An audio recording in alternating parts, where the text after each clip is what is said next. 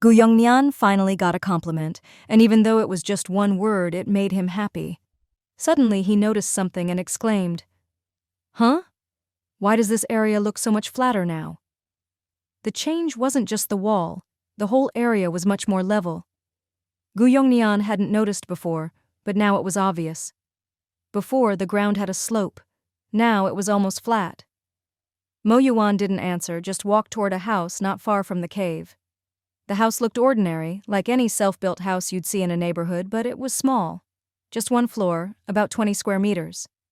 Mo Yuwan walked over and pushed the door open. There was no key, so she just pushed it open.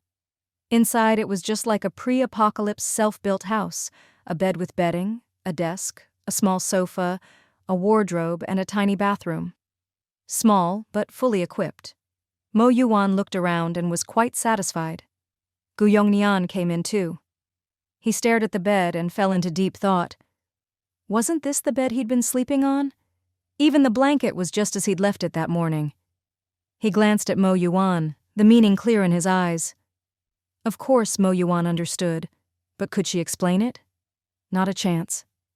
So she nodded solemnly. It's magic. Don't be too surprised. Sometimes, Gu Yongnian was truly speechless at some of Mo Yuwan's remarks. It wasn't that he wanted to be this way, but rather that her words were often so outlandish. But he also understood that she spoke like this because she didn't want to explain, knowing he wouldn't press her for answers, so she could act so confidently. For the first time, Gu Yongnian wanted to ask what was really going on, but when he turned and saw Mo Yuwan smiling at him, he still didn't say anything and silently turned away. Mo Yuwan noticed his change in mood, which was why she smiled at him like that.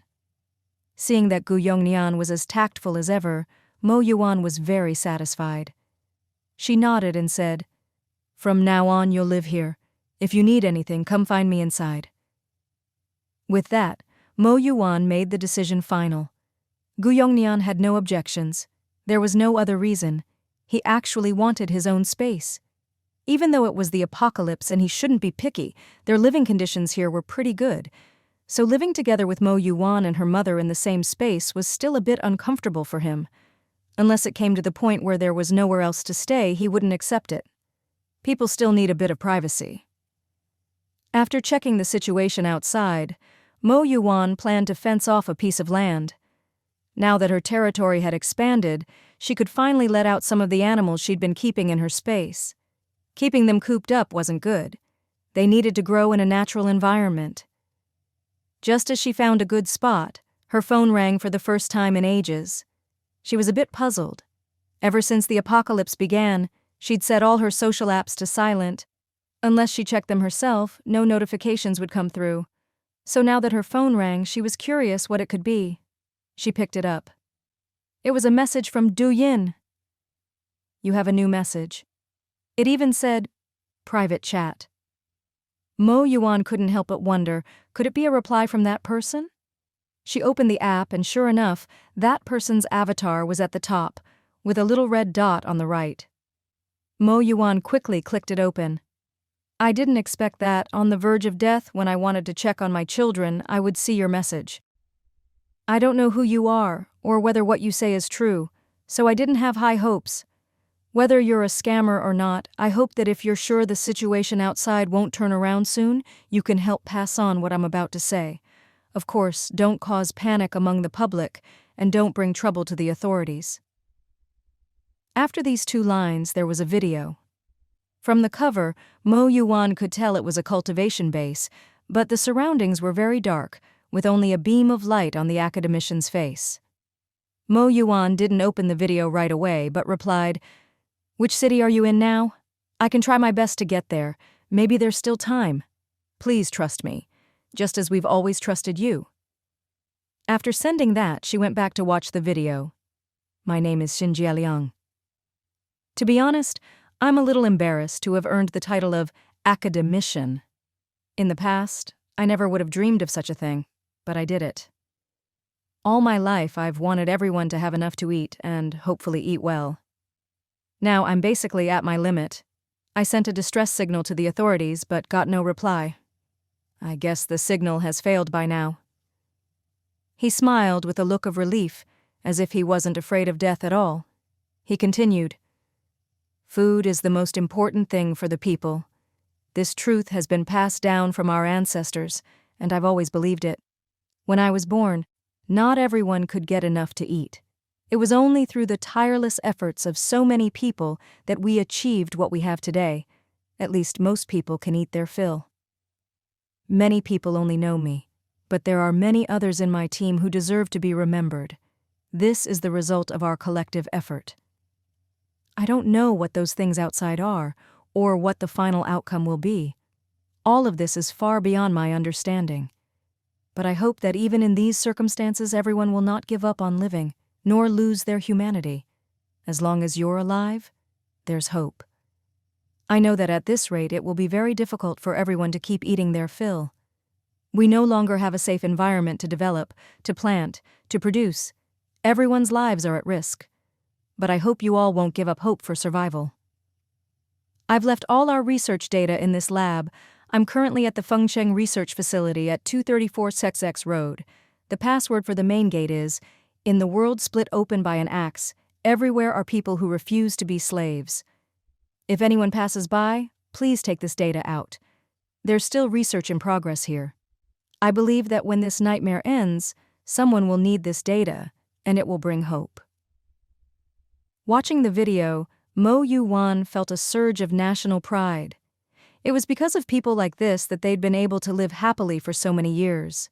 China has never lacked these red giants. They hold up the sky for all Chinese people. She didn't hesitate. Seeing that he hadn't replied, but the message was marked as read, she knew he didn't want to dwell on the past.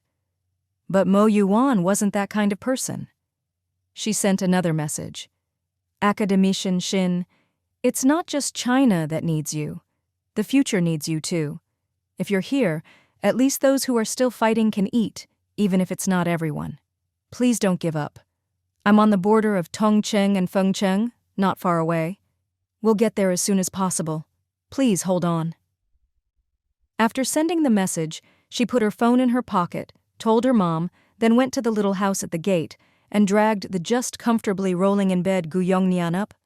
Gu Yongnian looked up at her, confused. Mo Yuwan said directly, "Get up. We're going to Fengcheng."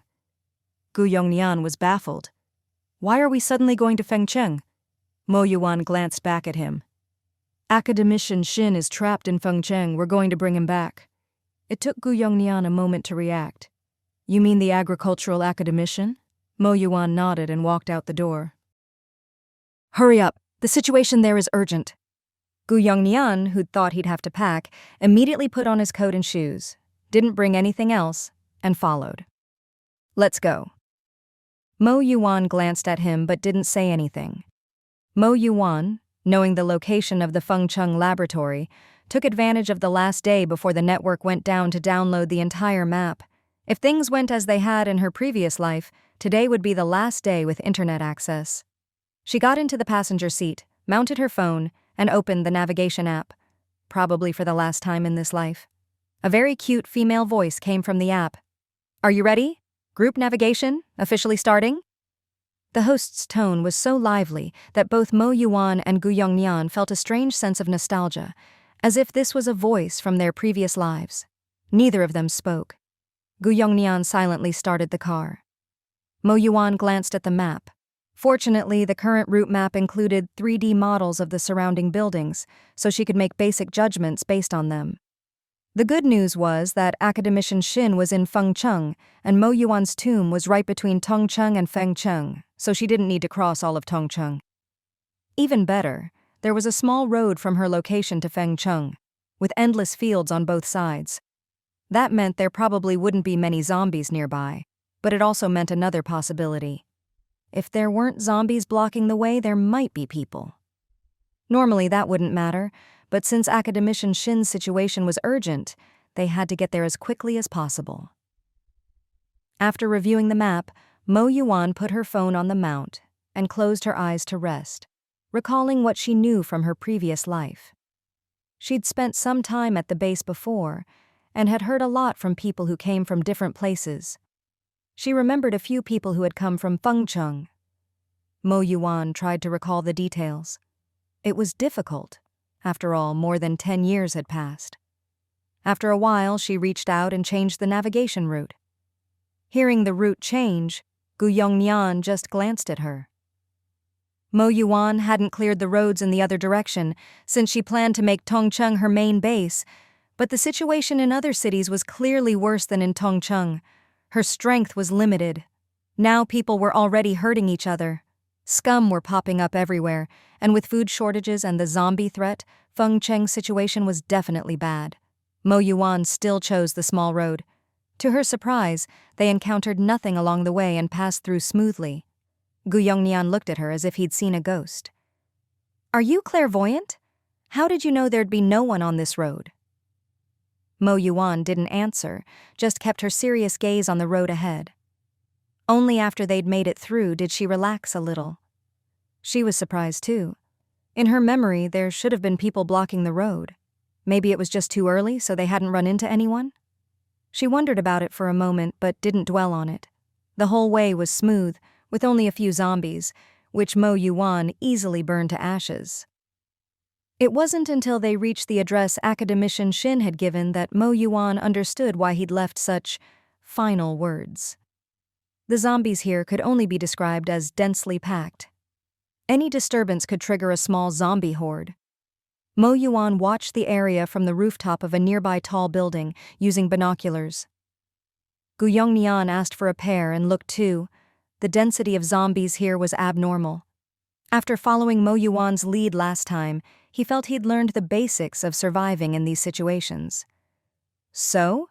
Are we just going to hit them with an RPG again?" Mo Yuwan put down the binoculars. "No. Academician Shin said there's research data inside. If we want to get the data out, we can't use heavy weapons, and we don't know exactly where the data is." Gu Yongnian agreed, but there was still a big problem. "If we can't use heavy weapons, how do we get through all those zombies? Even if we make it, how do we get the academician out? He's not young." Mo Yuwan was silent for a moment. She knew Gu Yongnian was right.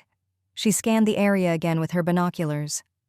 The number of zombies in Fengcheng was at least twice that of Tongcheng.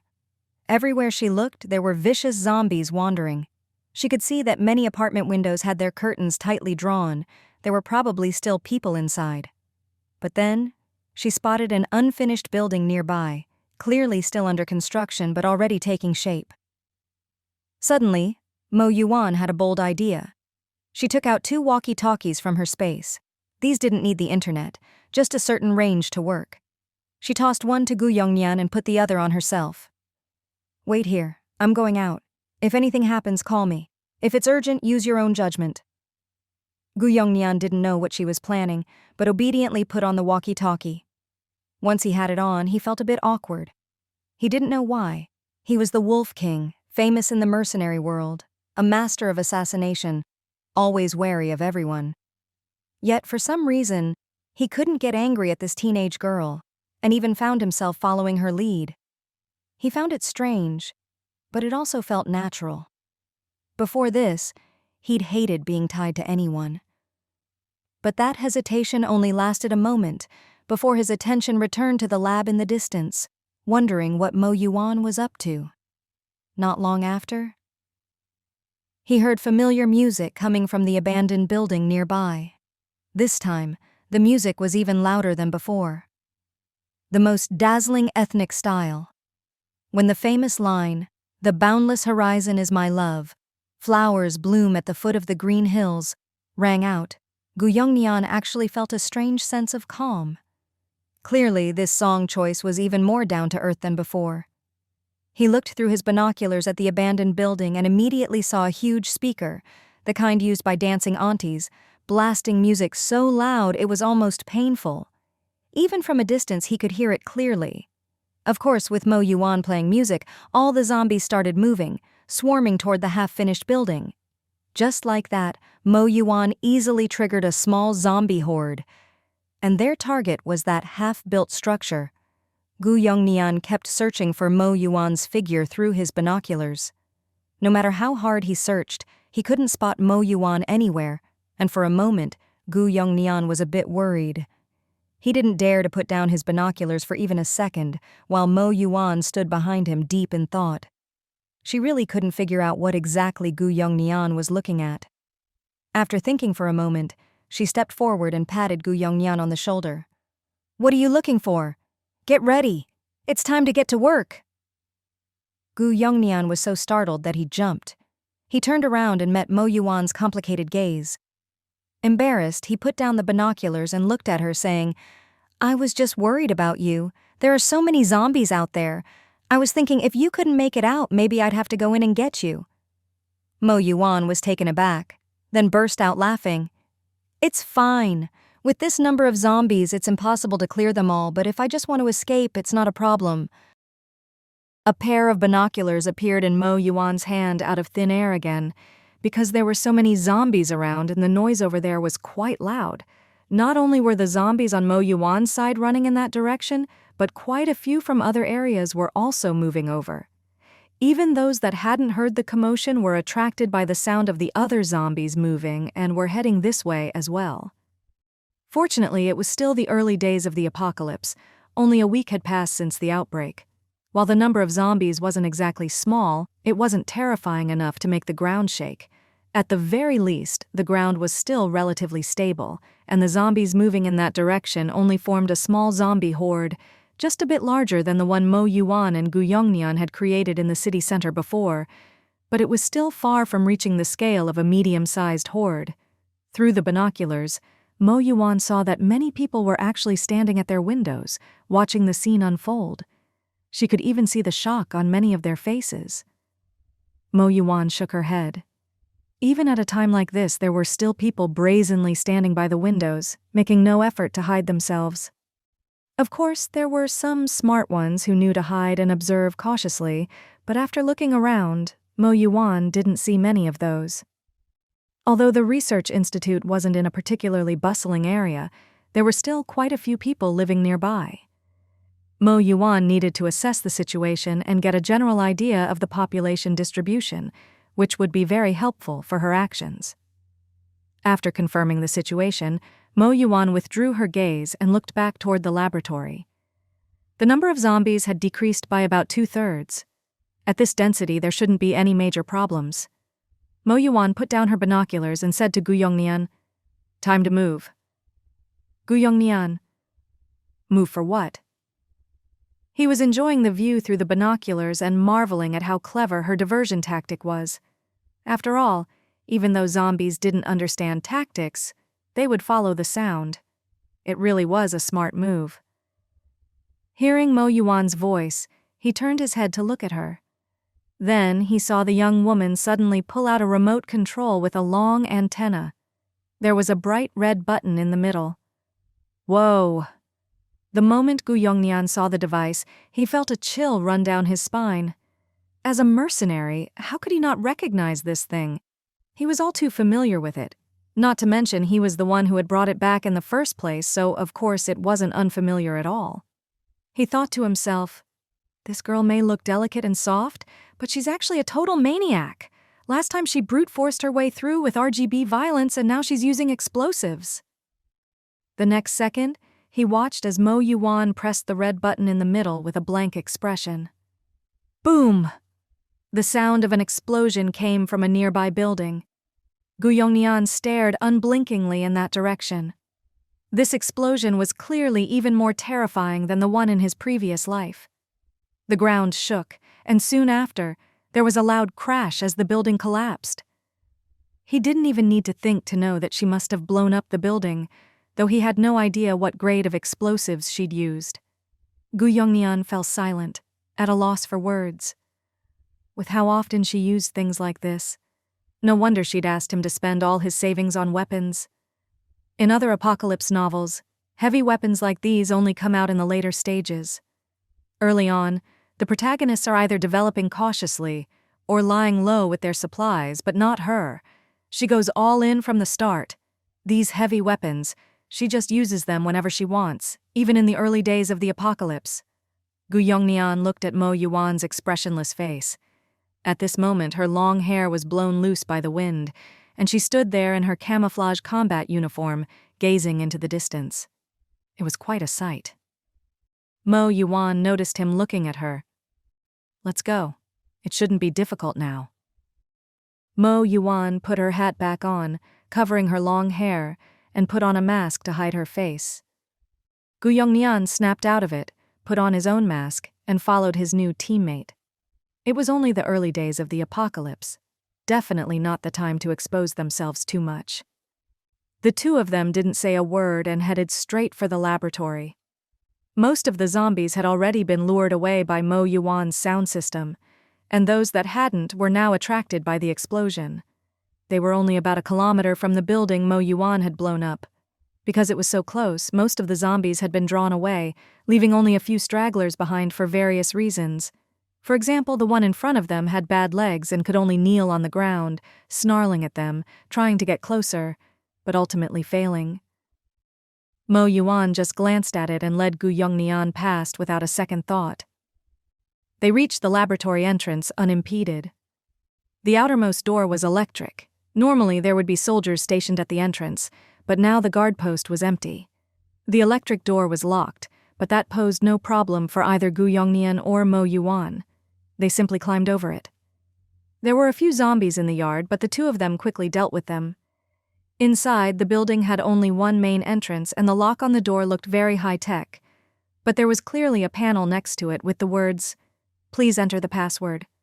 Mo Yuwan studied it and didn't see anywhere to type, so she tried speaking to the panel. Between the world split by an axe, everywhere are people who refuse to be slaves. Password correct. Opening door.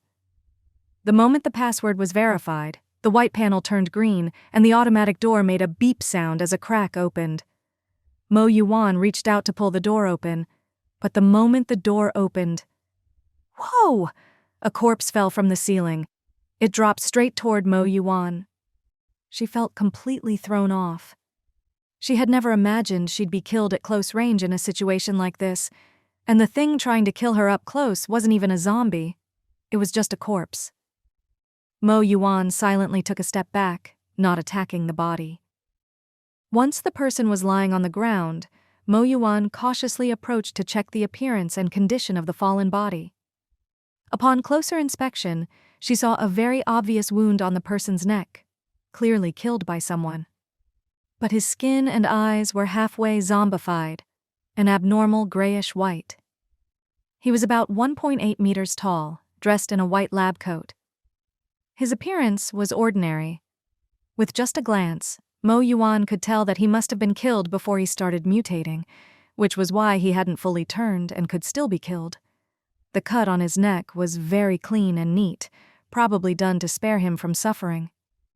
Gu Yongnian also came over to take a look, and both of them fell silent. Ahead was a corridor, completely unlit, making it impossible to see what was on either side. However, a few rooms had faint light filtering in from outside, making it all very dim. Mo Yuwan thought for a moment, then took an ultra-bright flashlight from her space and handed it to Gu Yongnian. She herself took out her phone again, trying to send a private message to Academician Shin. Gu Yongnian instinctively turned on the flashlight. In his mind, flashlights in this kind of setting were always the dim kind, only illuminating a small patch in front of you. But the moment he turned it on, Gu Yongnian realized he had seriously underestimated her. It was as if daylight had arrived. The previously dark corridor was instantly lit up by the flashlight in his hand. No exaggeration. It was as bright as day. It was almost no different from turning on the lights.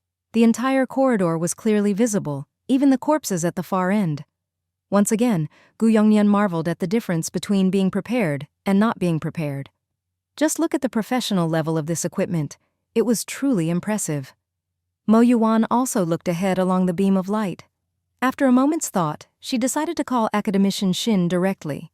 But whether a Douyin call would go through was really up to fate, especially in an environment like this. Most likely the other party would have their phone on silent. The dialing tone echoed in the corridor. As the phone rang, Mo Yuwan heard some strange rustling sounds coming from the surrounding rooms. Even though the phone's ringing covered some of the noise, Mo Yuwan still heard it. She calmly hung up, took the flashlight back from Gu Yongnian, and shone it at the doors on either side. After her spiritual power had increased, her 5 senses had also improved significantly, so she could clearly sense that the sounds were coming from both sides. There was a small glass window in each door, similar to the kind teachers used to observe classrooms back in school. Mo Yuwan didn't hesitate. She walked over to the nearest door, pressed the flashlight right up to the glass, and then slowly leaned in to look. She peered through the glass. A group of zombies. They were all covering their eyes, as if suffering from some strong stimulus. Zombies weren't particularly sensitive to vision, but they were more sensitive to light. Zombies feared light. So at this moment, they all looked to be in pain. Mo Yuwan didn't look for long, just glanced before moving on to check the other rooms in the same way. Seeing Mo Yuwan's actions, Gu Yongnian was actually relieved that the things inside weren't people. Otherwise, if a person got hit with that flashlight, it wouldn't be surprising if they went blind. Gu Yongnian couldn't help but complain inwardly, but his body still honestly followed Mo Yuwan's lead. It turned out that every room was about the same. On average, there were a dozen or so zombies in each, all in varying conditions, but all wearing white lab coats. They were probably all lab staff. Mo Yuwan didn't hesitate. She closed her eyes and released her spiritual power. In that instant, Gu Yongnian suddenly felt a strange sensation, as if he was being watched. He glanced back at Mo Yuwan, saw her standing there with her eyes closed, and didn't think much of it, just assumed she was thinking. After all, the corridor was only so big, and all the doors were locked. If someone really was watching, you'd spot them right away. At this point, Gu Yongnian had no concept of psychic abilities, so he didn't realize what Mo Yuwan was doing. Mo Yuwan was counting on this, so she made no effort to hide her actions. One major advantage of psychic abilities was that unless someone else had very strong spiritual power, they wouldn't even sense that someone nearby was using psychic powers. Apparently, Gu Yongnian's spiritual power was quite good, since he could sense Mo Yuwan using her ability even without having powers himself. Mo Yuwan swept through the entire building. Each floor was basically the same as the first. Someone had clearly locked all these zombies inside. The doors were all heavy-duty professional grade. Under normal circumstances, nothing inside would be able to get out. Mo Yuwan withdrew her spiritual power and then spread it out across the entire research institute. Very quickly, she locked onto her target, the innermost cultivation room. She saw academician Shin sitting inside. He looked disheveled, sitting in a chair, staring blankly ahead. Outside the cultivation room door, several zombies were sniffing around, but none had attacked. Mo Yuwan also saw 3 young people behind academician Shin, huddled together in fear. The oldest, academician Shin, was actually the calmest. Mo Yuwan hadn't expected the zombies not to be attracted by the noise she'd made. It was probably because the scent of humans in the shed was much more enticing, so the sound was less effective. Mo Yuwan immediately grabbed Gu Yongnian and led him out the back door of the building, heading straight for academician Shin's location. Seeing how clear her goal was, Gu Yongnian just followed her. On the way, Mo Yuwan pulled a broadsword out of her space. There were a few zombies along the way, but not many. Mo Yuwan handed Gu Yongnian a long knife, one she'd picked up from the mall when she got her own broadsword. It was good quality and looked like it would suit Gu Yongnian, so she'd brought it along. Now it was just right. There weren't too many zombies wandering outside, and the two of them worked together with great coordination. The zombies on the perimeter barely slowed them down at all. In almost no time, they reached the door of the cultivation room, where the number of zombies was the highest. Mo Yuwan immediately used her fire ability. There was still some distance from here to the central area. Of course, the two of them could fight their way in with brute force, but then they'd have to escort those people out, which would waste even more energy. Mo Yuwan still had no intention of revealing her powers in front of others. After all, abilities were still too hard for people to accept at this stage, especially since the people inside were clearly scientists. If they didn't experience it themselves, they might not be able to accept it so easily. Besides, Mo Yuwan personally disliked showing her special abilities in front of research staff, even if they weren't experts in this particular field. She always believed, never let your guard down around others.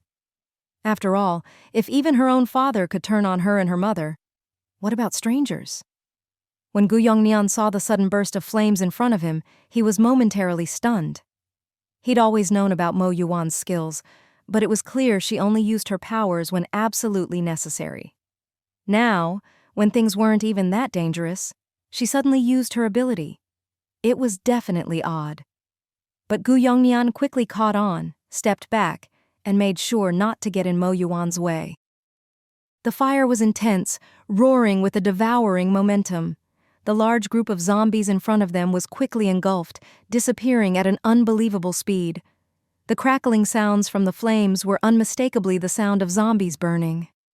Even though he'd seen Mo Yuwan use her powers many times, this was probably the most intense fire yet. Gu Yongnian even wondered, if everyone who awakened abilities could be this powerful, wouldn't the outside situation be resolved soon? He couldn't figure it out.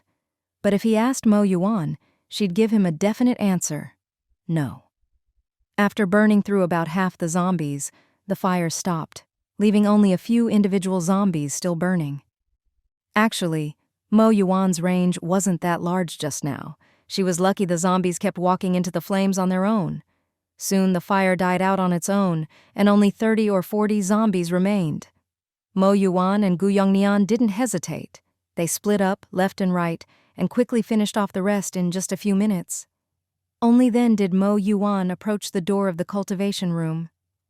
The cultivation room was originally supposed to be semi-transparent, like a glass house, but now it was pitch black all around, probably because they were cultivating some special plants. There was also a strong fragrance inside. They must have realized that zombies track people by sound and smell, and thought the fragrance could mask their own scent. Otherwise, they wouldn't have ended up hiding here. Mo Yuwan didn't put her broadsword back into her space, but instead took out the sword harness her mother had made for her, slung it over her back, and handed one to Gu Yongnian as well. After tidying up a bit, Mo Yuwan took off her mask and hat and knocked on the door. Since they'd basically cleared out all the zombies in the research institute, they weren't worried about making noise anymore. Mo Yuwan thought for a moment, then called out as well. "Academician Shin, hello. I'm the one who contacted you on Douyin. You can open the door safely. There are only 2 of us." As she spoke, Mo Yuwan took out her phone and sent Academician Shin another private message. "Academician Shin, hello, I'm the one at your door. Please feel free to open up." To reassure him, Mo Yuwan even recorded a video of herself and Gu Yongnian, as well as the surrounding area, and sent it over. The message was quickly marked as read. Once Mo Yuwan saw it had been read, she didn't rush or call out again, but simply waited patiently at the door with Gu Yongnian. They had shown enough sincerity. Even Mo Yuwan had stopped hiding her face. If the other party still didn't want to open the door, she wouldn't push it. She'd just leave some supplies at the door and go. Mo Yuwan and Gu Yongnian had already cleared out all the zombies here, so there wouldn't be any danger for a while. The 2 of them waited in silence, saying nothing. In the apocalypse, caution was a good thing. After about 5 minutes, the door in front of them slowly opened a crack. Mo Yuwan, who had been squatting on the ground out of boredom, was pulling up weeds, while Gu Yongnian stood to the side, still keeping an eye on their surroundings. Hearing the door open behind them, both turned their heads at the same time. The door was only open a sliver, and a bright eye peered out at them through the gap. Mo Yuwan gave a friendly smile. Her looks were naturally disarming, and at this moment her smile was especially cute and reassuring. The person inside was stunned for a moment, then opened the door wider, and a slightly nervous male voice called out, "You, come in." Mo Yuwan exchanged a glance with Gu Yongnian, and the 2 of them approached the door. The young man inside quickly retreated, leaving just a gap for them. Mo Yuwan pulled the door open. Inside, the scene was just like the background she'd seen in Academician Shin's video. Dark, with no light source. She didn't see the lamp that had been shining on Academician Shin's face in the video, so it must have been a temporary setup. Just as she'd sensed with her psychic power, there were 4 people present. Academician Shin sitting in the middle with 3 people standing behind him. 1 young man and 2 young women, all looking just a bit older than Mo Yuwan, but still quite young. Mo Yuwan took the initiative to greet the white-haired elder in the center. Academician Shin, hello, I'm the one who contacted you on Douyin. Academician Shin's expression looked a bit odd. It was you? Your age? Mo Yuwan, of course, understood what he meant. She smiled a little awkwardly, but her words were blunt and straight to the point. Sometimes age and gender don't mean everything. Otherwise, how do you think I managed to stand here safe and sound? Professor Shin thought about it and realized she had a point. Everyone here was well aware of the situation outside. For them, it was a life and death struggle. Even if the man beside her was the real expert, she couldn't be weak either. Otherwise, she'd just be a burden. As a team leader, Professor Shin always understood the importance of every member. He didn't say much, just carefully sized up the 2 young people in front of him. Both wore camouflage combat uniforms. The girl had long hair tied in a ponytail, while the man had a neat short haircut, not quite a buzz cut. If a young person were to describe it, they'd probably call Gu Yongnian's hairstyle an American crew cut. But as someone devoted to research, Professor Shin didn't know these internet terms. Neither of them was particularly clean. In fact, they were covered in dust from travel. Their shoes were the worst, stained with blood and some unknown white liquid. Both carried weapons on their backs, especially the girl, whose broadsword was almost taller than her head and looked quite intimidating. But she had a baby face. Professor Shin felt complicated. At first, he'd wondered if they might be from the authorities, but now he could see that was impossible. They both had a certain killing aura, but it was fundamentally different from the official military. Besides, their overall bearing would never pass for soldiers. Most importantly, while they looked a bit disheveled, their hair was very clean. His own 2 female students' hair was already greasy and stringy. After a long moment, Professor Shin spoke again. You really came from Tongcheng? It's only been a few hours. How did you find us so quickly? He paused, then asked, Was that noise outside just now related to you? Mo Yuwan didn't really know how to answer that. The journey had gone so smoothly that even she found it a little strange. Absolutely genuine, Mo Yuwan just smiled. As for the other question, she chose to ignore it. Academician Shin, I'm a straightforward person and don't like beating around the bush. Your achievements are known to every Chinese person. Seeing that he still hadn't gotten to the point, Mo Yuwan grew impatient and took the initiative. After all, the explosion outside would only distract the zombies for a while. Soon they'd start wandering aimlessly again, and the density here would increase. Even though her bombs had already killed quite a few. Academician Shin hadn't expected her to be so direct, but he fell silent and listened. I hope you'll join my organization. Although I can't offer you a perfect environment to continue your work right now, I can guarantee your safety.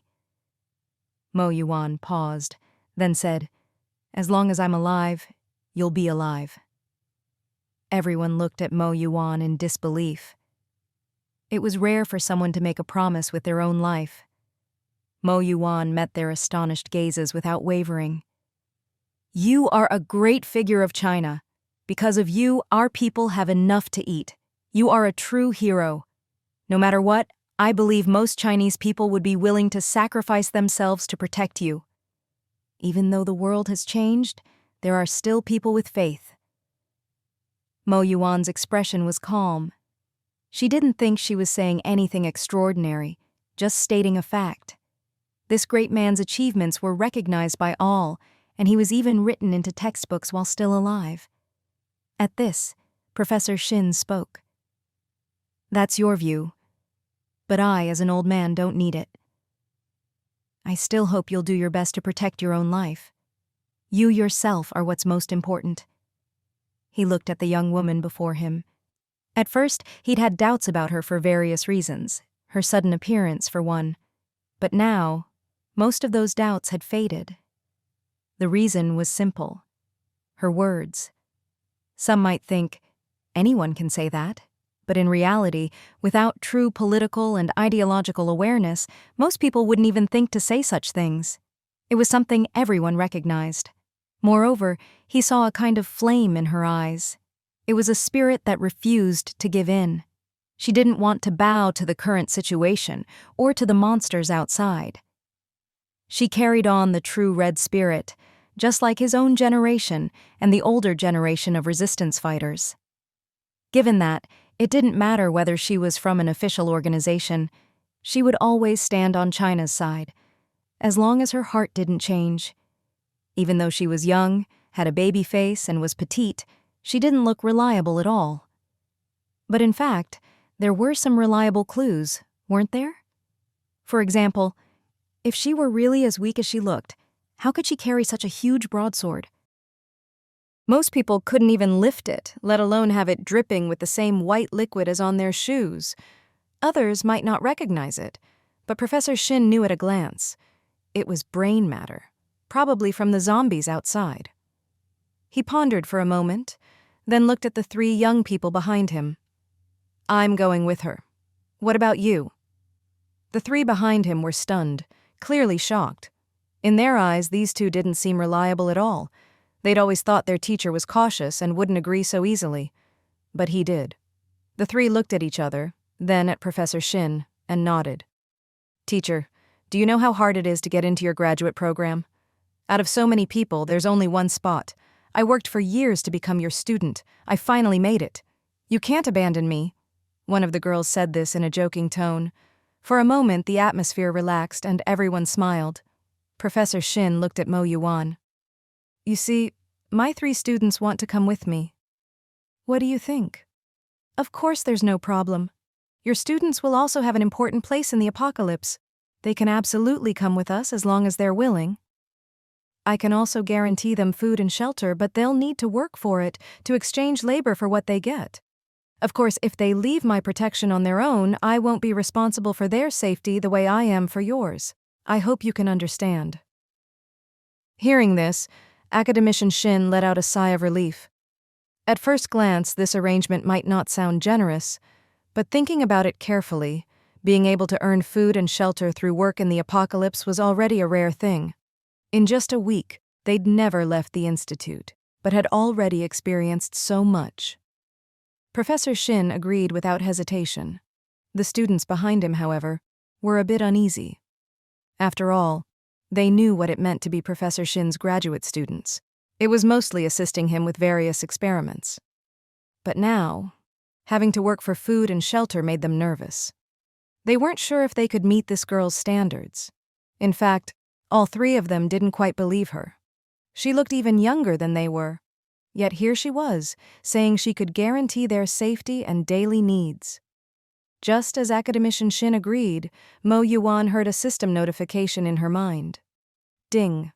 Detected that the host has recruited an agricultural research team, 4 people. A residential area will be automatically allocated within the host's territory. Detected that the host's territory is currently small. Please expand your territory as soon as possible. Mo Yuwan paused at the broadcast, surprised at how considerate the system was, even providing housing for the team so she didn't have to worry about it. She didn't care what they were thinking at the moment and simply asked, "Is there anything you want to bring with you?" Professor Shin was taken aback, then pointed to a stack of documents nearby. "These are the materials I mentioned in the video. I was going to leave them at the front door, but things happened so suddenly I didn't have time."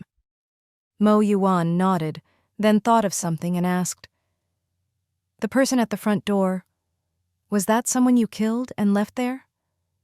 "Yes. There were too many zombies outside. When there were more people, we managed to lock them up separately. I was afraid someone might open the door without knowing, so I left a corpse there as a warning." Mo Yuwan noticed the strange expressions on the faces of the people behind Professor Shin. She didn't ask further since they didn't bring it up themselves.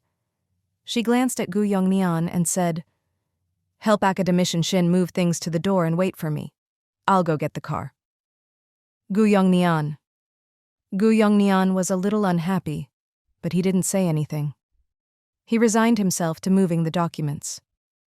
He used to be a mercenary, a fearsome wolf king, and now no one even cared what he thought. He was just being ordered to move things. Though he was disgruntled, Gu Yongnian knew there was no other way. After all, he didn't have a storage space.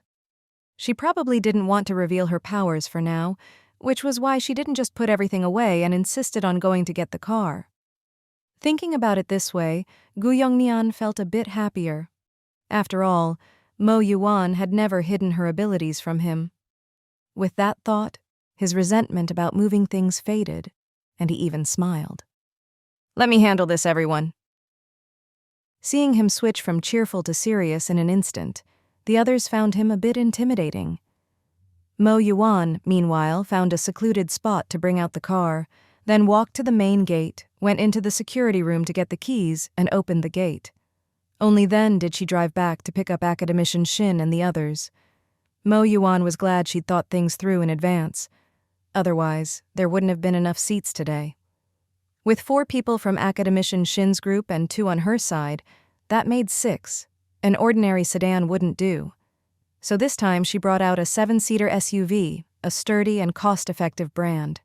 Just in case, she tossed a few heavy weapons under the front passenger seat and drove back. When she returned, everyone was waiting outside. They were all looking at the corpses on the ground. Mo Yuwan understood what they were thinking. After all, the zombies here were probably all former colleagues or classmates.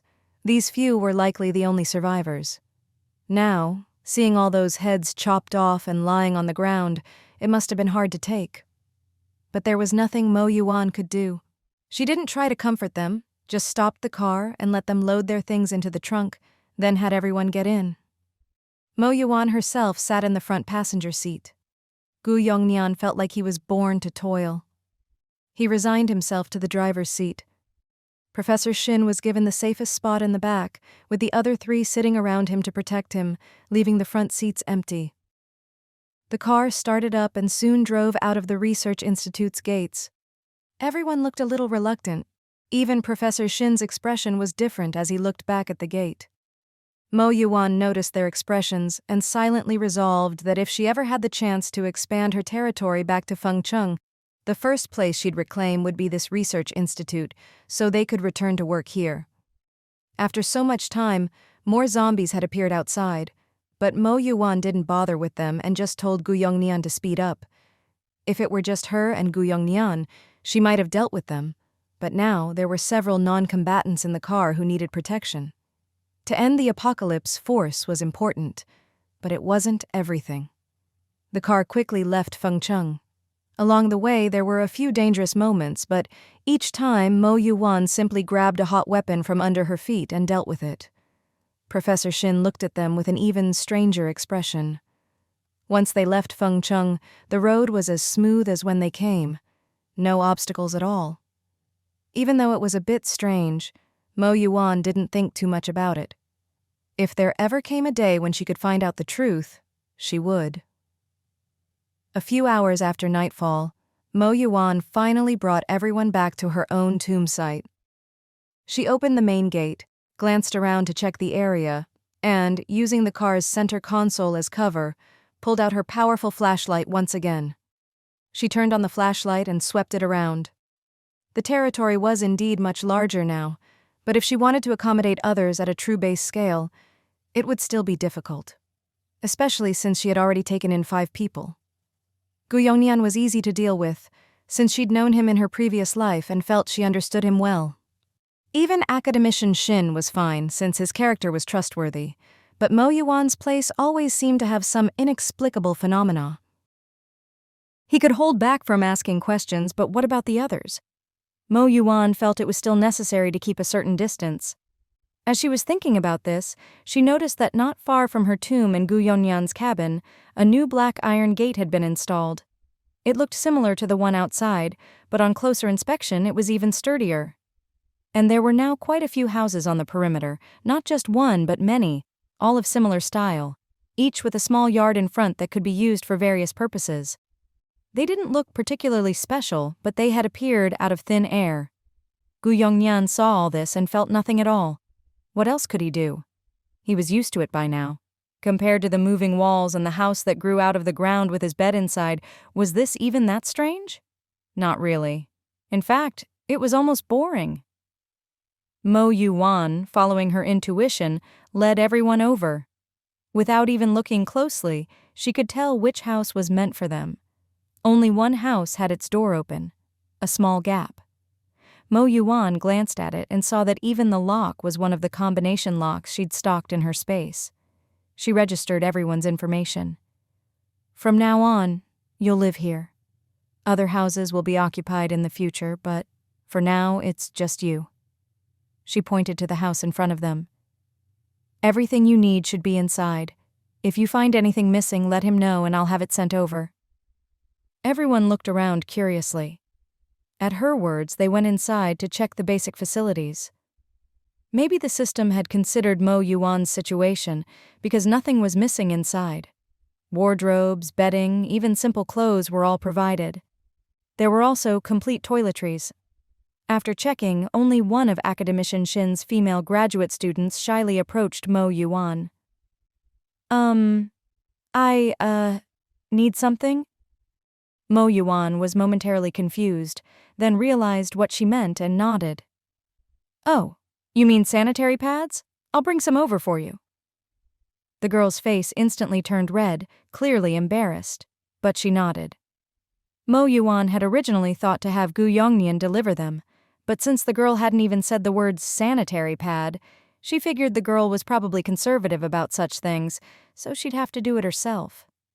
She thought for a moment, then addressed the other girl as well. "There's nothing to be embarrassed about. It's a normal physiological need. Women's hygiene products. Each month you can get 2 packs for free, 1 for night use and 1 for day use. Don't be shy. If you need more, you'll have to pay for the extra, but these 2 are a subsidy." Both girls were stunned. They hadn't expected such good treatment. Even before the apocalypse, sanitary pads were something you had to buy yourself. Who would have thought someone would subsidize them after the world ended? For Mo Yuwan, this was just a small, personal touch. She couldn't control how things were before the apocalypse, but at least in her own territory, this was something she could do. She didn't look at their reactions, but went inside to check the house herself. Overall, it wasn't luxurious, just ordinary, but it had tiled floors and a bathroom, which was probably connected to the treatment area in her tomb. The system said there was no problem, but Mo Yuwan still didn't feel entirely at ease. She had too many complaints about this lying flat system and needed to have a good talk with it. She'd also have to check the treatment center herself when she had time. After a quick look, she and Gu Yongnian headed back. Before leaving, Mo Yuwan gave the 4 of them a meaningful smile, one that seemed to carry a hidden message. She said, "Get up early tomorrow. Be at the Iron Gate at 8. Your first job will be there." With that, she left with Gu Yongnian, planning to go home, clean up, change clothes, and then bring the supplies to the girl. The 4 of them hadn't expected to get their first job so soon, and were a bit surprised and nervous. Judging by their experience at the research institute, life hadn't been easy, but this new work shouldn't be too hard. After all 4 were agricultural scholars. When it came to eating, they shouldn't have any problems. So they probably needed less training than others and would survive the apocalypse better than most. In other words, they hadn't yet experienced the true hardships of the apocalypse, and Mo Yuwan actually had other plans. The 4 didn't know what she was thinking, but Gu Yongnian did. He looked at them with a bit of pity. He knew that Mo Yuwan had been racking her brains over how to farm for days, nearly driving herself crazy without figuring it out. Now that the professionals were here, of course she'd make the most of them. Gu Yongnian said nothing, just shook his head and followed Mo Yuwan away. Today had gone much more smoothly than they'd expected. They'd even thought they might not make it back until tomorrow. But everything had gone so smoothly it almost felt unreal. Even Mo Seeing was shocked, but she was happy too. After changing clothes, Mo Yuwan called Mo Seeing and Gu Yongnian to go with her to Academician Shin's new residence on the outskirts. She took out hot pot ingredients from her space in advance. After all, these people were now her own, and Mo Yuwan had always been generous with her own people. Gu Yongnian had been here for quite a while, working hard. Even if he hadn't eaten anything especially delicious, Mo Yuwan had never shortchanged him. Whatever she ate, he ate too. But Gu Yongnian was still a little unhappy. Why? He'd been here so long, doing this and that, and she'd never once said, "Let's have hot pot." Now these new people show up and suddenly it's hot pot time? This time, Gu Yongnian didn't hide his feelings.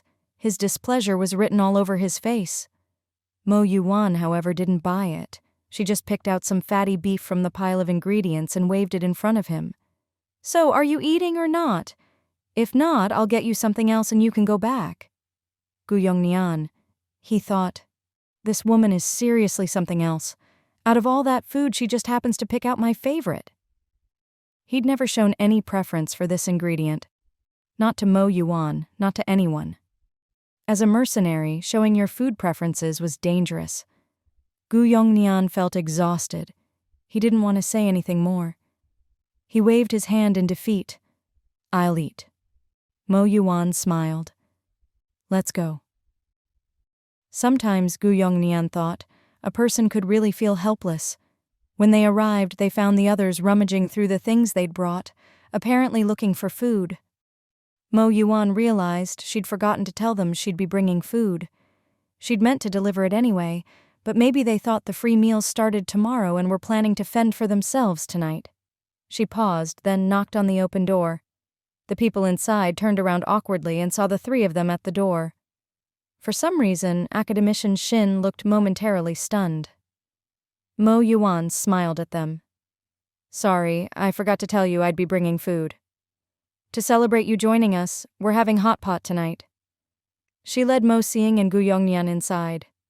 Today, Mo Seeing seemed a bit distracted, almost dazed. Mo Yuwan figured it was probably because of the strange new buildings. Her mom must have found it all a bit much. Thinking about it, she realized she should probably explain. Mo Yuwan sighed, slowed her pace, and when her mom caught up, she whispered, "Mom, I'm telling the truth. This is all my ability. Don't worry, it's nothing shady." Mo Seeing was startled, then smiled and said nothing more. The house was laid out like an old-style home, a shared central area with a kitchen and bathroom, and 4 small rooms on either side, one larger, the other 3 the same size. The system had assigned everything clearly. There was a folding table nearby which Mo Yuwan easily set up. She placed her portable induction cooker and divided hot pot on it, then started arranging the ingredients she'd brought. Soon, the table was covered with food, meat, vegetables, and all the classic hot pot essentials from before the apocalypse, like hot pot meatballs and brown sugar rice cakes. Academician Shin glanced at Mo Seeing, his expression curious. Mo Yuwan quickly introduced them. "Academician Shin, this is my mother. Mom, this is Academician Shin, you should know him." The 2 of them reacted at the same time, looked at each other, shook hands, and that was that. Academician Shin turned his attention back to the food, frowning in mild disapproval. "Miss Mo, who knows how long things will be like this outside? We should be saving our supplies." Mo Yuwan corrected him. "Grandpa Shin, just call me Momo, or Mo Yuwan, whatever you like. Please don't call me Miss Mo. It makes me uncomfortable." Gu Yongnian, overhearing, poked his head in and glanced at a certain dish on the table, then said, "Just call her cuttlefish ball. Tasty and easy to say." Mo Yuwan. She glanced at the cuttlefish balls on the table and, weirdly, didn't feel like arguing. After all, cuttlefish balls really were delicious. Even Academician Shin, who'd been reluctant, suddenly laughed at that. "That's good. Funny and lighthearted. Then I'll call you Little Cuttlefish Ball, okay?" Meeting Academician Shin's kindly gaze, Mo Yuwan swallowed her initial refusal and instead smiled. "Of course." "Are you kidding?" Academician Shin had always been her idol. He could call her Cuttlefish Ball or even Ball Cuttlefish, and she wouldn't mind. Before, even after the apocalypse in her last life, she'd never imagined she'd get to eat at the same table as Academician Shin. "Cuttlefish Ball," Gu Yongnian suddenly chimed in, calling her by the nickname. Mo Yuwan didn't hesitate to give him a light smack, showing her displeasure. But Gu Yongnian just laughed and didn't dodge. Mo Yuwan ignored him and smiled at Academician Shin. Grandpa Shin, don't worry. I know exactly how to manage our food. The way we're eating now won't affect our future at all. Please eat without worry. She didn't say more, just left it at that. Fortunately, she'd proven herself reliable all along, both in skill and character, so Academician Shin didn't press the issue. Even if, worst case, she really did eat without thinking of the future, as long as she could keep them safe, with his abilities, he'd make sure there was always enough food and rice for everyone. Mo Yuwan's strength had already earned his trust. Many of the foods needed to be defrosted in advance, but in Mo Yuwan's space, time was frozen. Things came out exactly as they went in. So some things weren't fully thawed, but none of them complained. After days of gnawing on raw vegetables, the four newcomers' eyes lit up at the sight of meat. They didn't care if it was thawed or not. Soon everyone was seated. They all looked at Mo Yuwan as if waiting for her to say something. But Mo Yuwan simply handed Academician Shin a bowl and chopsticks and put a piece of meat in his bowl. The condiments were on the side for everyone to mix as they liked. Grandpa Shin, to be honest, you've always been my idol. I learned about your achievements in school when I was a kid. I never thought I'd get to sit and eat with you one day. As she said this, Mo Yuwan's eyes actually turned a little red. It wasn't that she was really that emotional. It was just that she suddenly remembered, in the years after the apocalypse, she had met an older sister, a woman with short, neat hair, clearly from the authorities, probably the military. At that time, Mo Yuwan had just escaped from that beast, Ye Gao Yuan, and hadn't awakened her powers yet. She was weak and was saved by that older sister. That sister seemed to be on a mission, trapped in Tongcheng. She told Mo Yuwan that she had a task, to go to neighboring Fengcheng to rescue a very important agricultural academician. But when she arrived, the person had already turned into a zombie. Yet he had chained himself to a pillar.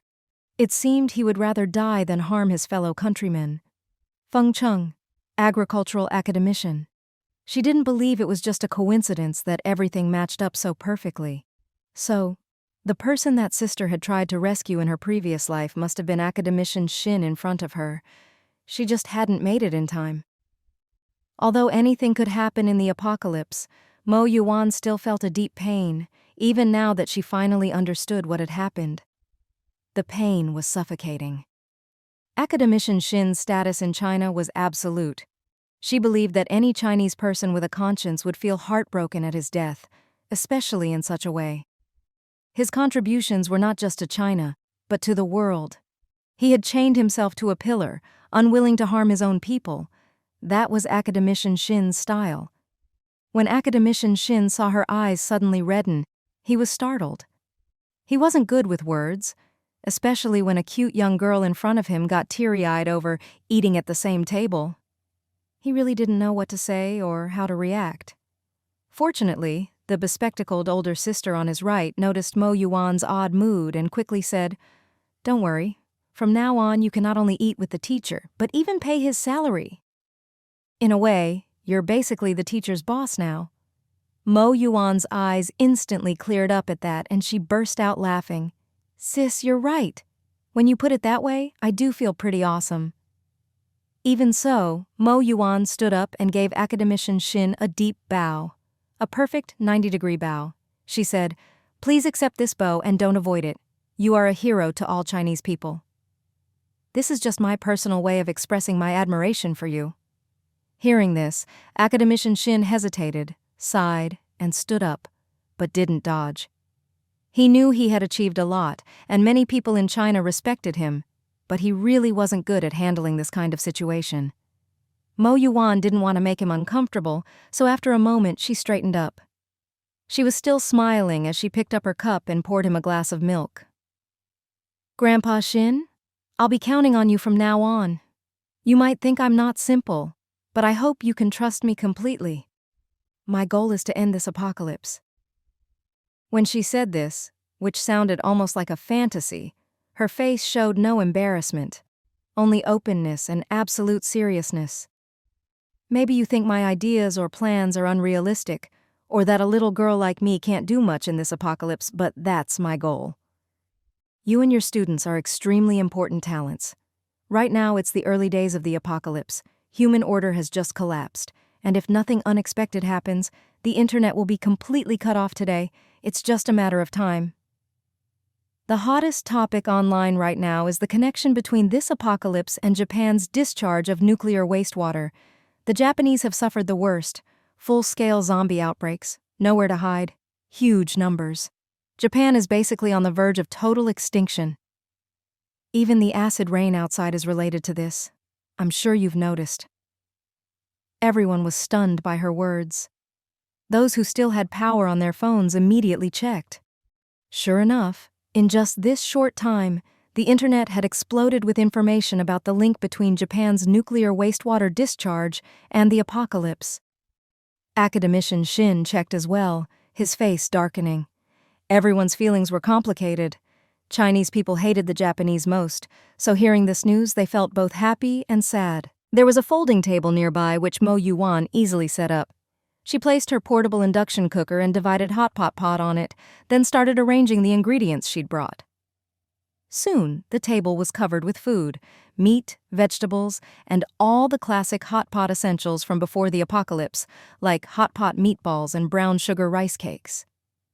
Academician Shin glanced at Mo Seeing, his expression curious. Mo Yuwan quickly introduced them. Academician Shin, this is my mother. Mom, this is Academician Shin, you should know him. The two of them reacted at the same time, looked at each other, shook hands, and that was that. Academician Shin turned his attention back to the food, frowning in mild disapproval. Miss Mo, who knows how long things will be like this outside? We should be saving our supplies. Mo Yuwan corrected him. Grandpa Shin, just call me Momo, or Mo Yuwan, whatever you like. Please don't call me Miss Mo. It makes me uncomfortable. Gu Yongnian, overhearing, poked his head in and glanced at a certain dish on the table, then said, Just call her cuttlefish ball. Tasty and easy to say. Mo Yuwan. She glanced at the cuttlefish balls on the table and, weirdly, didn't feel like arguing. After all, cuttlefish balls really were delicious. Even Academician Shin, who'd been reluctant, suddenly laughed at that. That's good. Funny and lighthearted. Then I'll call you Little Cuttlefish Ball, okay? Meeting Academician Shin's kindly gaze, Mo Yuwan swallowed her initial refusal and instead smiled. Of course. Are you kidding? Academician Shin had always been her idol. He could call her Cuttlefish Ball or even Ball Cuttlefish, and she wouldn't mind. Before, even after the apocalypse in her last life, she'd never imagined she'd get to eat at the same table as Academician Shin. Cuttlefish Ball, Gu Yongnian suddenly chimed in, calling her by the nickname. Mo Yuwan didn't hesitate to give him a light smack, showing her displeasure. But Gu Yongnian just laughed and didn't dodge. Mo Yuwan ignored him and smiled at Academician Shin. Grandpa Shin, don't worry. I know exactly how to manage our food. The way we're eating now won't affect our future at all. Please eat without worry. She didn't say more, just left it at that. Fortunately, she'd proven herself reliable all along, both in skill and character, so Academician Shin didn't press the issue. Even if, worst case, she really did eat without thinking of the future, as long as she could keep them safe, with his abilities, he'd make sure there was always enough food and rice for everyone. Mo Yuwan's strength had already earned his trust. Many of the foods needed to be defrosted in advance, but in Mo Yuwan's space, time was frozen. Things came out exactly as they went in. So some things weren't fully thawed, but none of them complained. After days of gnawing on raw vegetables, the four newcomers' eyes lit up at the sight of meat. They didn't care if it was thawed or not. Soon everyone was seated. They all looked at Mo Yuwan as if waiting for her to say something. But Mo Yuwan simply handed Academician Shin a bowl and chopsticks and put a piece of meat in his bowl. The condiments were on the side for everyone to mix as they liked. Grandpa Shin, to be honest, you've always been my idol. I learned about your achievements in school when I was a kid. I never thought I'd get to sit and eat with you one day. As she said this, Mo Yuwan's eyes actually turned a little red. It wasn't that she was really that emotional. It was just that she suddenly remembered, in the years after the apocalypse, she had met an older sister, a woman with short, neat hair, clearly from the authorities, probably the military. At that time, Mo Yuwan had just escaped from that beast, Ye Gao Yuan, and hadn't awakened her powers yet. She was weak and was saved by that older sister. That sister seemed to be on a mission, trapped in Tongcheng. She told Mo Yuwan that she had a task, to go to neighboring Fengcheng to rescue a very important agricultural academician. But when she arrived, the person had already turned into a zombie. Yet he had chained himself to a pillar. It seemed he would rather die than harm his fellow countrymen. Fengcheng, agricultural academician. She didn't believe it was just a coincidence that everything matched up so perfectly. So, the person that sister had tried to rescue in her previous life must have been academician Shin in front of her. She just hadn't made it in time. Although anything could happen in the apocalypse, Mo Yuwan still felt a deep pain, even now that she finally understood what had happened. The pain was suffocating. Academician Shin's status in China was absolute. She believed that any Chinese person with a conscience would feel heartbroken at his death, especially in such a way. His contributions were not just to China, but to the world. He had chained himself to a pillar, unwilling to harm his own people. That was Academician Shin's style. When Academician Shin saw her eyes suddenly redden, he was startled. He wasn't good with words, especially when a cute young girl in front of him got teary-eyed over eating at the same table. He really didn't know what to say or how to react. Fortunately, the bespectacled older sister on his right noticed Mo Yuwan's odd mood and quickly said, "Don't worry. From now on, you can not only eat with the teacher, but even pay his salary. In a way, you're basically the teacher's boss now." Mo Yuwan's eyes instantly cleared up at that and she burst out laughing. "Sis, you're right. When you put it that way, I do feel pretty awesome." Even so, Mo Yuwan stood up and gave Academician Shin a deep bow. A perfect 90-degree bow. She said, "Please accept this bow and don't avoid it. You are a hero to all Chinese people. This is just my personal way of expressing my admiration for you." Hearing this, Academician Shin hesitated, sighed, and stood up, but didn't dodge. He knew he had achieved a lot, and many people in China respected him, but he really wasn't good at handling this kind of situation. Mo Yuwan didn't want to make him uncomfortable, so after a moment she straightened up. She was still smiling as she picked up her cup and poured him a glass of milk. "Grandpa Shin, I'll be counting on you from now on. You might think I'm not simple, but I hope you can trust me completely. My goal is to end this apocalypse." When she said this, which sounded almost like a fantasy, her face showed no embarrassment, only openness and absolute seriousness.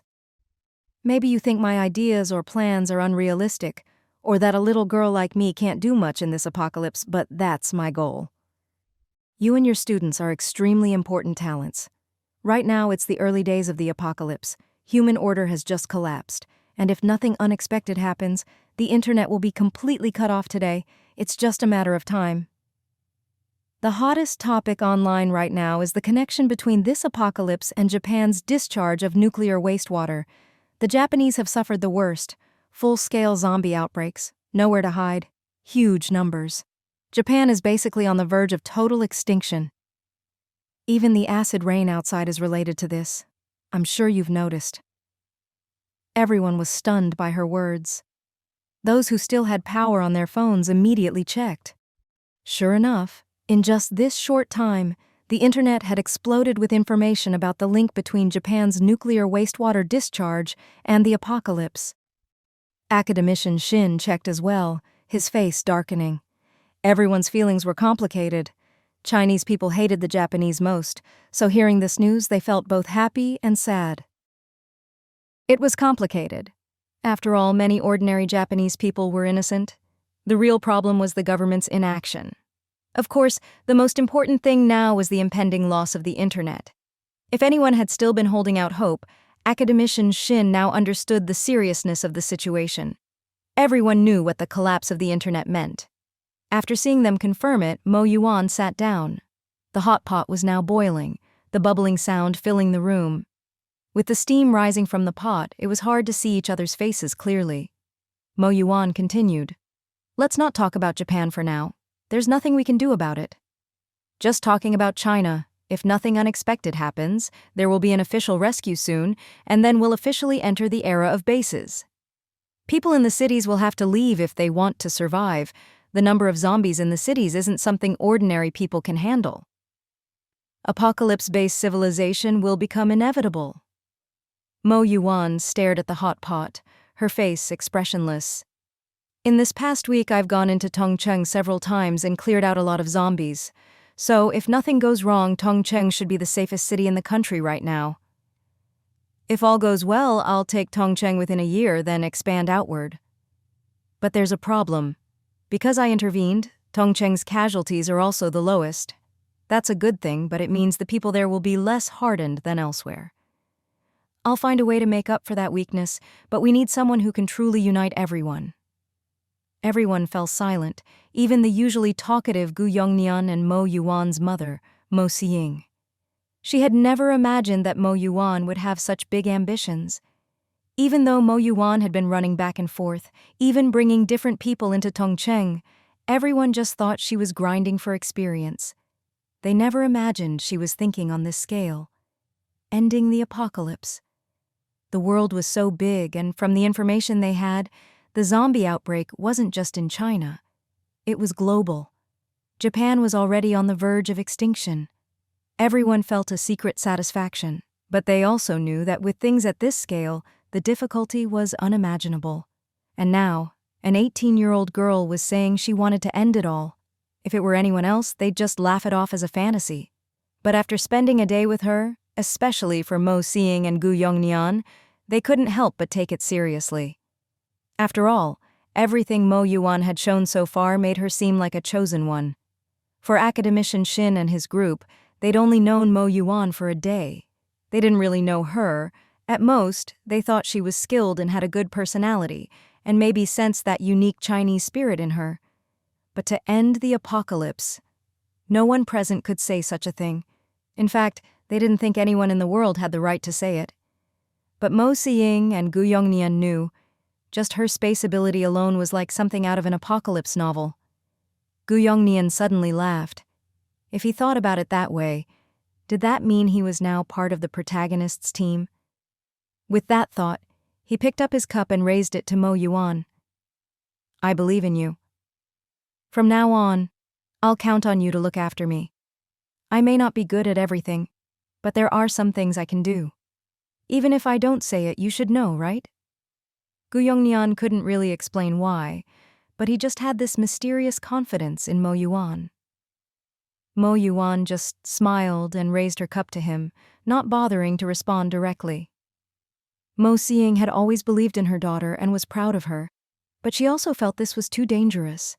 She just wanted her daughter to live a good life, and her face gradually showed her worry. Mo Yuwan, of course, understood, and gave her mother a reassuring smile. Mom, I really am the chosen one. To others, that might have sounded like a joke, but for the mother and daughter, it was like a secret code. In the end, Mo Siying just managed a forced smile. Academician Shin also noticed the strange atmosphere between mother and daughter. He understood a mother's worry for her child, but he also believed that the odd feeling he got from Mo Yuwan wasn't fake. He actually thought what Mo Yuwan said might not be impossible. The girl's actions always seemed a bit unbelievable, but looking back, every step she took was actually very reasonable, even if he couldn't quite put his finger on why. Mo Yuwan didn't know what academician Shin was thinking. In fact, she felt a little nervous after revealing her ambition so openly. But in a way, maybe it wasn't really ambition. After being reborn, whether it was the system or her own intuition, she always felt she was here for a reason.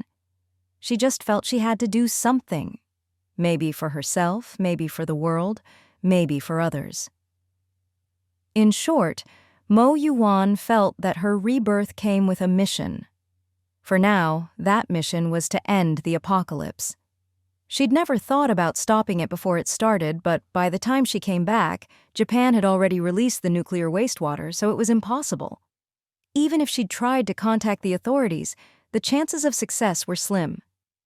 After thinking it over, she decided her task was to stop the apocalypse. It was just a guess, and she was still figuring things out. But if she'd come back just to lie flat, it didn't make sense to her. She smiled, realizing her words might have been too shocking, so she added, "I believe this isn't just my goal. It's the goal of all humanity." Academician Shin was taken aback. Then he smiled. "Yes, the goal of all humanity. I believe in all of us." Mo Yuwan smiled back, and that was the end of the topic. No one brought it up again. The hot pot bubbled away, and after some hesitation, Academician Shin was the first to pick up his chopsticks, fishing out a bunch of vegetables. "It's ready, eat up, or it'll get overcooked." Mo Yuwan snapped out of it and grabbed a bite too. "Eat, eat." The hot pot meal was lively and happy. Everyone enjoyed themselves, and the group quickly bonded in this environment. The people who came back with Academician Shin had actually been a little afraid of Mo Yuwan. Her strength was intimidating, and she gave off an indescribable feeling. But after this meal, she didn't seem so scary.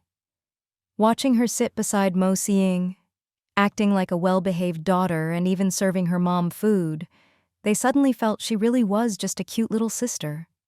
Most of their attention was still on the food, though. They hadn't seen meat in so long that even Gu Yongnyan's share of beef was sharply reduced. Mo Yuwan noticed that everyone hadn't eaten their fill, so she didn't hold back. After a quick word, she went out and brought back 2 more plates of beef from her space. She smiled brightly, showing no sign of anything unusual. "Don't be shy, everyone. We don't eat like this every day, but since we are today, you'd better work hard for me tomorrow." Everyone's eyes were glued to the meat, and even the word work didn't scare them. But Academician Shin still asked what exactly the work would be. Mo Yuwan just laughed and didn't answer. It wasn't until the next morning, when they walked through that black iron gate, that they finally understood why Mo Yuwan had looked at them that way last night. It was only now that Academician Shin understood why Mo Yuwan had sought him out first and said those things to him. It wasn't that he was the only one. Though his reputation and contributions were among the best in China, he certainly wasn't the only outstanding person. There were many like him, just in different fields. But this clearly capable young woman hadn't contacted anyone else. She'd come straight to him. Academician Shin couldn't figure out what made him so special. Was it just because they shared the belief that food is the most important thing for the people? That was reasonable, but not unique. Besides, in this situation, it would make more sense to find a virologist or biologist, someone who could study the current crisis. But she hadn't. She'd targeted him from the start. Now, as Academician Shin looked at the messy, freshly turned soil inside the black iron gate, he quickly realized the truth. She'd basically found him by searching how to farm online. It was a little odd, but he accepted it easily enough. After all, being able to put his skills to use, not having to worry about survival like everyone else, and even bringing his students along, this was a rare opportunity. He took a look around the yard, then glanced at Mo Yuwan. "That patch of soil is turned pretty well. You've got talent, picked it up fast." Mo Yuwan glanced at the area he pointed to and fell silent, not at all happy about the compliment. After a while, she said quietly, "That was done by my dog." Academician Shin was stunned, then smiled and laughed. "Little cuttlefish ball, you're quite funny. How can you call yourself a dog?" Mo Yuwan wanted to explain, but didn't know how. Just then, Gu Yongnyan returned with Da Huang. She'd gotten a system notification earlier about needing to expand her territory, so for the next few days, Da Huang and Gu Yongnyan would be busy with these chores. Da Huang walked back steadily, a big bundle of rope in his mouth, and came over to Mo Yuwan and Academician Shin, sitting down and tilting his head at the academician, eyes full of curiosity. For a moment, Academician Shin met those human-like eyes and wondered if Mo Yuwan was telling the truth. But even so, it was hard to believe. Then, Da Huang dropped the rope, picked up a bag of seeds, and expertly trotted over to the patch Academician Shin had praised, starting to sow the seeds. His movements were skilled and professional. There was nothing to criticize. At that moment, Academician Shin's worldview collapsed. Not just his, the students behind him were all shocked. Mo Yuwan just glanced over and stayed silent. Academician Shin really wanted to ask how Mo Yuwan had trained her dog to farm, but before he could, Mo Yuwan answered on her own. "This dog spent a long time with my grandparents. I just brought him back recently. Maybe he picked it up by osmosis. No one ever taught him to farm." Academician Shin looked enlightened, but also noticed something else. Da Huang was much bigger than most dogs, even beyond the usual range. He didn't say anything, just led his students to start fixing up the soil Mo Yuwan had worked so hard to turn. It was still drizzling outside, not really the best time for this kind of work, but Academician Shin didn't question why Mo Yuwan had them out in the rain, nor did he complain. His students were a bit doubtful, mostly because they worried about their teacher's age and didn't want him getting wet. Mo Yuwan understood, but said nothing. Yesterday, she'd worked overtime to fence off a corner of the yard and released the animals she'd kept in her space, so it would be easier to explain things in the future. After all, she knew she couldn't handle farming on her own, so for now she'd have to rely on Academician Shin and his students. Given his age, he should focus on guidance, not heavy labor. Mo Yuwan had a plan for everything, especially regarding the acid rain. She knew Academician Shin's health was important, but this rain was closely tied to the awakening of abilities. She was doing this for the sake of those powers. Academician Shin was already at a disadvantage because of his age. If he couldn't awaken an ability, he'd be at an even greater disadvantage, making things much harder for her side. Besides, she suspected he'd probably awaken a wood-type ability, which would be even better. She didn't just stand by. She worked alongside everyone, learning some techniques face-to-face and finally getting the hang of things. Everyone worked in the rain until noon, when Academician Shin and his students had turned all the soil and even planted some areas. Only then did they stop. Mo Yuwan looked at the mostly finished land and finally breathed a sigh of relief. Not knowing how to farm had been a sword hanging over her head, almost a fatal flaw. Fortunately, she'd brought Academician Shin back in time. Now, not only was her farming problem solved, but she'd leapfrogged straight to the top tier in China. Mo Yuwan was very satisfied. At noon, after everyone went back, she and Gu Yongnian brought over some food, simple takeout from her space, but with different options, in case anyone had allergies. She also left 4 thick raincoats. Everyone was stunned. At first, they'd thought she didn't have any, which was why they'd worked in the rain all morning. Now, seeing her bring them out only after they'd gotten soaked, their feelings were complicated. The only male student, the one who had opened the door for Mo Yuwan and Gu Yongnian before, opened his mouth as if to say something. But Mo Yuwan didn't give him the chance. She pulled out a few packs of banlongan, herbal granules, and some wound medicine from her pocket. Everyone knew the acid rain was corrosive, including Mo Yuwan. She already had quite a few rain-burned wounds, though none were serious. On the first day she got caught in the rain, she'd already developed a lot of redness and swelling, let alone now. "Everyone, take a shower at noon, change clothes, and come back. Wear the raincoats, drink the banlangan, and apply the medicine." "I know what you want to say. I have my reasons for doing this. Please trust me." After last night's meal together, everyone had grown quite fond of Mo Yuwan. She was easy to get along with, not arrogant at all, and just the fact that she provided sanitary pads for the girls every month had already won their goodwill. Even though she was now in a position similar to their boss. Even the male student was no exception. He'd known since childhood that his mother had to buy sanitary pads every month, and it wasn't cheap, so even as a man he had a lot of goodwill toward Mo Yuwan for this.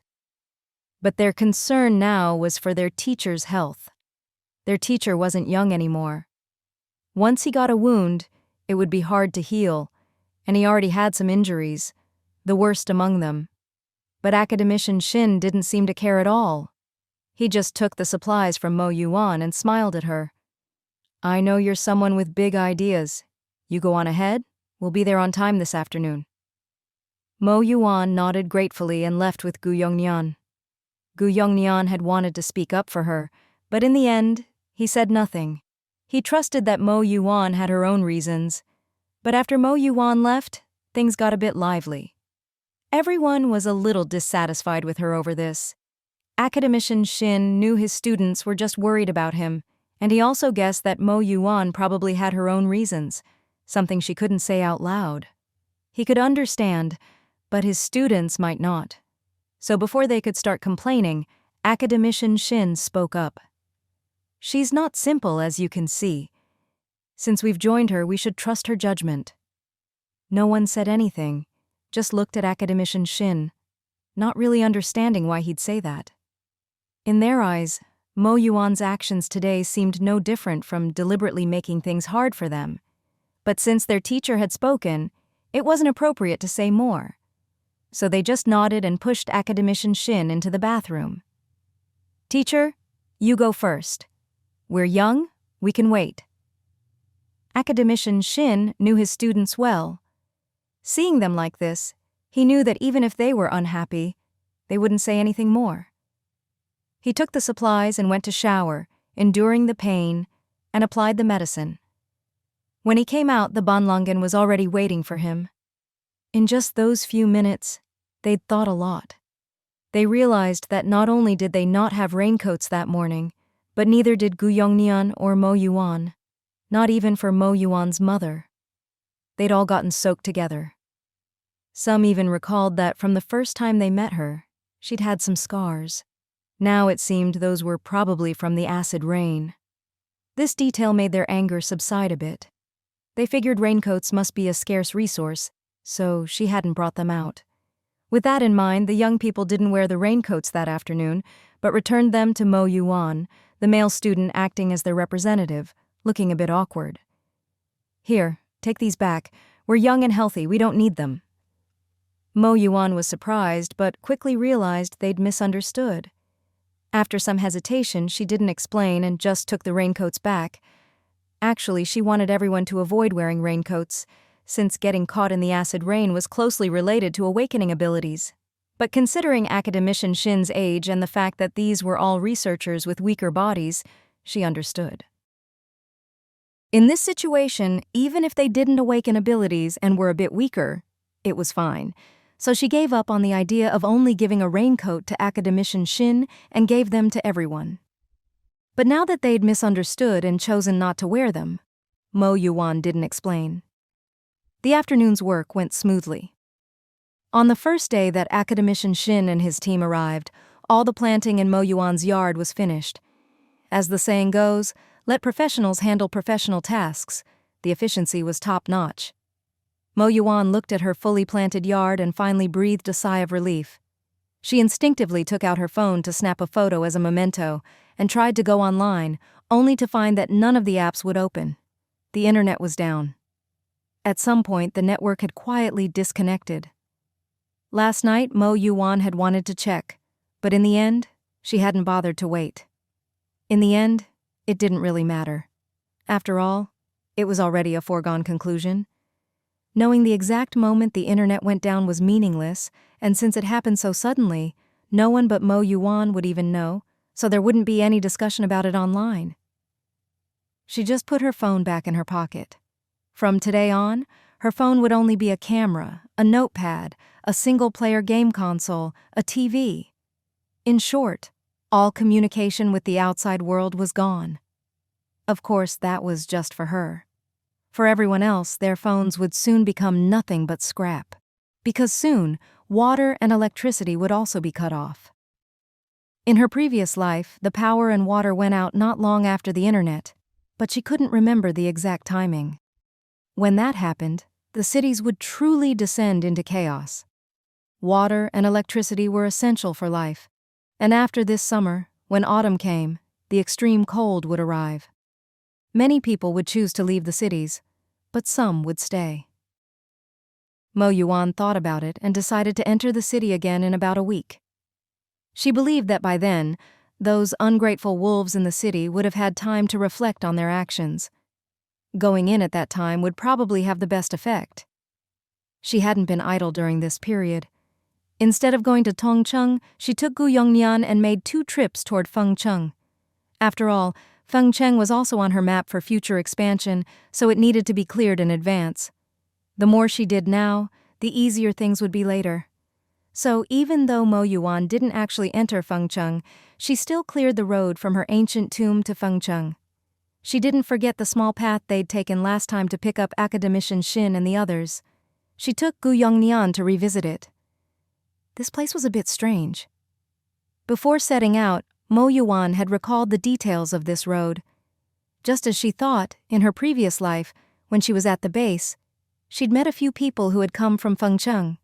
They talked about their experiences, and since there were quite a few of them, they hadn't all taken the same route. Some took the main road, some took the small path.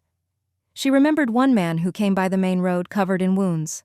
In conversation, he mentioned that there were a lot of zombies on the main road. They barely made it out alive. Many died along the way. They started as a team of more than 10, but only 3 made it to the base. She remembered he was a fire-type ability user and the other 2 were also ability users. According to them, several ability users in their team died on the way. As for the small path, there were people there. Since the area was surrounded by fields, there were hardly any zombies. Anyone you met here was likely human. At the time, there was a group that had set up a checkpoint here. If you wanted to pass, you had to leave supplies. To put it bluntly, it was the apocalypse version of bandits. They were a fierce bunch, reportedly villagers from that area. Because there were no zombies on this road, they came up with this scheme. They'd set up spikes and other obstacles to prevent people from forcing their way through, and there was a rare ability user among them, so most people couldn't do anything about it. Some tried to break through, but were killed. The villagers even took the bodies. Some speculated that the villagers were cannibals. But that was just a guess. No one had actually seen it, so it was hard to say for sure. At the time, things were urgent, so Mo Yuwan didn't take the main road but chose the small path for this reason. She didn't have time to clear the zombies on the main road, but as long as she could come back, she could make those people pay for what they'd done. But this time, Mo Yuwan didn't encounter anyone. She even took Gu Yongnian to the nearby village, wanting to meet these legendary villagers. Strangely, the village was empty. Unlike her grandmother's village, where everything was intact but the people had vanished. This village was covered in dust, as if no one had been there for a long time. The few zombies present were clearly ones that had wandered in from the city. Mo Yuwan found it odd and considered several possibilities. Maybe people just said those things to keep others from discovering this safe route. Or maybe, because the apocalypse started earlier this time, the villagers died off before they could set up their checkpoint. Or perhaps the timing just wasn't right yet, and those people hadn't appeared. But these were just guesses. She couldn't confirm anything. All she could do was keep an eye on the area and be prepared. She made a mental note of it. After this round of clearing, the road from Fengcheng to Tongcheng was temporarily free of zombies, thanks to Mo Yuwan and Gu Yongnian.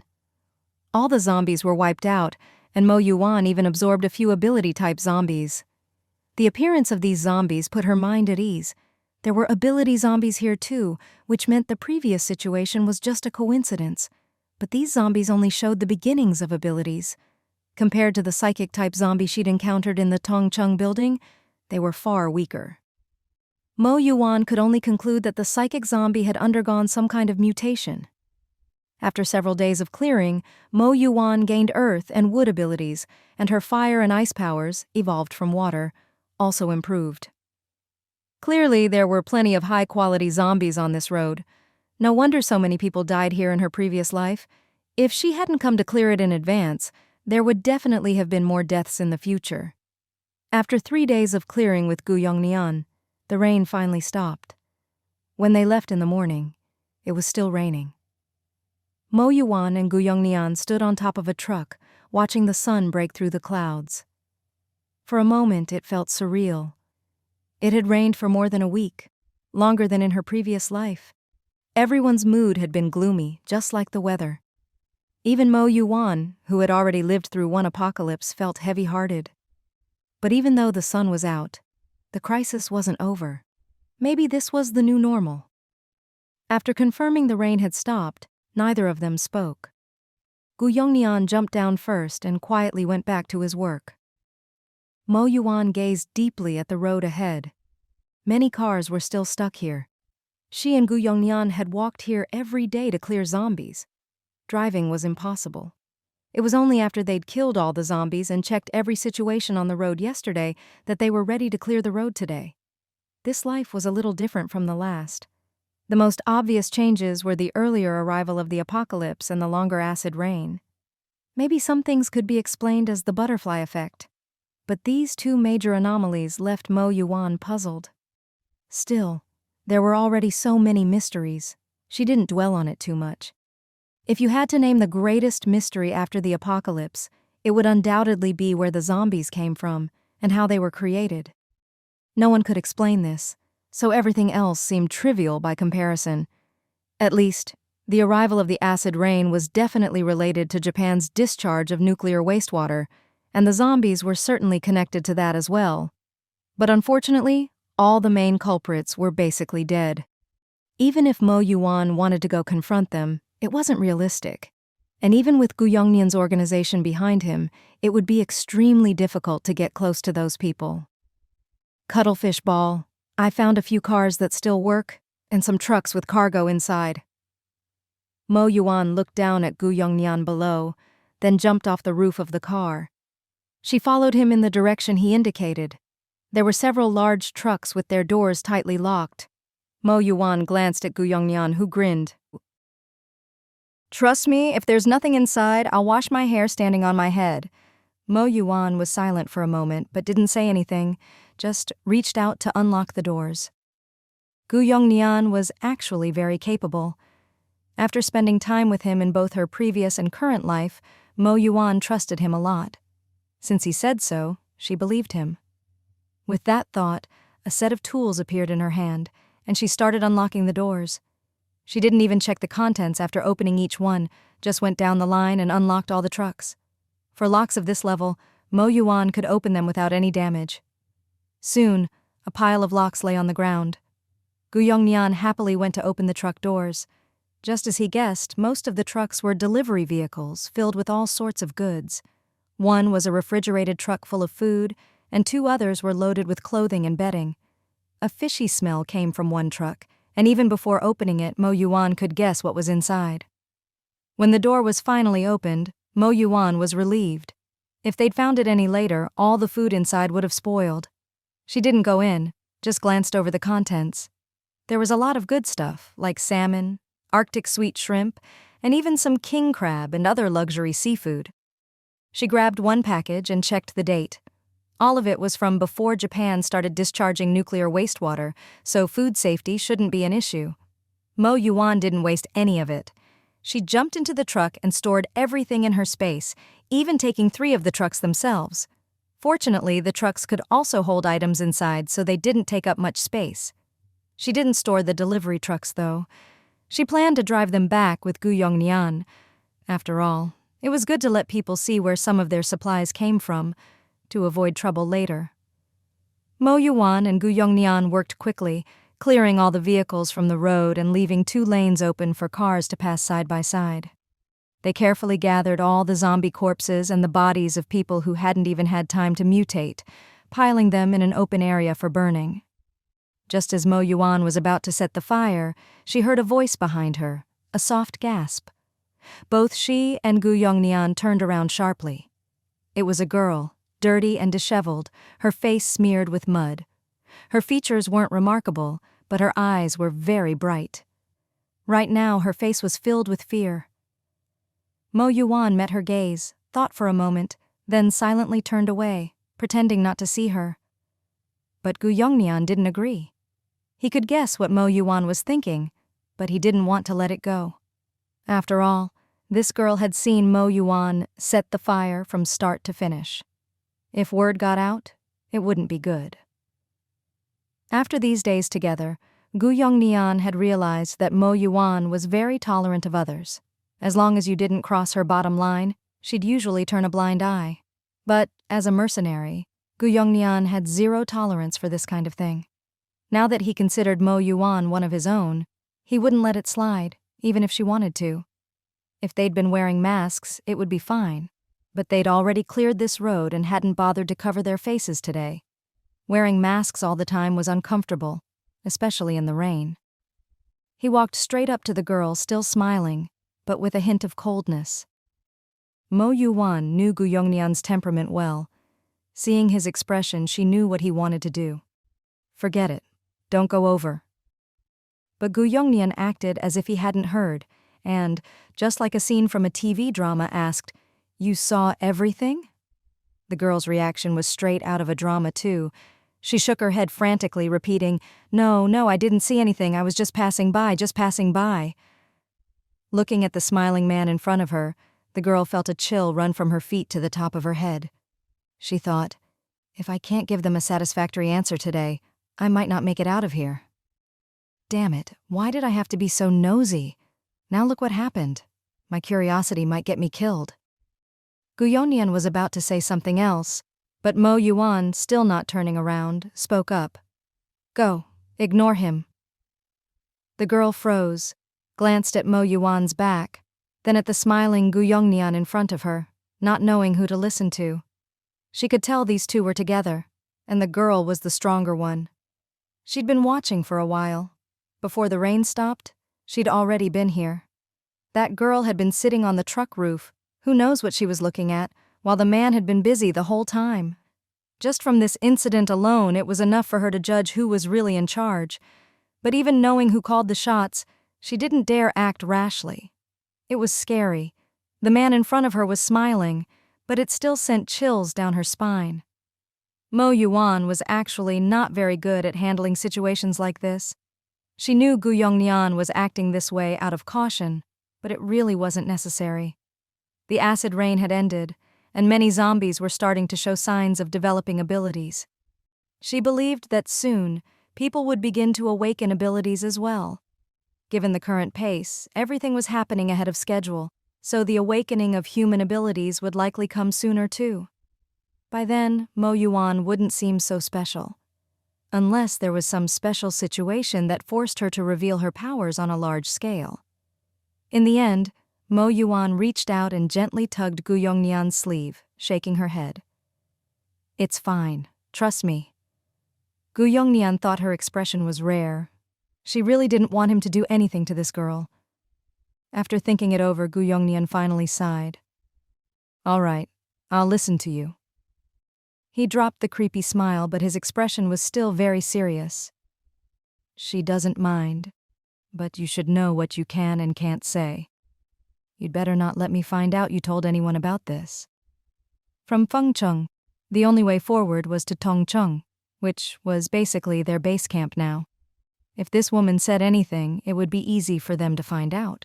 But honestly, there wasn't much to worry about. In the apocalypse, relationships between people were nothing like before.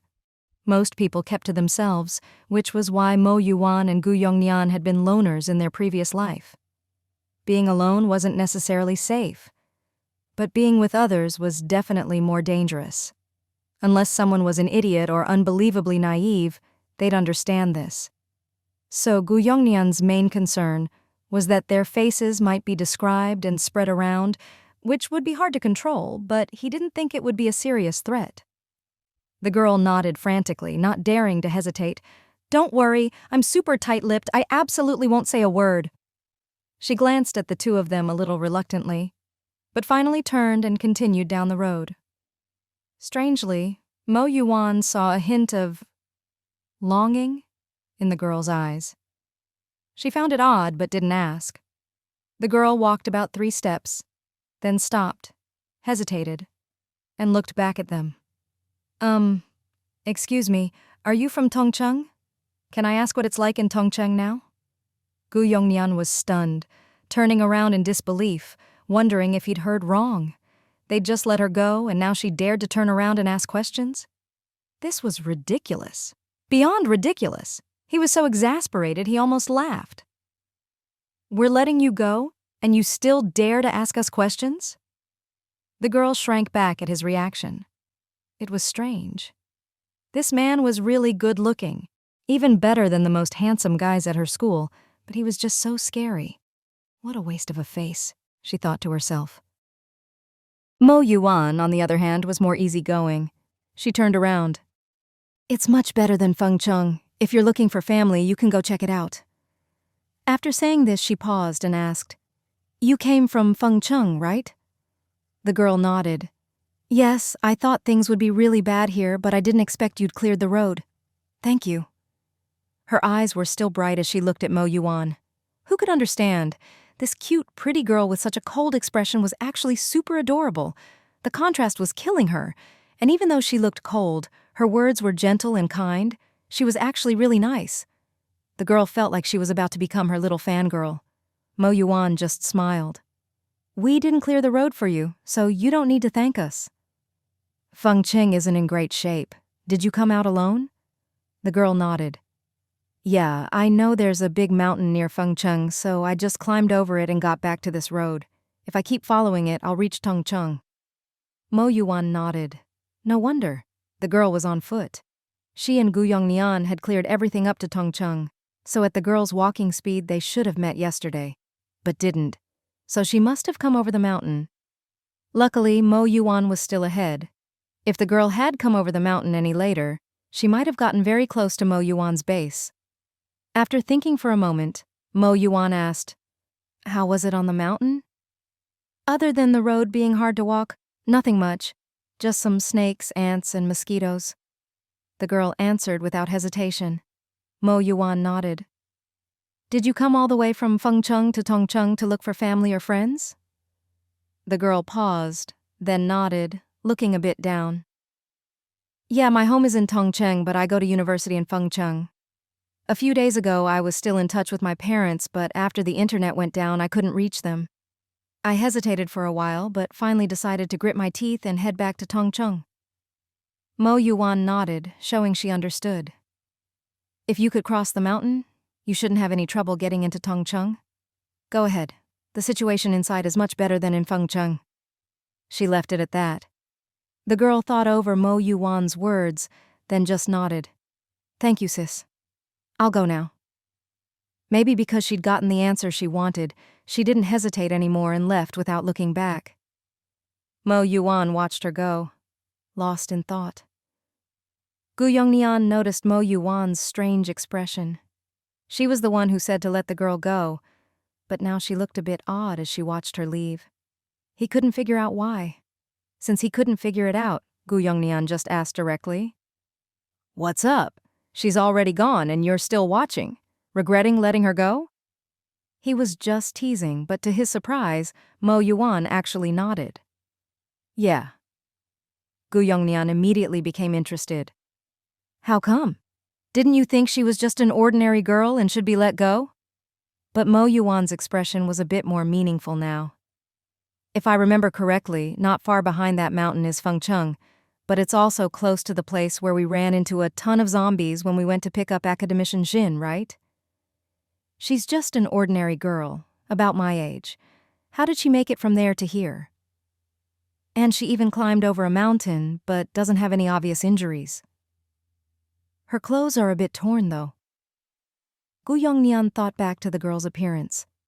He'd noticed it too, but didn't think much of it. After all, with Mo Yuwan around and even Da Huang being able to plow fields and act so human at this point, even if someone told Gu Yongnian that girl was a big shot, he could accept it. No matter how impressive, could she be more impressive than Mo Yuwan? So he just nodded. Yeah, it is a little strange, but it's not a big deal. Not as strange as you. Mo Yuwan had expected him to say that, so she didn't dwell on it and just smiled. She figured that after surviving her previous life, she had a pretty good eye for people, who was easy to handle, who wasn't. While most survivors in her last life were old hands she couldn't always read, this time, with the apocalypse just starting and most people undeveloped, she could at least get a decent read. She was sure that girl wasn't simple. She didn't dwell on it. Based on the girl's behavior and situation, Mo Yuwan had already guessed the most likely possibility. That girl had awakened an ability, and it was probably a healing type. Unlike many apocalypse novels that lump healing and wood abilities together, since wood often symbolizes vitality and life, reality was different. All healing abilities formed their own category. Most healing ability users were gentle by nature, and the majority were women. This was public data from the previous life. In fact, most healing ability users had worked in medical fields before the apocalypse.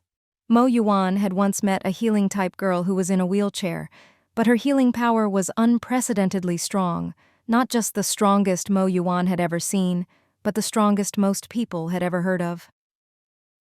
Thinking of that girl, Mo Yuwan's expression turned a bit nostalgic. It was she who told Mo Yuwan that to use healing abilities, you needed some basic medical knowledge. Otherwise, even if you had the power, it was basically useless.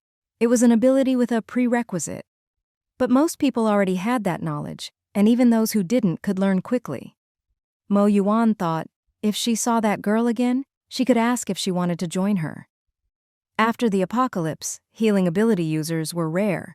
Unless the injury was very serious, even bases with healers wouldn't use them lightly. Soon, the fire burning the corpses finished its work, leaving only a blackened patch on the ground. For the sake of the environment, Mo Yuwan washed the stains away. Gu Yongnian watched her hand, as if it were a faucet, his expression complicated. He never imagined Mo Yuwan's strange space could be used like this. Soon, the black marks faded, leaving only faint traces. With time, even those would disappear. Mo Yuwan glanced at it, then left with Gu Yongnian. On the way back, each of them drove a truck. Seeing how skillfully Mo Yuwan got into the driver's seat, Gu Yongnian wasn't even surprised anymore. It just felt natural. The truck started up, and the car they'd originally driven was put away in Mo Yuwan's space. With the road cleared, they drove quickly and soon caught up with the girl. Mo Yuwan thought for a moment, then used the walkie-talkie to tell Gu Yongnian to head back first. She'd give the girl a ride. Gu Yongnian was a bit puzzled by her kindness but didn't say anything. Mo Yuwan stopped the truck a little ahead of the girl and rolled down the window. "Get in." The girl saw Mo Yuwan's face, looked happy at first, then confused, but finally climbed in with some effort. Mo Yuwan started the truck again, heading toward Tongcheng. The girl wanted to speak several times, but seeing Mo Yuwan's focused profile, she said nothing. It wasn't until they were almost there that Mo Yuwan spoke. "I'll drop you off here. You can walk the rest of the way. There aren't many zombies inside, but be careful." She reached into the back seat and pulled out a brand new baseball bat, handing it to the girl. "For self-defense." The girl looked a bit dazed, glanced at the bat and realized this was her cue to leave. She got out but paused before closing the door. Finally, she gave Mo Yuwan a gentle smile, the kind that perfectly fit a healing ability user. "Thank you, sis. I'll return this to you someday." She waved the bat. Mo Yuwan thought for a moment, then tossed her a loaf of bread and a bottle of water from her space. The truck was high, and the girl almost missed but managed to catch them. She looked up and met Mo Yuwan's smiling face. "All right then, just survive for now." Mo Yuwan's help to the girl stopped at just the right point. She didn't follow her into the city or anything. What she'd done was already the most she could offer.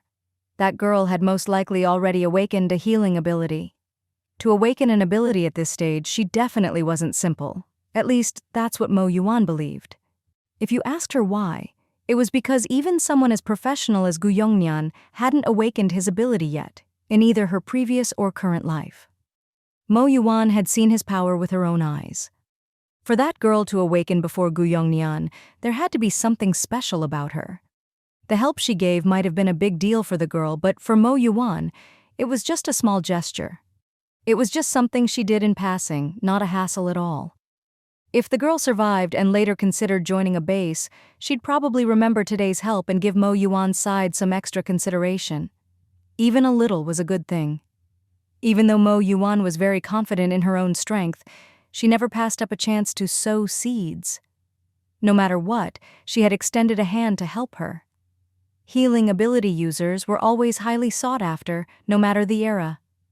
Mo Yuwan returned to her base, and when she arrived, she found Gu Yongnian and the others already unpacking the delivery trucks. She parked her truck in the open area, and since everyone was unpacking directly in the truck beds, it was convenient. No need to unload everything. The delivery trucks were always full of all sorts of random things, a mix of the strange and the useful. But there were plenty of useful things, too. For example, right now, Mo Yuwan was holding a whole box of potato chips. She didn't hesitate to open a bag and take a bite. Delicious. She poured some into her hand and passed them around so everyone got a little. Even academician Shin, who never liked junk food before the apocalypse, felt complicated as he ate these snacks now. There were all kinds of snacks, even self-heating hot pots and instant rice. Everyone was happy. After all, supplies were precious in the apocalypse. But academician Shin was a bit quiet. After a while, he spoke. If only these things had reached the kids who ordered them a bit earlier, maybe they would have had a better chance of surviving. Academician Shin had always been a caring grandfather figure, and everyone called him Grandpa Shin. He called them kids, too. That included people like Mo Yuwan, office workers like Mo Saying, and even toddlers just learning to talk. Maybe anyone who could eat because of him was his child. He sometimes sighed like this, but Mo Yuwan knew the odds weren't good. If it were anyone else, she wouldn't bother to comfort them, but for academician Shin, she made an exception.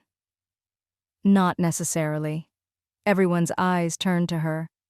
The people most likely to survive the apocalypse are actually those who, from the very start, had no food and immediately went out to look for supplies. Everyone fell into thought. It sounded a bit cold, but they quickly realized she was right. No one could stay calm in the face of the apocalypse. Even the most capable people struggled to adapt right away. But those who went out to find supplies immediately had a longer window to react. By now, everyone had noticed that zombies could evolve. Even those who'd stayed in the lab could easily sense the changes in zombies.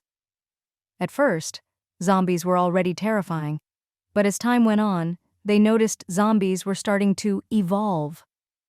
The most obvious sign was that most zombies initially relied on sound and smell to sense humans and attack. If they heard a sound, they'd charge in mindlessly.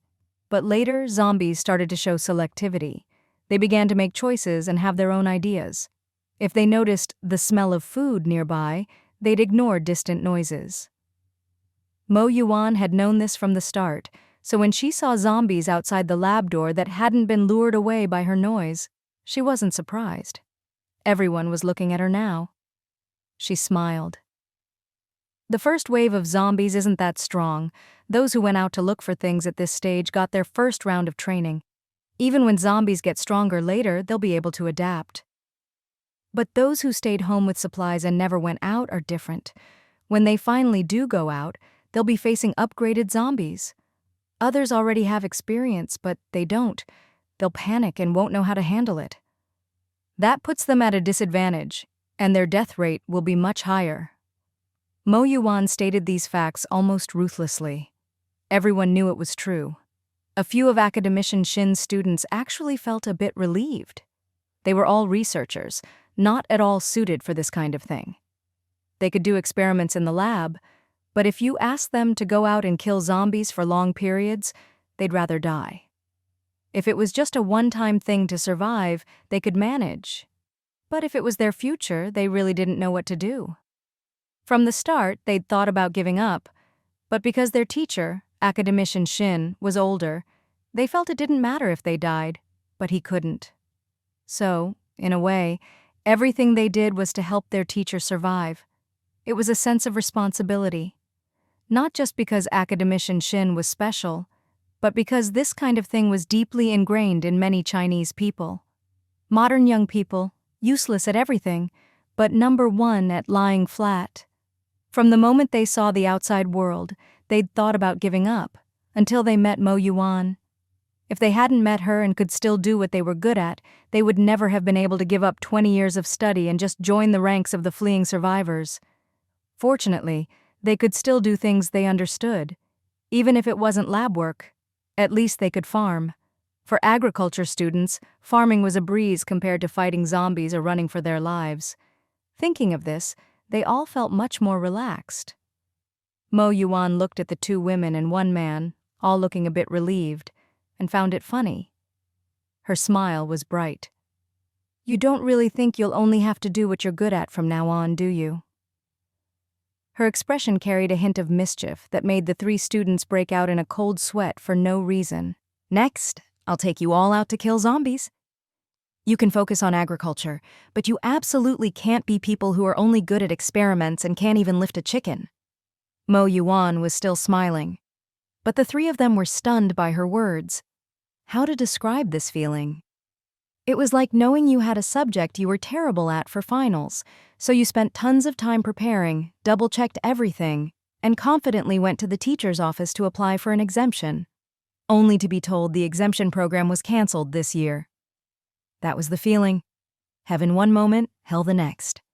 They wanted to argue, but they knew Mo Yuwan was right. Given the current situation, everyone knew the apocalypse was inevitable, and the chances of things getting better were slim. They could rely on their agricultural skills and academician Shin's influence to do what they knew and not starve. But what if something unexpected happened? For example, what if a zombie horde suddenly hit their area? They'd have no choice but to run for their lives, and if they were weak and helpless, they'd become the team's weak link. They opened their mouths, but in the end, said nothing. Mo Yuwan could tell they understood her good intentions and the importance of this, so she felt more at ease. She glanced at academician Shin, who hadn't said anything the whole time, but Ku-chu still spoke up for him. Grandpa Shin, you don't need to worry. You're older, so you don't have to fight zombies. I'll do everything I can to keep you safe. Academician Shin opened his mouth, but in the end, didn't say anything. He actually wanted to say he could train too, so he wouldn't drag the young people down if something happened. He used to be tough when he was young, but in the end he knew it wasn't realistic. Getting to this point was already hard enough.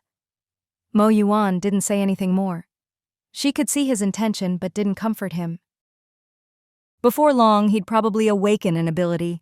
By then he wouldn't be able to fight physically, but as long as he had an ability, basic escape wouldn't be a problem, unless they ran into a zombie horde. As everyone chatted, the unpacking was finally finished. There was a ton of stuff, all sorts of odds and ends, including things that seemed useless now. Mo Yuwan thought about it and decided not to throw anything away. Some things might seem useless now, but you never know when they might come in handy. Her space was big enough, so why not keep it all? She and Gu Yongnian got back in the truck and drove toward the back mountain. Academician Shin and the others naturally assumed there was a warehouse back there and didn't ask.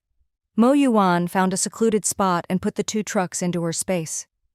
After that, she didn't rush to take them out to kill zombies, but focused on organizing her territory.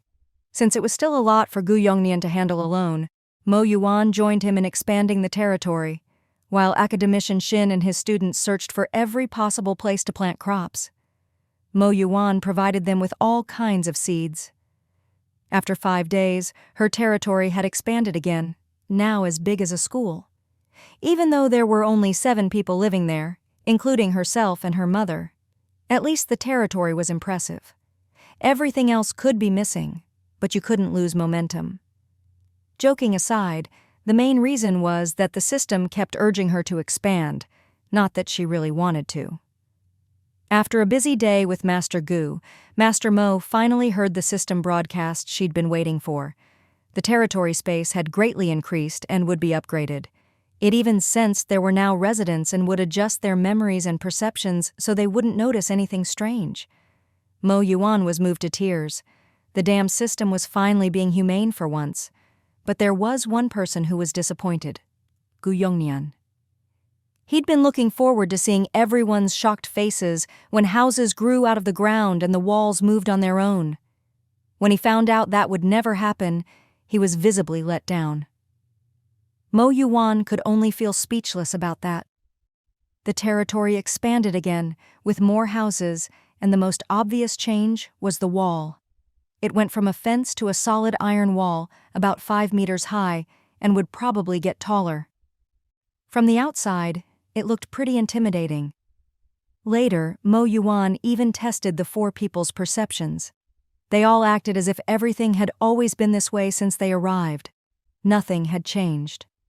Hearing this, Mo Yuwan was finally at ease. The next day, she figured it was about time to go into the city, so she did. This time, she didn't bring anyone. She went alone. The reason was simple. She figured the authorities would show up soon and she didn't want to reveal too much. She wanted to see what the city was like now, whether those ungrateful people had come to their senses, and to meet the officials sent to Tongcheng. Of course, if things looked really bad, she'd secretly help clear out some zombies. This time, Mo Yuwan didn't disguise herself. She showed her face and wore simple sportswear, not her usual combat gear. Before leaving, Mo Yuwan even practiced her frightened expression in front of the mirror. Gu Yongnian happened to come to the tomb to pick up Brother Dog, and when he saw Mo Yuwan's outfit and expression, he looked as if he'd seen a ghost. It wasn't that he was overreacting, but ever since he'd met Mo Yuwan, he'd never seen her like this. He'd always known she had a baby face, looking very delicate and harmless. But after seeing her so many times calmly throwing grenades, handling heavy weapons, killing without blinking, and acting with cold efficiency, his reaction now was understandable. Shocked, Gu Yongnian reached out to pet Da Huang's head to calm himself. "Brother Dog, don't you think your owner is kind of scary like this?" Da Huang dodged his hand without hesitation, even looking a bit annoyed, and trotted over to Mo Yuwan, rubbing his head against her leg. It seemed to be acting cute, wanting Mo Yuwan to take it out with her. Da Huang clearly didn't agree with Gu Yongnian's words. In his eyes, whatever Mo Yuwan did was always reasonable and adorable. Da Huang was absolutely loyal to Mo Yuwan, and not just to her, but to the whole Mo family, though he did have his favorites. Although his grandparents had cared for Da Huang the longest, because Mo Yuwan was the youngest and had grown up with him, she was actually his favorite. Then came the grandparents. Gu Yongnian had long known how smart Da Huang was, but every time he saw it, he was still amazed. It was almost as if Da Huang wasn't a dog, but a person in a dog suit. Wasn't there a news story from Japan about someone who wanted to be a dog so badly they had a custom dog suit and lived in it for years? If Japan could do that, surely China's technology could make an even more realistic suit, right? It seemed reasonable. But unfortunately, he'd checked Da Huang for any suit seams and found nothing. He'd almost gotten bitten for it. Luckily, Mo Yuwan didn't know about this, or she'd definitely laugh at him. Gu Yongnian thought to himself. In the end, Mo Yuwan didn't take Da Huang with her. Even though he wanted to go, she didn't like keeping him in her space. It just felt weird. And if she walked Da Huang, it wouldn't fit her weak girl persona, making it hard to play the underdog. Da Huang was a bit disappointed, but quickly accepted it. Mo Yuwan drove out, parked at the spot where she dropped off the girl last time, put the car in her space, and walked in. It had been over a week since she and Gu Yongnian had left Tongcheng. The whole city looked even more dilapidated than before, with more bloodstains on the streets and more corpses in all sorts of states. Some were fully zombified, with heads and bodies separated. Some were only half changed, clearly killed before the transformation was complete. Some corpses showed no zombie features at all, just a few scraps of flesh left, the rest just bones, a truly gruesome sight. If you didn't have a strong stomach, this scene would be hard to take. Mo Yuwan stood in the middle of the road, glanced around calmly, and kept walking. She could sense people watching her from the surrounding buildings, but she didn't show any fear. After all, she wanted to play a frail girl, not a foolish one. After 2 weeks, even in a city baptized by Mo Yuwan, most of the mentally weakest people were probably already dead. Even the seemingly ordinary girls who survived wouldn't be completely helpless. They must have some skills. The image Mo Yuwan wanted to project was of a very frail girl, someone who could be scared, but wouldn't scream and panic at every little thing. Even if she was afraid, she'd still try her best to survive. That was the kind of frail girl who could exist in the apocalypse. In some novels, you'd see frail women who'd scream at the sight of blood, endangering themselves and others. That just wasn't realistic. They wouldn't have survived this long. Even girls who were physically weak and survived only under a man's protection, most of their frailty was for show, to trigger a man's protective instincts, but they were definitely smart. Unless it was a case of true love, where someone would protect you no matter what. But that was as rare as winning the lottery before the apocalypse. She was someone who only trusted herself. As Mo Yuwan walked, she observed her surroundings. All the shops had been broken into, not a single storefront spared, and everything that could be taken was gone, especially food stores, which were completely emptied. Everyone knew that survival was the top priority now, nothing else mattered. Mo Yuwan didn't bother to join the scramble. She didn't lack supplies, so she left what was left for others. She just glanced around and left without hesitation. Her goal today was the 4th hospital, the closest one. It was easy to imagine that the number of zombies there would be terrifying, and there would be few people. Whether it was people currently there or those who had been there before. In that case, there was a good chance some supplies remained. Medical supplies were always useful to Mo Yuwan. She could never have too many. If she didn't go, no one else would be able to get anything from there.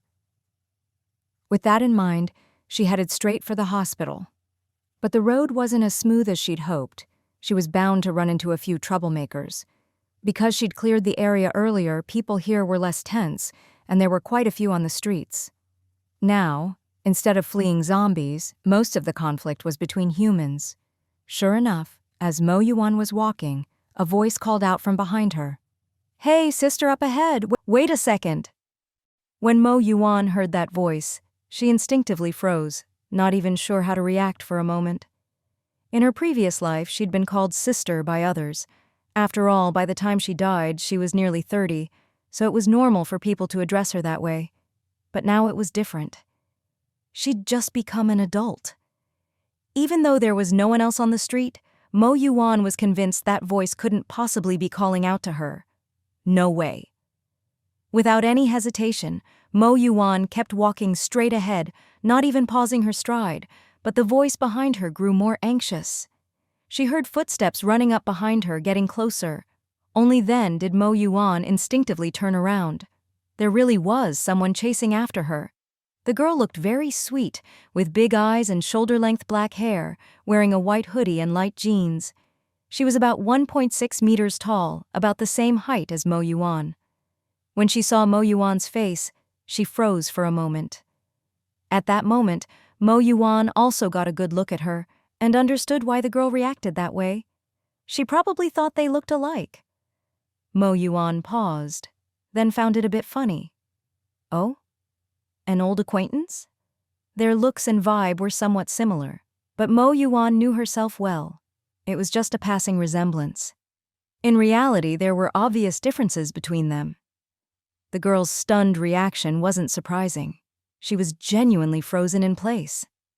From behind, she'd thought Mo Yuwan's back looked like someone with a strong aura, probably the big sister type.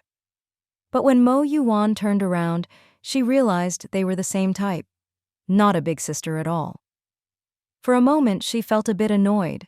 No other reason. Just the natural irritation of meeting someone similar to herself. Before and after the apocalypse, she'd always relied on her looks and personality to get by. Always surrounded by admirers and helpers, getting whatever she wanted thanks to her gender and appearance. But now, there was someone else like her. Still, the annoyance only lasted a moment before she composed herself, smiled at Mo Yuwan, and was about to speak. But Mo Yuwan, seeing right through her, spoke first. "Sis, I think you've got it wrong. I'm 17 this year, so I should be calling you sister instead." Of course, Mo Yuwan was making this up. After all, your identity is what you say it is when you're out in the world.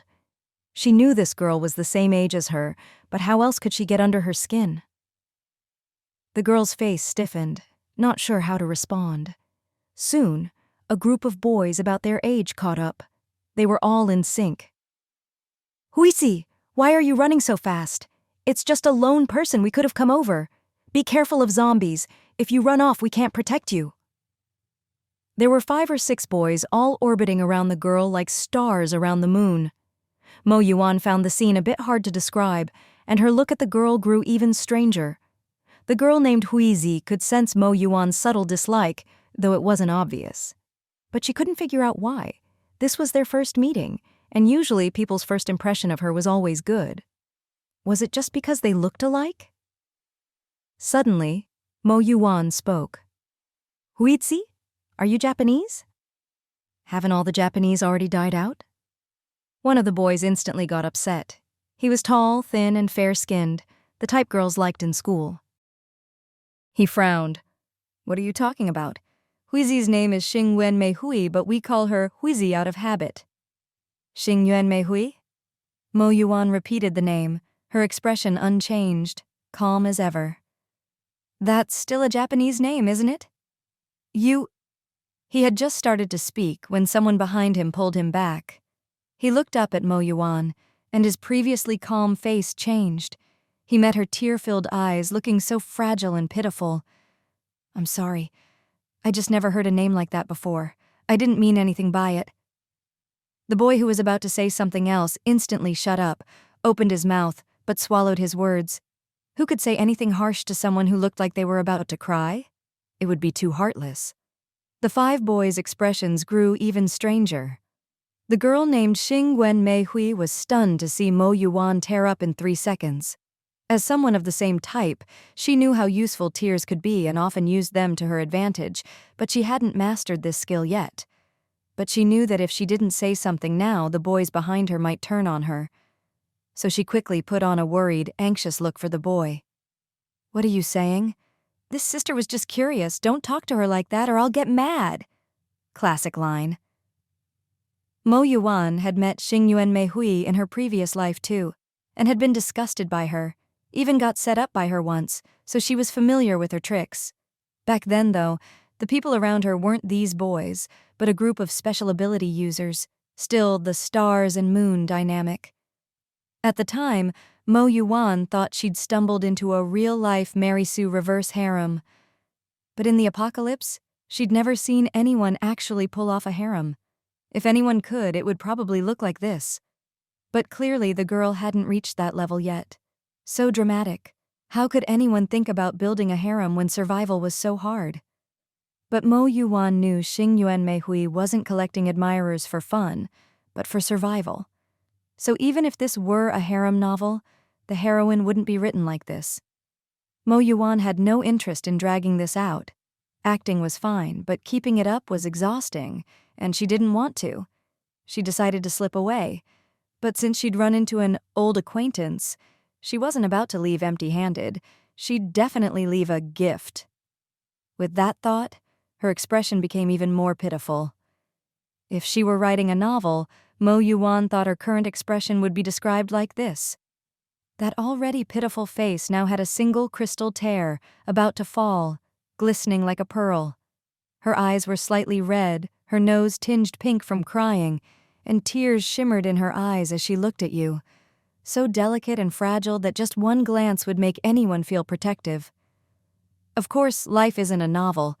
At least the people present now just thought Mo Yuwan looked beautiful when she cried, and just one look made them feel sorry for her.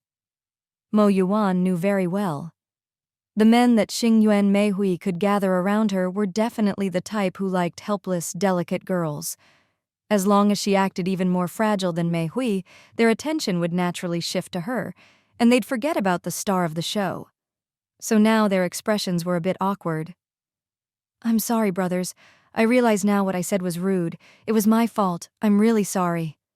Mo Yuwan quietly fanned the flames. The 5 or 6 boys all looked embarrassed, while only Xingyuan Meihui, as an observer, sensed something was wrong. But she could only keep up an awkward smile. Apologize? What a joke. This girl's level is even higher than mine. It's all an act. If she really wanted to apologize, why not apologize to me? I'm the one she insulted, right? Why apologize to the guys? Isn't it just to act weak and win their sympathy? Bitch? It's okay, I don't mind. Don't be like this, it makes me feel bad too. Though she had a lot on her mind, on the surface, Xingyuan Meihui spoke softly, her expression turning a bit aggrieved. But she hadn't managed to squeeze out any tears yet. No, it's all my fault. I'm to blame. We just met on the road and barely spoke, and I've already upset you. I'm so sorry. Mo Yuwan was already pretty, and now she looked even more pitiful, making the boys feel even worse. So, Huizi, you stop talking for now. Xingyuan Meihui was stunned. She wanted to react but quickly controlled her expression. She was speechless inside. What did she say? She'd barely spoken, and it was all in support of this girl. How did it suddenly become her fault? Just because her name was Xingyuan Meihui? But the people around her seemed to realize something and pulled her back. Huizi, don't say anything. Let Lazy apologize, and let's just drop it. Let's go over there. Xingyuan Meihui was almost amused by the absurdity. These people had just been so concerned about her, and now, for this girl, they'd changed sides in an instant. Just because she could cry? Who can't cry? She could do it too if she had a moment. For the first time, Xingyuan Meihui felt powerless against a green tea girl. But physically, she was no match for the boys, so even if she wanted to say more, she could only be dragged away. She knew, though, that if she really spoke up, things would only get worse. In the eyes of these boys, she'd always been the pitiful type. If she suddenly acted aggressive, her persona would collapse, and they'd dislike her even more. So she could only let herself be dragged away. Even before the apocalypse, her behavior had always earned her the protection of boys, let alone now when she needed it even more. For Xingyuan Meihui, it was never about love. She wasn't interested in romance. These men were just for her own benefit. Physically, men always had the advantage, especially in the apocalypse. She knew better than anyone that gathering a group of knights was much easier than struggling to survive alone. Like now, when everyone else was barely surviving, she could eat well and have her fill, because whenever the group found something good, they'd give it to her first and take the leftovers themselves. Even though the water hadn't completely stopped yet, everyone knew it would soon, since the water pressure was already different. Everyone was saving water. Except her, she could still shower every day and stay clean just like before the apocalypse. Why? But now, these men... Xingyuan Meihui was in a bad mood. Meanwhile, things were a bit odd on Mo Yuwan's side. The boy in front of her still looked tense but also embarrassed. He seemed to be hesitating, and after a while, as if summoning all his courage, he bowed slightly and said to Mo Yuwan, "I'm sorry. Please don't mind that I spoke harshly. Huizi's name is because her dad's surname is Xing, and her mom's is Yuan, so they named her that. That's why it sounds Japanese, but it's actually a symbol of their love, so I got a little worked up." Most of the onlookers had already left, leaving just this one boy, so Mo Yuwan didn't bother keeping up the perfect act. Besides, he was so nervous he wouldn't notice. Does she mind? If she really did, why didn't she say so herself? Maybe she told you her dad picked the name because it sounded foreign and trendy? Mo Yuwan smiled faintly, her tone still soft. The boy was stunned, then seemed to remember something. Mo Yuwan wasn't that interested in this, so she left it at that. That was enough for him to realize that maybe Huizi was just pretending to be pitiful. "Forget it, I don't mind. You don't need to apologize. I was just surprised to be called sister on the street. Poor me, I'm only 17. I'm leaving, you guys handle your own stuff. Don't end up counting money for someone who sells you out." With that, she turned and left without looking back. The people in the distance couldn't see their expressions or hear their words, but seeing her leave so decisively, they were at a loss. They wanted to catch up, but instead went over to the boy who'd spoken with Mo Yuwan. "What's going on?" The boy who heard this just shook his head, then glanced at Huizi, who was standing at the back of the group, looking completely at a loss. His expression was a bit hard to read. "She said she doesn't mind and told us to handle it ourselves."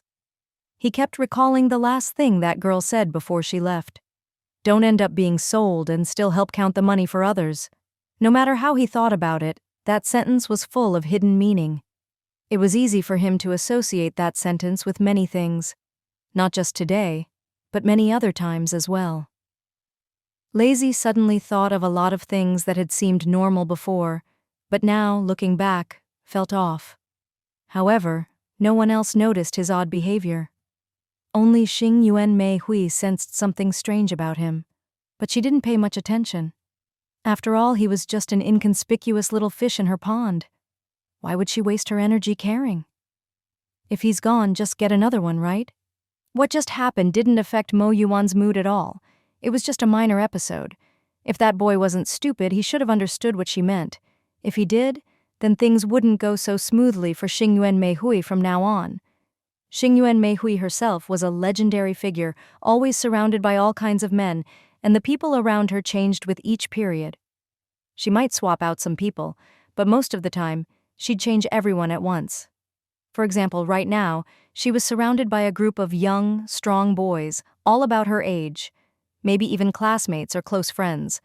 But in her previous life, when Mo Yuwan met her, it was already several years after the apocalypse. The people around her then weren't ordinary boys, but all ability users, and just like now, they surrounded her. Among them were some with special abilities, including a psychic, and one with both fire and wood abilities. The most common abilities were metal, wood, water, fire, and earth. It was easy to understand them through the concept of the 5 elements. Metal generates water, water generates wood, wood generates fire, fire generates earth, earth generates metal. Metal overcomes wood, wood overcomes earth, earth overcomes water, water overcomes fire, fire overcomes metal. So it's easy to see why someone with 2 highly compatible abilities could be even more powerful. When Mo Yuwan met her back then, she didn't think much about her. In fact, because the other girl seemed so delicate and cute, she even felt a bit fond of her at first, thinking she was just an adorable little sister. It wasn't until she got tricked that she realized the girl's true nature. It wasn't anything major, just that she stole her sister's boyfriend, got close to a bunch of boys at the same time, and talked behind the backs of Mo Yuwan and her friends. Very childish tricks. Not a big deal, but definitely annoying. Mo Yuwan had no doubt that if she'd given the girl any opportunity, the girl would have made her die for her without hesitation. People like that don't really want to steal your man or anything so petty. They just can't stand anyone being better than them. Finding men is just a way to protect themselves. All in all, she was a very bizarre person. But speaking of which, the sister whose boyfriend was stolen was actually a very strong woman, though a bit clueless about relationships. Her boyfriend was also quite capable, but maybe he was blind. Between a woman with no abilities who only knew how to use men and a strong, caring girlfriend who wasn't good with words, he chose the former. Maybe men like that just have it in their bones to prefer that type.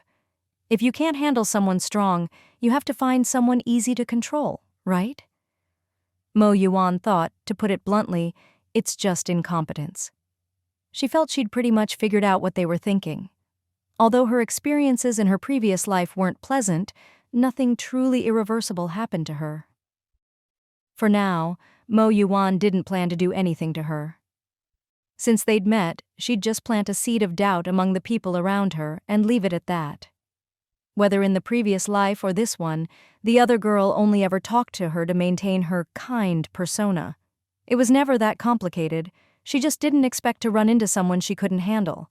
Otherwise, with so many people around her, it would be exhausting to deal with them one by one. Mo Yuwan admitted she made quite a few enemies in her last life. It wasn't that she was unlucky and always ran into bad people, but that the apocalypse was fundamentally different from peaceful times. In dangerous situations, people's true natures are much more likely to show. In a harmonious society, such things are much rarer. It was more important to focus on the task at hand. This time, Mo Yuwan didn't encounter anything unusual. Even though people on both sides of the road glanced at her as she passed, it was just a few malicious looks.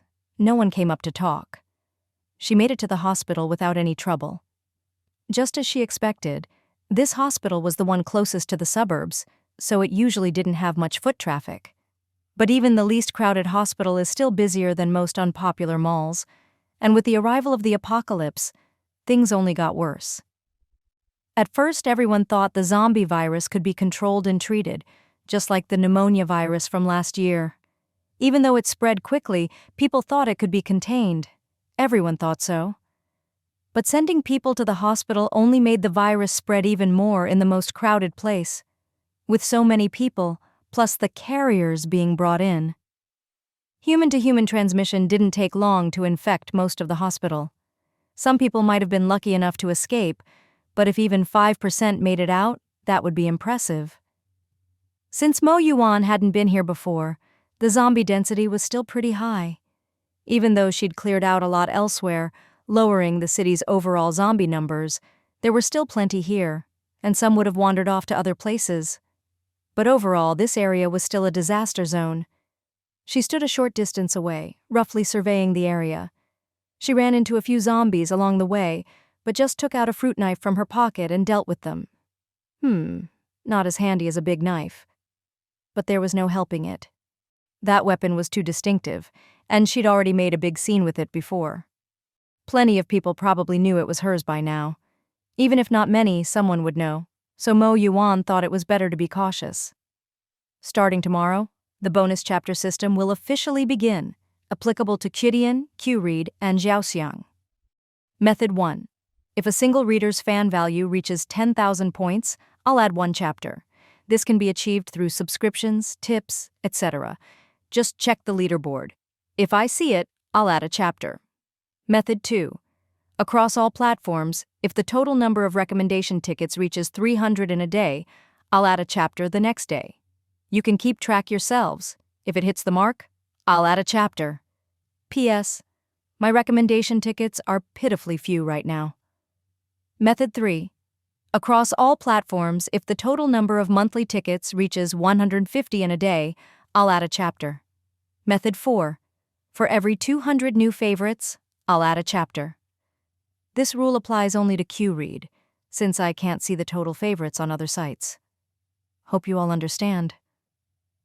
The zombies on the outskirts weren't that many, just a few hundred wandering around the perimeter in a loose encirclement. But since the hospital grounds were quite large, even with that many zombies, they were spread out and not really a threat. However, one thing caught Mo Yuwan's attention. There were clearly more zombies gathered at the main entrance. This obvious anomaly made Mo Yuwan feel a bit suspicious. Logically, most zombies are mindless and wouldn't act in such a coordinated way. There shouldn't be any kind of defensive or protective behavior. Unless there was a high-level zombie inside capable of controlling the lower-level ones, that would explain everything.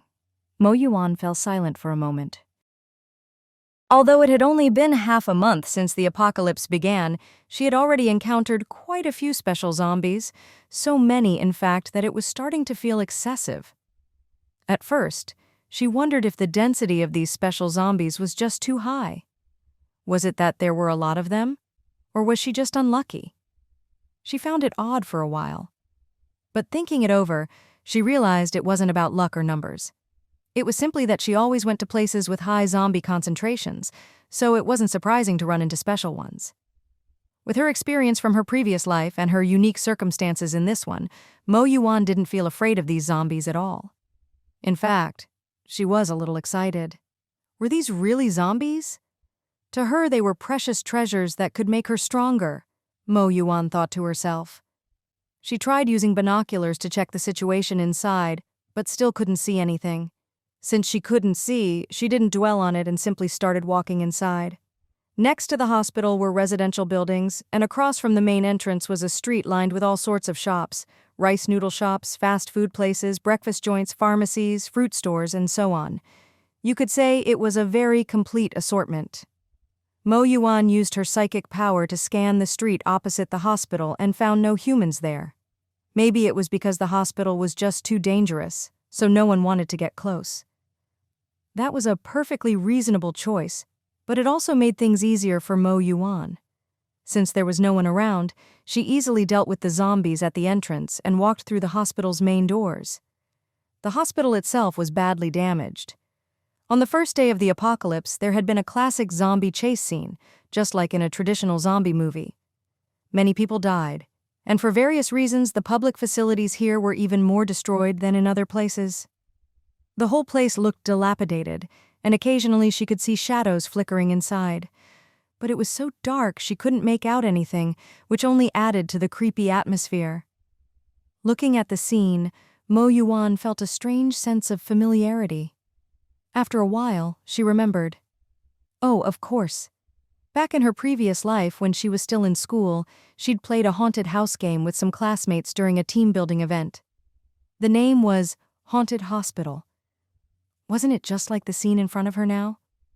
There were all sorts of chase scenes inside, and the NPCs even carried chainsaws and such. Thinking about it, this hospital would make a great haunted house. If it were before the apocalypse, it would probably make a fortune. But unfortunately, now that the apocalypse had come, places like this were everywhere, and no one would want to seek out that kind of thrill anymore. Mo Yuwan shook her head, didn't hesitate, and fully unleashed her psychic power, covering the entire building in front of her. Ever since she gained her psychic ability, Mo Yuwan hadn't relied on it too much. But recently, when she and Gu Yongnian went out together, she'd used it quite a bit. Sometimes, when she was on her own turf, she'd even use it to check if Da Huang and Gu Yongnian were slacking off while expanding their territory. At first, Gu Yongnian found this strange sensation odd, but over time, he realized it was Mo Yuwan's way of supervising. Whenever he felt it, he'd be extra careful. Mo Yuwan had also seen Gu Yongnian talking to Da Huang a few times, and as soon as he sensed her psychic surveillance, he'd spring up and get back to work. Mo Yuwan just smiled and never brought it up. But after all this back and forth, she'd become much more skilled at using her psychic power, and it had even grown stronger. The growth wasn't slow either. Now, covering an entire building with her psychic power was effortless. It took just a moment and hardly any energy. But this time, she was pleasantly surprised. She didn't sense any special zombies she was looking for, but she did sense humans. Quite a few, actually. More than a dozen. The building was 6 stories tall, not a major building, just a regular outpatient clinic. The zombie density inside wasn't terrifying. Most were concentrated below the 4th floor. There were very few on the 5th floor, and the group of people was on the 6th. From top to bottom, the lower you went, the more zombies there were. It seemed that the people on the top floor had been trapped there when the outbreak started and couldn't get down, so they'd been clearing zombies bit by bit from the top down, but obviously that wasn't easy. There were still several hundred zombies in the building. For a team of just a dozen or so, that was no easy task. But they had no other choice. If they didn't clear the zombies, they'd die anyway. Either starve to death trapped inside, or go out and get eaten by zombies. Mo Yuwan thought, honestly, suicide might be the more cost-effective option. But since she was passing by to collect medicine anyway, and there were plenty of supplies here, she figured she might as well help them out, if they were sensible. With that thought, Mo Yuwan relaxed her psychic power and walked into the building. It hadn't been long since the apocalypse began, barely 2 weeks. If it were before the apocalypse, that amount of time wouldn't be enough to accomplish much of anything. But now, after the world had changed, 2 weeks was enough to change everything. Just as Mo Yuwan saw at the entrance, the entire hospital looked desolate, even bleak. All sorts of things were scattered across the floor, making the place feel extremely chaotic. With the occasional wandering zombie, the only thing missing was a twisted maze.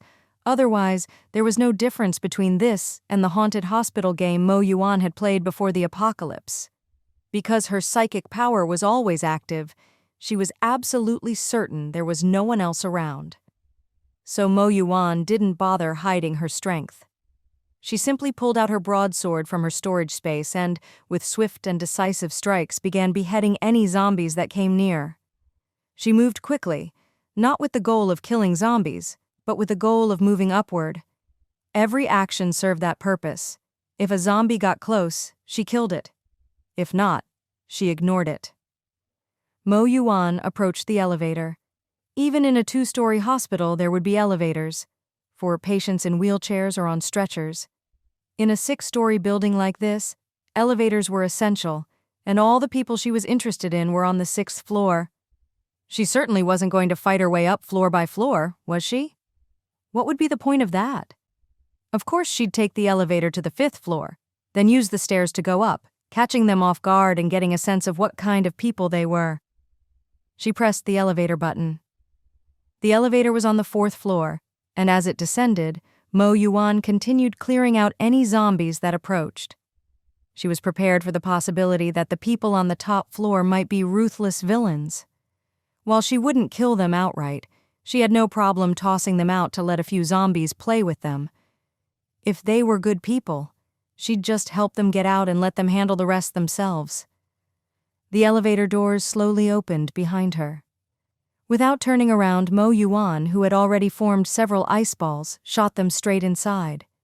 With her psychic powers as support, Mo Yuwan was like a tiger with wings. She didn't need to prepare at all. The entire building was under her surveillance, including the group on the top floor, who had noticed the elevator moving and were now standing at the elevator entrance, weapons at the ready.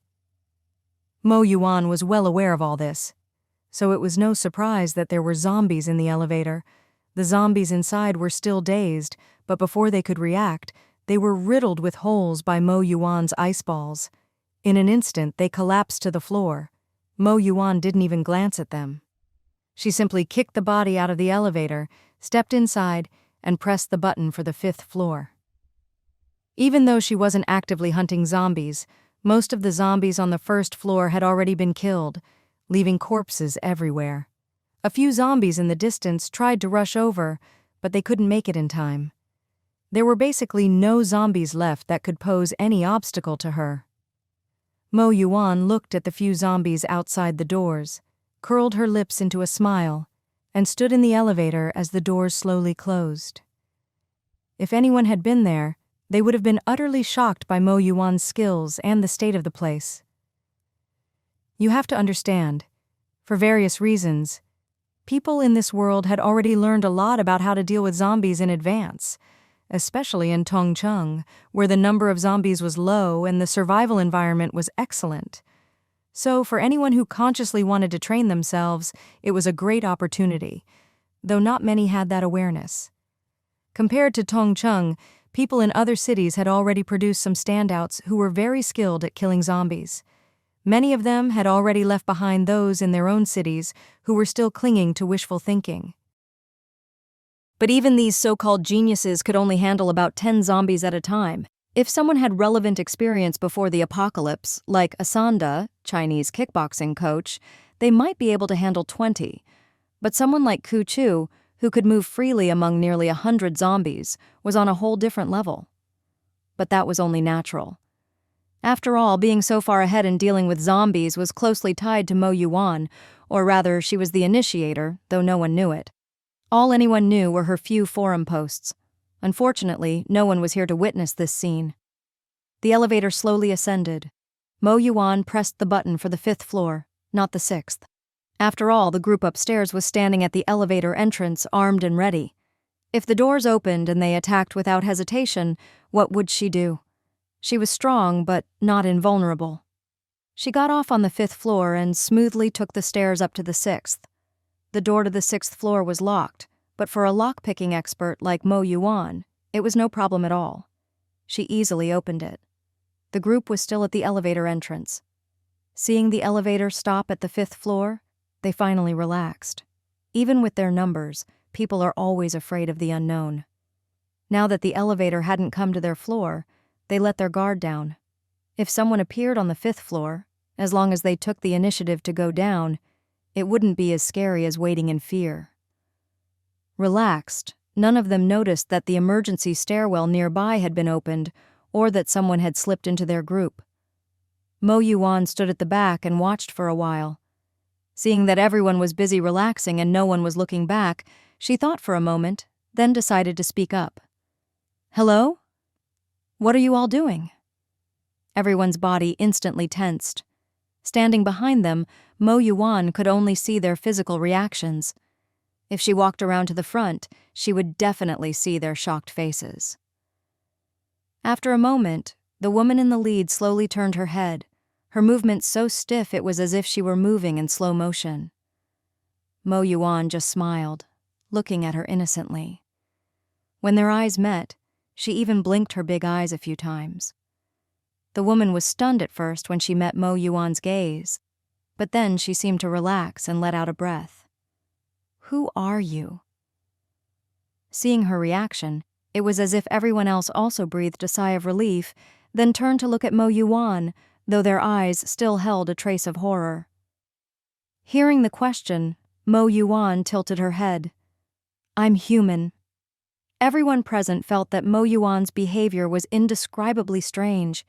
If it weren't for her face looking completely normal, no zombie-like bluish tint, no gray-white eyes, and her body clean except for a few drops of blood, they might have thought she was a talking zombie, and the kind with a twisted sense of humor. Even though she looked very cute, she still gave people that kind of feeling. If they had to describe it, they couldn't really put it into words. We asked who you are. What kind of normal person answers, "I'm human?" Everyone felt mentally exhausted, but still tried to keep calm. Mo Yuwan watched their reactions, her eyes smiling even more, but since she'd been smiling since she appeared, the change in her expression wasn't that obvious. In the end, the woman stood up and walked over to Mo Yuwan, though her expression was far from pleasant. "Where did you come from? How did you get up here?" Mo Yuwan just smiled without answering, simply looking at them. She knew these people probably found her behavior extremely creepy, which was understandable. Even with her own face, suddenly appearing at the back of their group without making a sound would freak anyone out. If they weren't unsettled, that would be strange. As for reasons and explanations, at this moment, all she needed to do was put on a mysterious expression. Nothing more. They would come up with their own explanations for her appearance. If she tried to explain, it might only make things worse. She just kept smiling. Then a young boy, about her age, looked at her in disbelief and cautiously asked, "Are you a human or a ghost?" Mo Yuwan wasn't surprised by the question. In fact, her smile deepened, her eyes taking on a meaningful look. "What do you think?" The boy was practically shaking, and everyone else's expressions as they looked at Mo Yuwan were hard to read. "Miss, are you the vengeful spirit who died in this hospital? Do you have any unfulfilled wishes? Please, just tell us. We'll do our best to help you. Just please leave. Things outside are scary enough. If you really want to eat someone, there are plenty downstairs tastier than us." "Xiao Ya, shut up!" The woman who had been sizing up Mo Yuwan suddenly spoke, stopping the boy from continuing. Mo Yuwan found their reactions quite amusing. Their explanations were much more entertaining than anything she could have come up with herself. No matter how much time she had, she never would have thought of being mistaken for a ghost. The woman looked at Mo Yuwan, who was still smiling and revealing nothing, and took a deep breath. "Miss, may I ask what you want?" "Damn it, Linji, why are you wasting words with this creepy chick? Just kill her. She scared me half to death." "This woman is clearly not right. Just kill her to avoid future trouble." The woman in the lead frowned slightly at these words, but said nothing. Her gaze remained fixed on the innocent and harmless girl in front of her, as if trying to find any trace of fear on her face. But there was none. Mo Yuwan's expression hadn't changed from start to finish. She just smiled faintly, as if she was afraid of nothing. Even after hearing those words, she showed no fear. From the start, the woman had thought this girl was unusual, and now she was even more certain. After a while, she finally spoke. "Old Wang, don't talk nonsense." "Miss, may I ask what you want?" Up to this point, Mo Yuwan actually felt some appreciation for these people. At least she didn't feel any dislike. In fact, you can learn a lot about people just from a few simple conversations. Character and personality show in words and actions, especially in an apocalypse where human nature is magnified. Before the apocalypse, some people might restrain themselves, but now, with all constraints gone, they show their true colors. Among the dozen or so people present, none looked at her with friendliness, but there was no other emotion either, just wariness, and occasionally a hint of killing intent. But that killing intent wasn't strong. It was clear they were just worried about their own survival, not truly vicious people. And among the three who spoke, each represented a different aspect of the group. The boy was clearly young and just scared. He'd been well protected even in the apocalypse. The man was obviously strong, but not very subtle, thinking simply and wanting only to eliminate any possible danger for the group. And the woman in the lead. She was probably the leader and the brains of the team. She called the shots, and from the moment she saw Mo Yuwan, she'd been sizing her up, trying to read her face. A smart person. If there were any scum in this group, they would have shown their true colors the moment they saw her face, just like the people she'd met before. But now, not a single person in the group looked at her that way. Most importantly, Mo Yuwan turned her gaze to the women present. Judging by their clothes and complexions, there was nothing unusual about them. They were even quite clean. Although it sounds like a lot to process, in reality, it all happened in just a moment, 2 or 3 seconds at most. She had already analyzed everyone present and clarified her own purpose for being here. It seemed there was no need to consider throwing these people out to play with the zombies. She smiled sweetly at the woman in front of her and, without hesitation, dropped a bombshell. "Maybe I'm just here to do a good deed for the day? Do you want to leave? I can take you out?" Everyone looked at Mo Yuwan as if she were an idiot, their expressions completely unfiltered. Mo Yuwan didn't mind. After all, with her appearance, it was hard for anyone to believe she was telling the truth. Their skepticism was a normal reaction. In fact, it would be even stranger if they believed her right away, wouldn't it? Their eyes were full of shock, as if waiting for Mo Yuwan to say more. But after she spoke, she simply fell silent and looked at them. You're joking, right?" The boy who had spoken first now asked again, his expression full of disbelief as he looked at Mo Yuwan. But Mo Yuwan still didn't answer their questions. In fact, she was already getting a little impatient with their dithering. "So, do you want to leave or not? If not, I'll go. I was just curious to see what kind of people could survive in a hospital." "Stop bragging, will you? Look at yourself. Who would believe you could get us out of here?" This time, it was the man who had suggested killing Mo Yuwan to eliminate future trouble. No one else spoke up for her, clearly agreeing with him. In their minds, no normal person would take her words seriously. It was just too far-fetched. Mo Yuwan just gave him a cool glance. "Then you can stay here. I never said everyone had to come with me. Your legs are your own. I can't force you." Mo Yuwan felt she'd made herself very clear. But these people didn't appreciate it at all. In fact, their looks toward her became even more disdainful. The woman called Linji, who seemed to be the backbone of the group, still hadn't spoken, just watched Mo Yuwan. Those who agreed with the man's view slowly moved closer to him. Of course, there was a very important reason for this. His combat ability was the highest in the group, and everyone knew it. So it was only natural for them to gravitate toward him. A wise bird chooses a good tree to nest in. That's an age-old truth. They saw Old Wang, the strong one, as the good tree, so their choice was understandable. The others kept their eyes on Linji, waiting for her to speak, not making any rash moves. It was clear that half the group trusted strength, while the other half trusted intelligence. Mo Yuwan wasn't particularly interested in this. She just looked at Linji.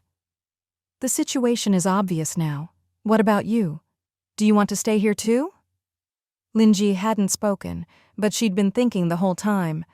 The situation was strange, and she didn't dare make a rash decision, not when she was responsible for so many people.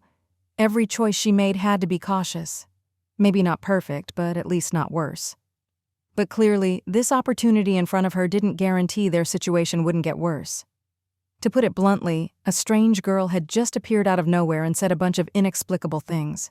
There was no reason to trust her. "Miss, how do you expect me to believe what you say? Can you prove your ability?" "Prove it?" Mo Yuwan seemed to have heard something hilarious. Her gaze turned odd and suddenly she burst out laughing. Her laughter echoed in the space, sounding a bit eerie. Many people couldn't help but recall what the boy had said earlier about her being a ghost. It had been a joke, but now, for some reason, they were starting to believe it. Her laugh was just too creepy. When Mo Yuwan finally stopped laughing, there were even tears at the corners of her eyes. "Isn't the fact that I appeared here without any of you noticing proof enough?" As she said this, she was still smiling, but as soon as the words left her mouth, her smile vanished. When she looked up again, her face was expressionless. An indescribable aura spread out from Mo Yuwan as the center. No one knew why, but suddenly everyone felt a chill shoot from the soles of their feet to the top of their heads. Some couldn't help but start to tremble. Even though they tried their best to control their reactions, they found it impossible. The urge to shiver felt like it was carved into their very bones, especially the man called Wanga. He felt it most strongly. Perhaps because of his own strength, he was even more sensitive to the difference between himself and Mo Yuwan. He understood that this was the feeling of being utterly outclassed, and not just by a little. He considered himself well-connected and experienced, having met many powerful people. But this kind of oppressive aura was rare. In all this time, he'd only met one man before the apocalypse who could do this.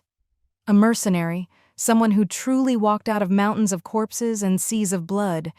So it wasn't surprising that man could do it. But this girl in front of him, she was just a teenager. Not only was she young, but before this change, he hadn't noticed anything special about her at all. Wang Jie instinctively took a step back. He didn't even realize it himself. He was actually feeling fear. But the people behind Wang Jie keenly sensed his change. However, because Wang Jie had always been fearless in their eyes, and his combat ability was so strong, no one thought he might actually be afraid. Instead, they assumed he'd noticed something wrong with the woman in front of them and wanted to lead them to escape. One of the men standing behind Wang Jie was a straightforward type. He always asked directly about things he didn't understand, never thinking in circles, and even now was no exception. Seeing the situation, he blurted out, "Wang Jie, is there something wrong with this woman? Why did you step back? There's so many of us. Are we really supposed to be afraid of her?" He said this at full volume, so everyone heard him clearly. Wang Jie's face turned pale the moment he heard this. He didn't answer, but instinctively turned to look at the woman who made him feel fear, only to meet a pair of cold, emotionless eyes. What kind of look was that? Wang Jie couldn't describe it. Maybe like a beast, or maybe like someone looking at a pile of trash. All he knew was that his instincts were screaming at him. "Run now while you still can!" Just as he was hesitating about whether to abandon the group and bolt, the girl who just looked at him that way suddenly smiled again. This time, it was a harmless, gentle smile, completely different from before. "What are you all talking about? I'm just a weak girl. What could I possibly do to you? If you don't want to come with me, then don't. Am I going to say, if you don't come, I'll kill you all? Look at me. Do I look like that kind of person?" As soon as Mo Yuwan finished speaking, a zombie's low growl came from the stairwell she'd just used, and the door began to rattle from being hit. In the previously quiet space, the sound was especially clear. It was probably the noise from their earlier argument that had attracted the zombie. After all, they'd been loud, so it was only natural that a few zombies would be drawn over. Everyone instantly became alert. But the next second, they saw the woman still smiling as she walked straight to the door and, without hesitation, pulled it open. "What the hell are you doing?" A man's shrill scream came from behind her, but Mo Yuwan ignored it, acting as if she hadn't heard, and opened the door without a second thought. Even if someone wanted to stop her, they couldn't. They could only watch helplessly. As soon as she opened the door, she pulled something in from outside, then took a dagger from her pocket and threw it into the room. The zombie's head exploded instantly. Unfortunately, this zombie had been dead for a while already, or else with that throw, white brain matter would have splattered everywhere. If Ye Gaoyuan were here, he'd definitely find this scene familiar and feel a lingering fear. Because Mo Yuwan had used this same move on him before. But back then, before the apocalypse, she couldn't kill, so she'd only used it to scare him. If she'd really thrown it at his head, the result would have been just like this. If Ye Gaoyuan were here, he'd probably be grateful she'd shown mercy. Too bad he wasn't. Otherwise, he might have been scared enough to wet his pants. Everyone present fell silent at the sight, filled with fear and disbelief. Mo Yuwan's skills were simply unbelievable. Throwing a dagger isn't hard, but to throw it so the tip goes straight in without the slightest deviation is no simple feat. Not to mention... Everyone's gaze fell on the zombie's head. The depth the dagger had penetrated was terrifying. How much strength did that take? Everyone suddenly felt a dull ache in their own heads, imagining what it would feel like to have their skulls pierced like that. At the front, Linji's gaze toward Mo Yuwan grew even more profound. She was the smartest in the group, so she thought more deeply than the others.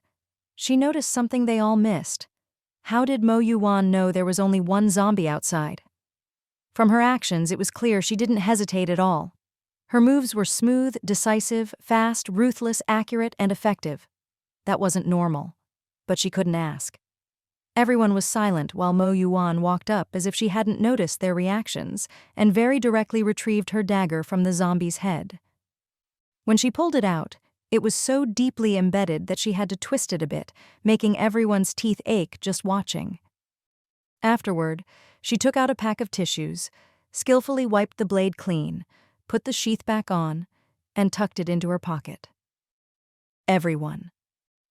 The boy called Xiao Ye didn't look scared at all. Instead, his eyes sparkled as he looked at her, as if he were looking at an idol. Meeting his gaze, Mo Yuwan was momentarily stunned, but she quickly looked away. "Miss, I'll go with you." After what had just happened, Wang Jie was actually the first to step forward, his eyes full of caution. Mo Yuwan glanced at him. "What? Not calling me a braggart anymore?" Wang Jie was stunned, momentarily at a loss for words. He wasn't good with words. Suddenly, Mo Yuwan opened the door and walked out without looking back. "I've changed my mind. I'm not taking you out. Take care of yourselves. I'm leaving." After Mo Yuwan finished speaking, she didn't look back at anyone and simply walked away. For a moment, everyone was stunned. They looked at the zombie corpse on the ground, then at the girl in the distance, and really didn't know how to react. Instead, it was Xiao Ye, the one who'd first suspected Mo Yuwan was a ghost, who reacted first. He immediately followed after her, not hesitating at all, as if he was afraid that if he was even a step too slow, the girl ahead would disappear forever. "Pretty sister, wait for me." Mo Yuwan heard the voice behind her but said nothing and didn't stop him, simply letting him catch up. She even slowed her pace a little. Seeing this, the rest of the group quickly came to their senses and hurried to catch up, not daring to hesitate. In the end, it was Lin Ji, who had always maintained a polite skepticism toward Mo Yuwan, who led the last group of people. Mo Yuwan noticed this but said nothing. She took the stairs down. There weren't many zombies on the 5th floor. Most had already been cleared by the group, and Mo Yuwan had unconsciously killed quite a few herself, so there were hardly any left. Most of the people present had been to the 5th floor before and had participated in several clearing operations, so seeing so few zombies now, plus the corpses on the ground, left them a bit dazed. The remaining zombies posed no threat at all and were quickly dealt with by the group. Mo Yuwan actually wanted to take the elevator, but earlier it had been blocked by the others, so she'd chosen the stairs. Now that the group had caught up, she glanced back. Not everyone had followed.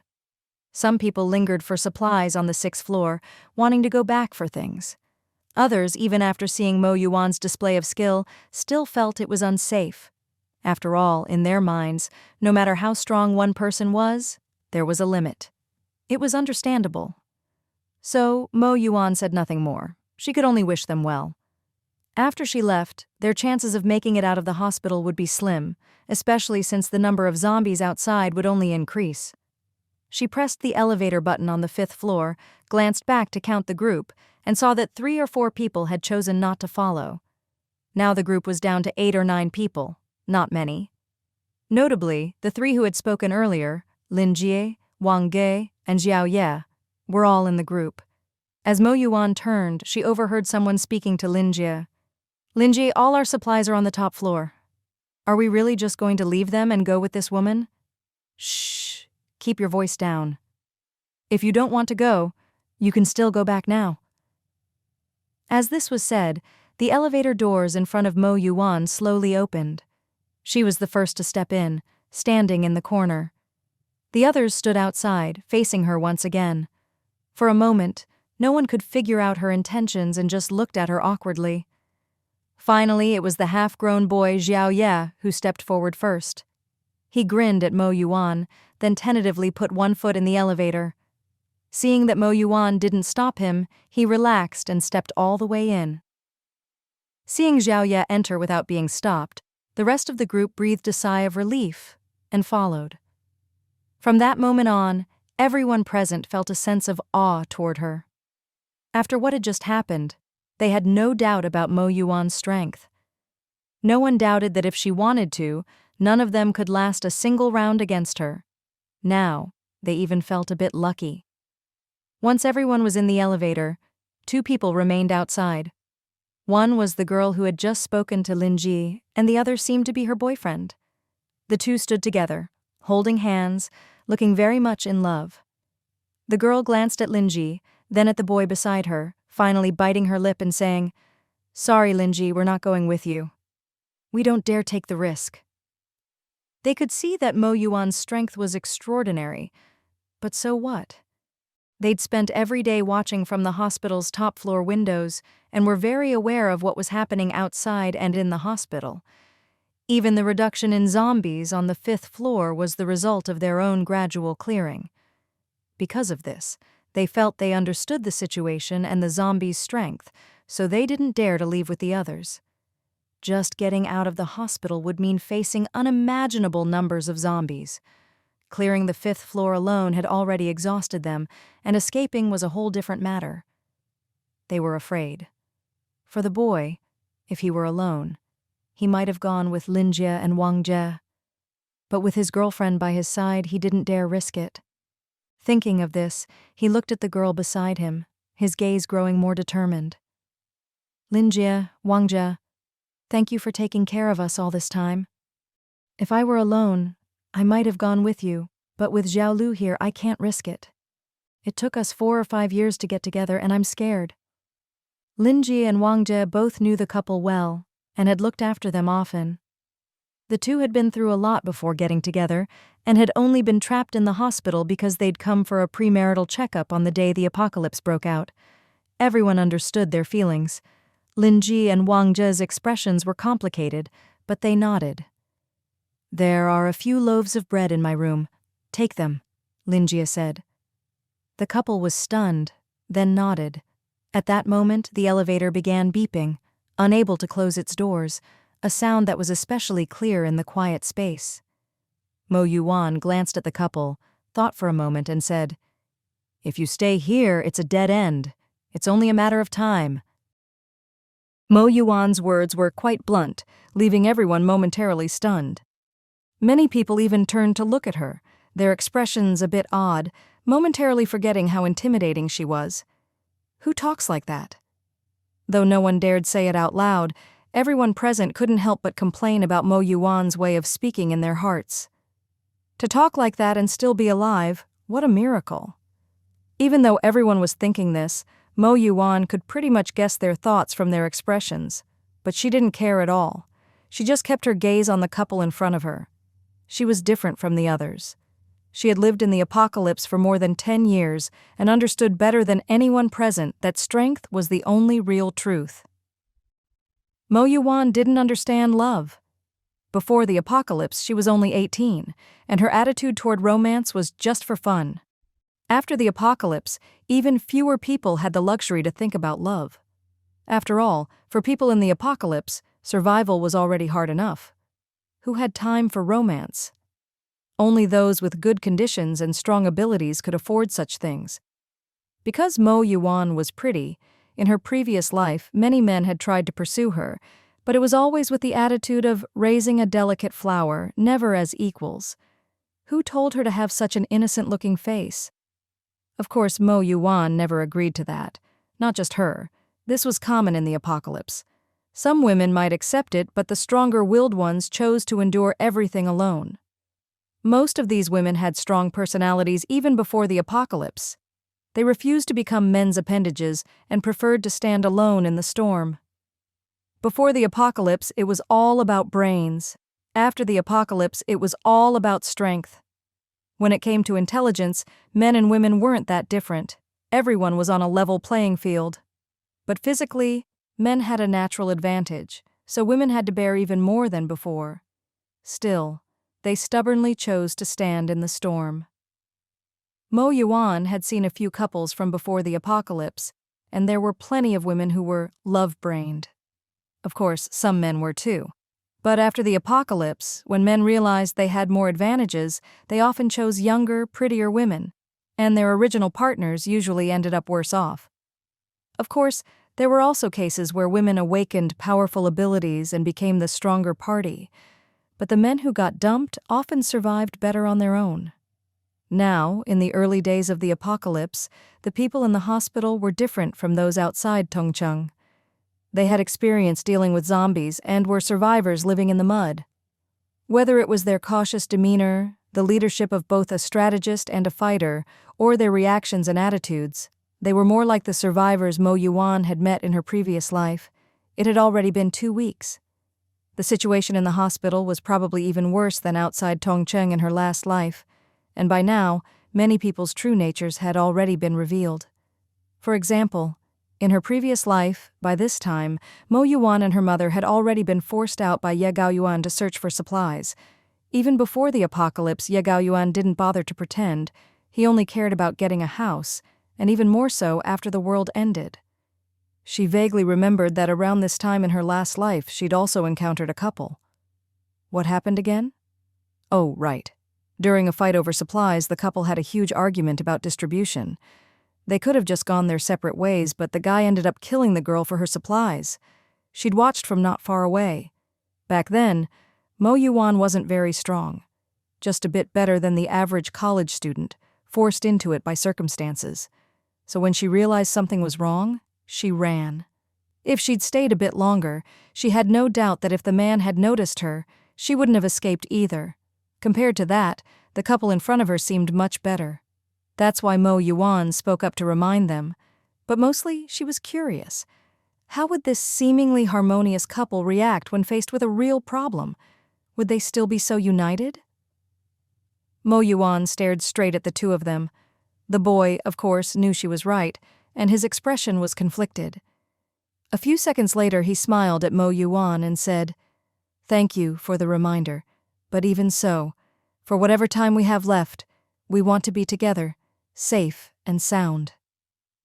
Mo Yuwan fell silent. She couldn't understand. She thought material things were the foundation of feelings, not to mention whether they could even survive. Just considering how much supplies were left in the building, even if the few of them managed to clear out all the zombies, the supplies would eventually run out. When that happened, could the two of them really avoid fighting over resources? Mo Yuwan thought it was impossible. But since that's what they said, she could only nod and reach out to close the elevator. The elevator doors slowly closed, and the people inside and outside looked at each other until, just as the doors were about to shut, they opened again. It was the girl. Her hand was on the open button. Meeting everyone's gaze, she looked conflicted. She glanced at the people in the elevator, then at her boyfriend outside, and finally stepped in. She turned to look at the man outside, her eyes growing more determined. "I love you very much." It was a confession, but her voice was very calm. "But this world isn't just about you and me. I don't want to live just scraping by. I still have my parents, and I worry about whether they're okay. Hiding won't solve anything. Maybe dying will hurt a little less, but at least it won't be a pointless death." What she said resonated with everyone present. Many of them had thought about just giving up and dying on the top floor, since in their minds, the world was already so bad that it couldn't get much worse. But even so, they still wanted to live, mainly because they had family and people they cared about. They weren't alone. Giving up on life isn't hard, but having the resolve to keep living is what's truly difficult. Maybe the reason to keep going is just these so-called bonds. For a moment, it was as if the people inside and outside the elevator were separated by an invisible line. Mo Yuwan just stood in the corner of the elevator, watching the scene unfold without saying a word. It wasn't until the girl reached out her hand to the boy outside the doors. "Let's try to escape together. Uncle and Auntie must miss you too." Everyone looked at the boy outside the elevator. No one tried to rush him at this moment. They all understood that life is made up of one choice after another. This was important before the apocalypse, but even more so now. One wrong choice could mean falling into an abyss with no return. Suddenly, Wang Zhe spoke up, his tone sounding a bit impatient. With his burly appearance, it actually seemed fitting, as if this was just how he was supposed to be. "What are you dawdling for? A grown man, and you're not even as brave as your girlfriend. If you want to die, it's easy. See that wall over there? Just smash your head into it and you're done. There are plenty of scalpels and drugs in this building too. Stop hesitating. If you want to die, just get on with it. Here we go again. Another sharp tongue. Everyone present looked at him in shock. They all knew Wang Ge was blunt, but no one expected him to say something like that at a time like this. The boy's expression was a bit complicated, but he didn't blame Wang Ge. There was no other reason. Wang Ge had always been this way, and everyone was used to it. Some people in the elevator even thought about just kicking or dragging the boy in, but no one actually did it. No one dared to take responsibility for someone else's life. Everyone understood this. Maybe before the apocalypse, when parents pushed for marriage and kids, you could say something, but here, everyone was just a passing acquaintance. No one knew what would happen in the future. If you reached out now and something happened later, the other person might say, "It's all your fault. If you hadn't made me get in the elevator, maybe I wouldn't have..." But the hesitation was dragging on too long. Even Mo Yuwan was getting impatient and reached out to press the close button. But just then, the boy suddenly stepped forward and entered the elevator. He was still afraid. He feared death. But he knew his girlfriend was right. He wasn't just living for himself. He had family, too. These past few days, he'd worried about his family's safety every moment. When the apocalypse first broke out, many people in the hospital died. He and the others had been saved by Linjie and brought to the top floor. Back then, at least they could still contact their families by phone. But now the internet was down. They hadn't heard from their parents in a week. They were young and strong, and even they were struggling to survive, let alone their aging parents. He couldn't imagine how hard things must be for them. If his parents encountered zombies, they might not even have a chance to run. He tried not to think about it, but he couldn't help it. And now his girlfriend had gone in alone. He couldn't just leave her. So after much inner struggle, he finally stepped in. The elevator doors closed again. The elevator began to descend slowly. No one was in the mood to talk. Everyone was silent, bracing themselves for what they imagined would be a dire situation on the first floor. Each person stared tensely at the doors, as if afraid something would suddenly burst out. Everyone was on high alert, except for Mo Yuwan, who was the calmest of all, leaning casually against the elevator wall. Xiaoye noticed her posture and moved to stand beside her, carefully edging closer. "Sis, I'll protect you, don't be scared." Mo Yuwan. She looked Xiaoye up and down, falling into deep doubt. "Are you kidding me? I need you to protect me?" Look at those skinny arms and legs. He was only a little taller than her, and she could probably send him flying with one punch. That's what Mo Yuwan thought, but she didn't show it on her face and simply didn't respond. At that moment, the elevator doors opened. Everyone, who had been on high alert, stared in shock at the scene on the first floor. They had expected the first floor to be crawling with zombies, and there were indeed a lot, but only about a dozen were still moving. The number was shockingly low, completely different from what they'd imagined. In fact, the fifth floor had 10 times as many zombies before, and it had taken them ages to clear it. But looking down, they saw the floor littered with zombie corpses, all with their heads cleanly separated from their bodies, the necks neatly severed. It wasn't hard to imagine what they'd gone through before dying.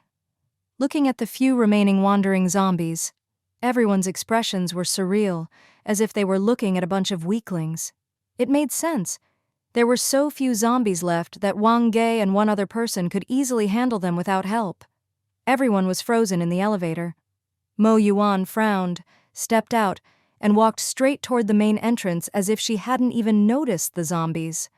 The dozen or so zombies, hearing the noise, rushed toward her. The others quickly followed, taking the initiative to deal with the remaining zombies. They finally understood. All these corpses were killed by this woman. If she could kill so many zombies, her combat ability was unimaginable. If she'd done all this, and they still didn't step up to handle the leftovers, that would be too much. Wang Ge was the most silent. He'd realized this girl was extraordinary when he first felt her aura. But seeing the carnage now, he knew just how laughable his earlier thoughts had been. A dozen zombies were no threat to the group. Even if Mo Yuwan didn't help, they could handle it quickly. Soon, everyone reached the main entrance. Looking back at the building behind them, they all felt a sense of disbelief. For this group, they'd imagined all sorts of possibilities when they decided to follow, but none of them had expected things to turn out like this. It was so simple, almost absurdly so. There was no danger at all. It was even easier than clearing zombies on the 5th floor. Everyone felt it was surreal, and their expressions were a bit odd. If they'd known it would be like this, what had they been agonizing over for so long? It was a complete waste of time. Everyone's gaze shifted back to Mo Yuwan, who was walking at the front. At this moment, their eyes even held a trace of grievance. If she'd told them earlier, would they have needed to struggle for so long? They would have followed her without hesitation. Of course, that was just wishful thinking, because they knew it was impossible. If you thought about it, even if she had told them, would they have believed her without seeing it for themselves? It was like standing before a mountain that seemed impossible to cross, and someone passing by looked at it and asked, "Isn't this just a little hill? What are you all talking about?" That's exactly how it felt. They wouldn't have believed her. And then she would have just led them over the mountain in 2 or 3 steps. Maybe not even that many. In short, ever since this girl appeared, everything around her had felt strange. But even so, they could only remain silent. Mo Yuwan had already experienced the situation outside when she first entered, but at that time her goal was to get into the hospital, not to clear zombies, so there were still quite a few outside. Now, leading a whole group was a bit more difficult, because this time, she wasn't just walking out alone, she had to bring everyone with her. Although this group wasn't completely useless, they weren't exactly strong either. At first, Mo Yuwan thought about just ignoring them, letting them fend for themselves and walking straight to the main gate. But she noticed that this group had a mysterious cohesion. What did that mean? It meant everyone stuck close behind Mo Yuwan, as if afraid of being left behind. If someone fell behind, others would reach out to help. From their actions, it was clear that after 2 weeks, they'd developed some teamwork and coordination. Faced with this, Mo Yuwan found it hard to just ignore them. If they only cared about themselves, she could have turned away without a second thought, not caring about their fate. But unfortunately, they didn't. So whenever they were in danger, Mo Yuwan would reach out and help. The others noticed this and seemed surprised, but when they saw Mo Yuwan's serious expression, they kept silent. Mo Yuwan could tell they wanted to say something, but she didn't care. If she had to say, it was just a moment of kindness. She had nothing to gain from helping them. It was just on a whim. The distance from the outpatient building to the hospital gate was the shortest, but there were still plenty of zombies along the way. Mo Yuwan moved forward with her dagger, finding it a bit tough, but there was no other way. After all, her powers hadn't awakened yet, and she couldn't just pull out a broadsword out of thin air in front of everyone, so she had to make do for now. Fortunately, the group wasn't really dragging her down, so after about 10 minutes, they finally made it to the hospital gate. The moment they stepped out, everyone collapsed to the ground, looking back at the zombies still roaring at them, feeling lingering fear. But now, they weren't as scared as before. Some even knelt on the ground, gasping for breath, partly from fear, partly from sheer exhaustion. Mo Yuwan couldn't help but glance at them. Their abilities were better than she'd expected. Although she'd helped several times along the way, it was far fewer than she'd anticipated. These people had already developed good stamina and zombie fighting skills from repeated attempts to clear the 5th floor. Even the seemingly delicate girl in the couple was decisive and efficient, her eyes full of determination and not a trace of fear. Mo Yuwan couldn't help but be impressed. Once everyone had caught their breath, Mo Yuwan said to them, "You should go. The situation outside is much better than inside. If your families are in Tongcheng, there's a good chance they're still alive." After speaking, she pulled out her dagger again, opened the hospital's side door, and went back inside, immediately killing a zombie. Everyone was stunned by her actions. then looked at each other in confusion. Why did she go back in? That was the boy from the couple speaking. Everyone was shocked. The hospital door was just an ordinary metal door with an old-fashioned manual push-pull on the side and an electric one in the middle. They could see everything inside through the door and clearly saw Mo Yuwan's actions. After she went in, her speed was much faster than when they'd come out. In about 2 minutes, she reached the entrance of the outpatient building they'd just left. Just when everyone thought she would go inside, she didn't. Instead, she headed straight for the inpatient department. Everyone watching her felt their hair stand on end. Some wanted to shout something, but when they opened their mouths, nothing came out. They instinctively wanted to warn her that there were far more zombies there than in the outpatient building, and some were even strange. But they didn't forget that in the apocalypse, any sound could attract a horde of zombies. If that happened, not only would the zombies inside focus on her, but their own danger would skyrocket. So in the end, no one made a sound. The girl in the couple bit her lip. She's so strong, she'll be fine, right? Faced with her question, no one dared to answer. Having followed that girl all the way here, everyone present certainly acknowledged her strength, but recognizing her power and actually seeing her walk back inside were two completely different things. Some in their group had escaped from that direction before, but all they knew was that there were a lot of zombies over there. But after spending days on the top floor, watching the hospital's movements, they gradually noticed that something was off with the zombies in the inpatient department. The zombies there weren't just deformed from pre-apocalypse illnesses, some also had strange behaviors and abilities. If they'd known that girl was going that way, they definitely would have warned her. But in their minds, after all the effort it took to escape the hospital, who would ever go back in? That's why no one said anything. Now, seeing her go, it was too late to warn her even if they wanted to. Everyone fell silent, only looking away when her figure finally disappeared from view. Their lips were pale. Just as that girl had said, things outside really were much better. After leaving the hospital, they realized there were hardly any zombies outside. Compared to the density inside, it was like night and day. This left them a bit confused. Was it really only them who had it so bad? No one could say for sure. After a while, Linji spoke. "Where's everyone planning to go?" The couple exchanged a glance. "Linji, Wang Jie, we're going to look for our parents, see how they're doing." Linji and Wang Jie nodded and looked at the others. One man, who looked to be in his 40s, met their gaze and grinned. His smile seemed sunny, but if you looked closely, you could see his eyes were completely dim. "My wife's still waiting for me at home." "Actually, I only came that day to pick up my test results. Lung cancer, late stage. I never told you all." Everyone was stunned, looking at him in disbelief. He was from a nearby village, not the city, always friendly and cheerful. Everyone called him Dajuge, Big Bro Ju.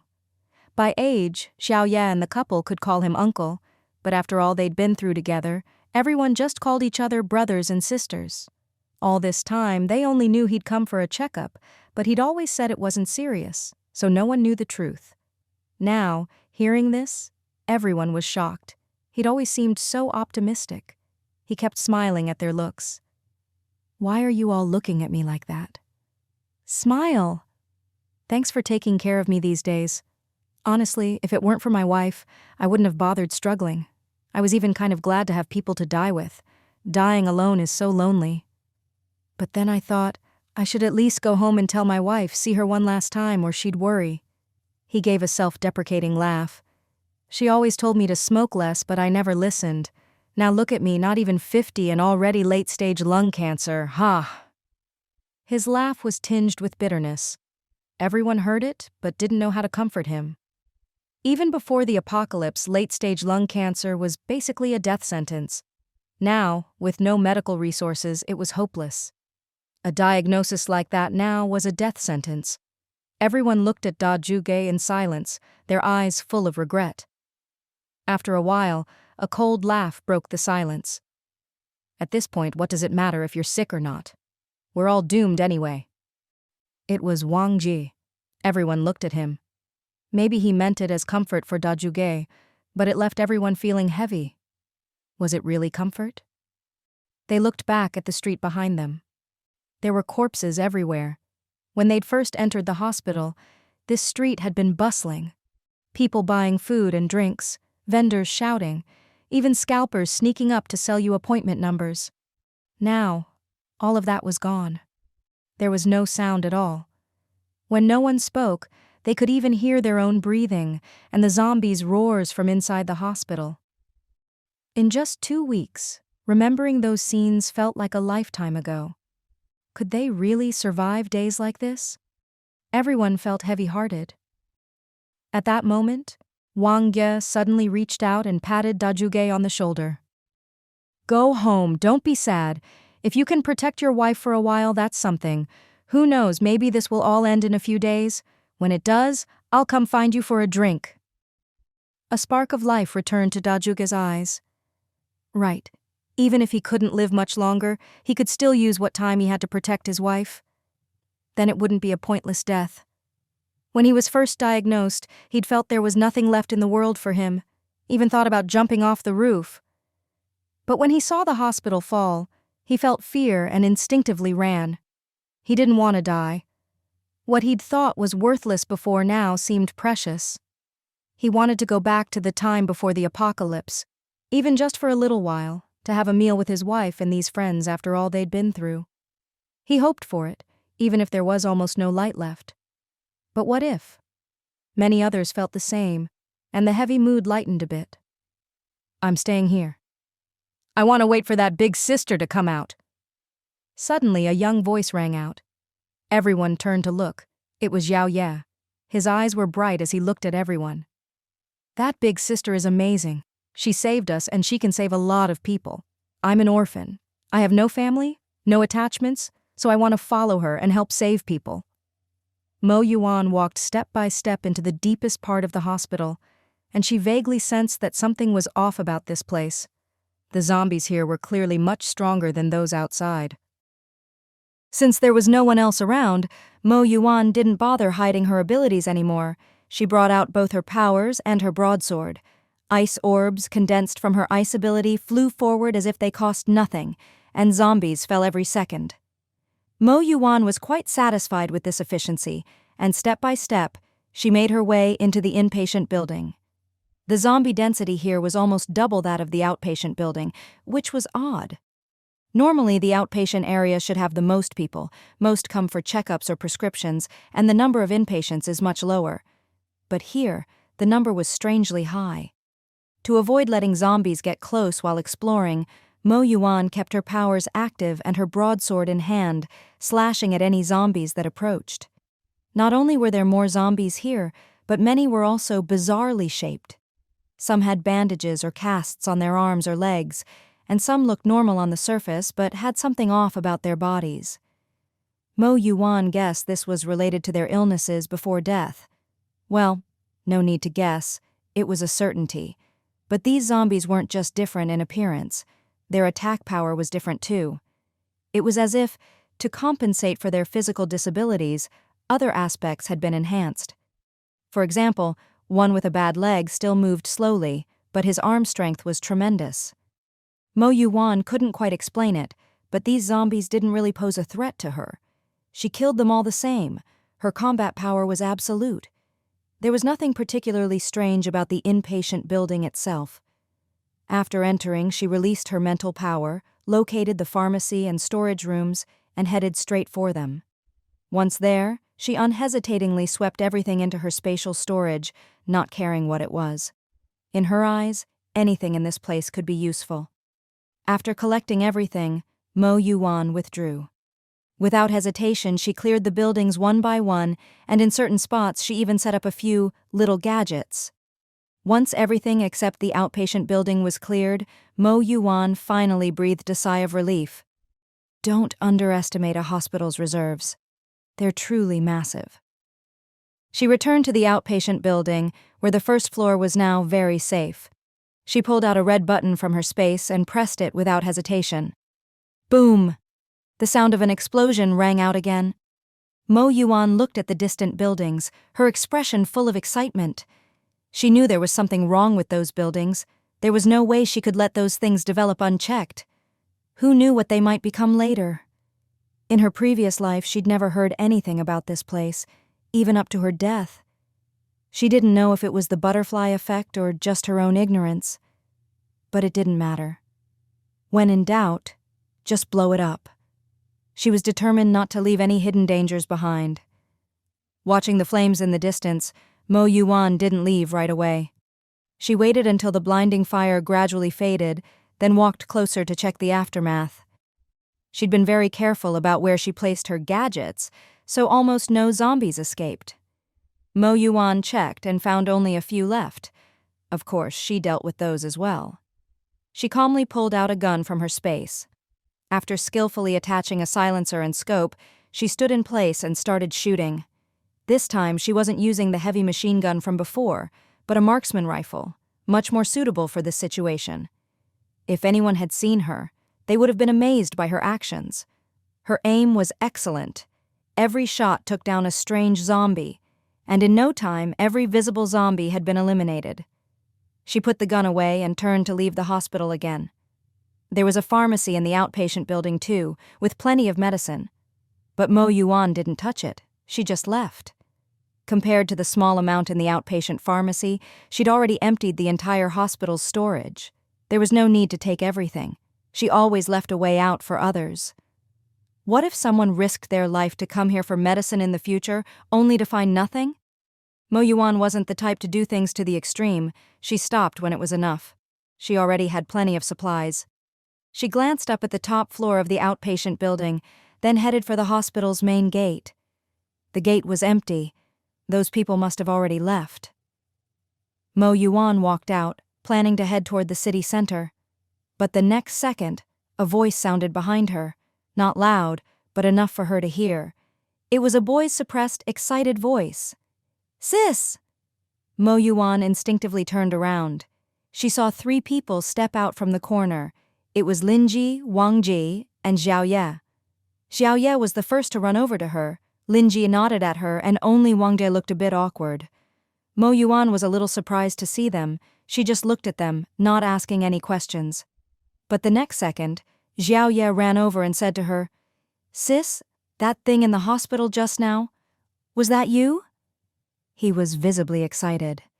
Mo Yuwan showed no sign of being flustered at being found out, her expression calm as ever. "What are you talking about?" Xiao Ye wasn't upset by her answer. He just kept looking at her with bright eyes. "Why haven't you left yet?" Mo Yuwan asked, changing the subject. Xiao Ye paused, then explained, "Oh, sis, we saw how amazing you are and want to follow you. Can you take us with you? We want to act together." Mo Yuwan didn't answer, but looked at Wang Jie and suddenly smiled. Lin Jie and Wang Jie exchanged odd glances with her. "What's wrong? Not going to say I'm only good for my looks anymore?" At these words, Wang Jie's face instantly turned red. Seeing Wang Jie's expression, Xiao Ye found it rather novel, his eyes widening in surprise. After spending so much time with Wang Jie, he knew well that Wang Jie was the group's muscle, rough around the edges, strong, not a delicate person, and not one for subtlety. He was also a bit careless with his words. To see him suddenly blush like this was a first. Xiao Ye couldn't help but want to laugh. Lin Ji noticed Wang Ji's discomfort too, a smile appearing on her face as she stepped forward to change the subject. "Miss, I think you understand what we mean. I wonder if you could—" It wasn't that she couldn't take them in. Compared to others in Tongcheng, this group was much higher quality overall, and they seemed like good people.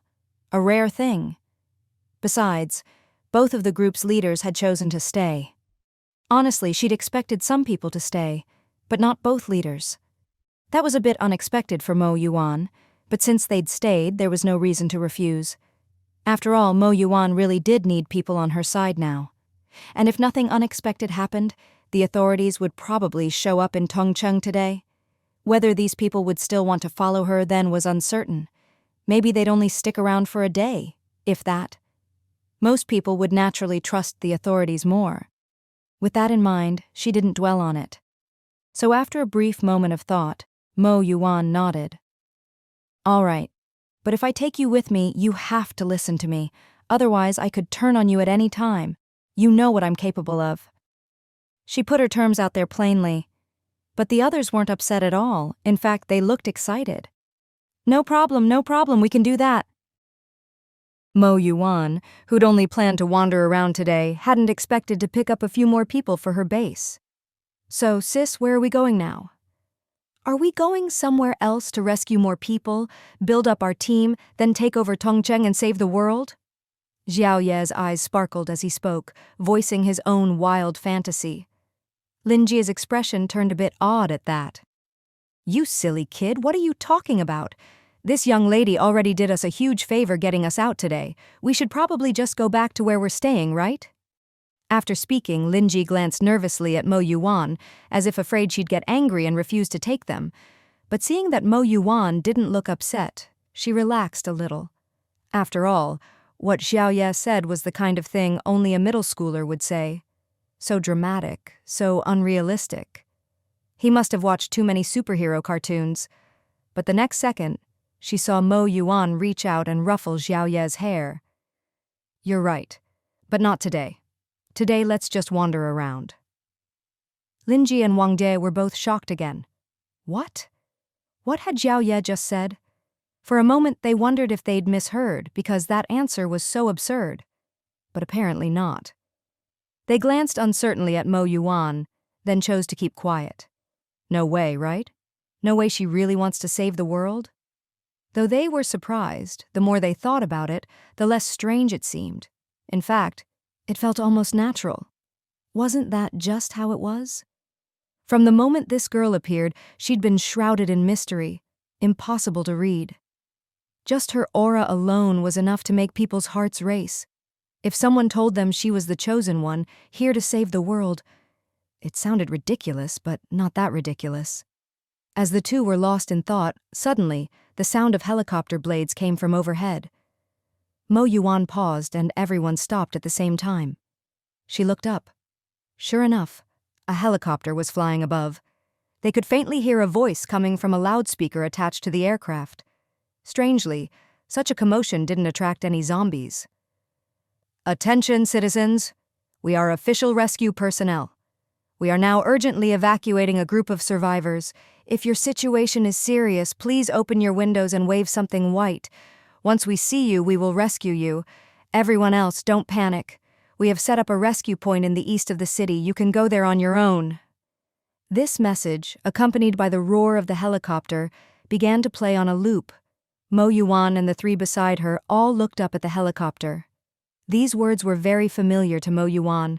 She'd heard them in her previous life as well. Before long, the helicopter slowly flew toward their location and finally landed right in front of them. Seeing this, the three behind Mo Yuwan exchanged glances. Mo Yuwan lowered her head, her expression unreadable. Soon, the helicopter came to a complete stop and 3 people got out. It was 2 men and 1 woman. All 3 wore clean, sharp camouflage uniforms and black combat boots. Very impressive. The leader was a man about 1.85 meters tall, with short hair, striking features, sword-like brows, and cold, starry eyes. His whole aura was icy. Unlike the other 2, he wore only camouflage pants and black boots, not the jacket. But what really caught Mo Yuwan's attention was a very obvious knife scar on his wrist. Fierce and ugly. Seeing that scar, even Mo Yuwan was stunned for a moment. What the heck? Did the authorities have a death wish? Was this a suicide attempt? For a moment, Mo Yuwan felt it was all a bit strange. She opened her mouth, then closed it, saying nothing. But why did this man look so familiar? Thinking this, Mo Yuwan stared at his face for a long time, then glanced at the scar on his wrist, and suddenly realized it was him. The 2 people behind the man noticed Mo Yuwan's gaze and couldn't help but frown. Here we go again. They knew their captain was handsome, but who could understand the feeling of people constantly swooning over him? And now, someone was even staring at the scar on his wrist with that kind of expression. For a moment, the two of them couldn't help but feel a bit annoyed with this pretty girl, even though she was good-looking.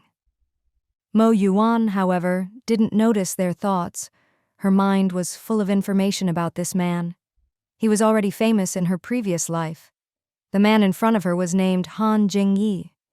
His reputation in her previous life was enormous, truly not ordinary. The scar on his wrist was as famous as he was. There was a reason for that. People often brought up the scar, just as she was doing now, because everyone assumed it was from a suicide attempt. Over time, after so many explanations, the real story came out. Han Jingyi had been a sniper in the military, one of those legendary marksmen who never missed. Before the apocalypse, someone had put a huge bounty on his hand. In the end, there was a fight between the two sides. Although the other party didn't succeed, Han Jingyi's wrist was left with a very serious scar. The attackers got away. In the end, neither side got what they wanted. Wait a minute. Mo Yuwan suddenly remembered. In her previous life, people said the organization that put a bounty on Han Jingyi's hand was one of the world's top mercenary groups. Didn't she have a top-tier mercenary from a world-class group on her own team now? And wasn't he an expert in assassination? Suddenly, Mo Yuwan felt a little uneasy. Could it really be related to Gu Yongnian's organization? She was a bit worried, but she never thought it would be Gu Yongnian himself. She felt she understood him well enough. Whether in her last life or this one, he never targeted Chinese people. For Gu Yongnian, China was a forbidden zone, but as for the rest of his organization, who could say? There were so many people, and not everyone had a bottom line. Gu Yongnian could only control himself. He wouldn't say much to others. It probably wasn't him, but if there was any connection, it could be a headache. Mo Yuwan had to be cautious. While she was thinking, the people in front of her finally spoke. The man standing behind Han Jingyi stepped forward. When his gaze swept over Mo Yuwan, his expression was especially unpleasant, but he restrained himself, nodded to everyone, and finally looked at Wang Jie, taking the initiative to speak. "Hello, sir. We're with the authorities. We saw the explosion at the hospital from the air just now. Do you know what happened?" At this question, Mo Yuwan and the others all twitched their eyebrows. Mo Yuwan didn't say anything. After all, they hadn't asked her, clearly assuming Wang Jie was the leader of the group, and even if they had asked her, would she answer? Of course not. After all, right now, Mo Yuwan looked like a delicate, helpless girl.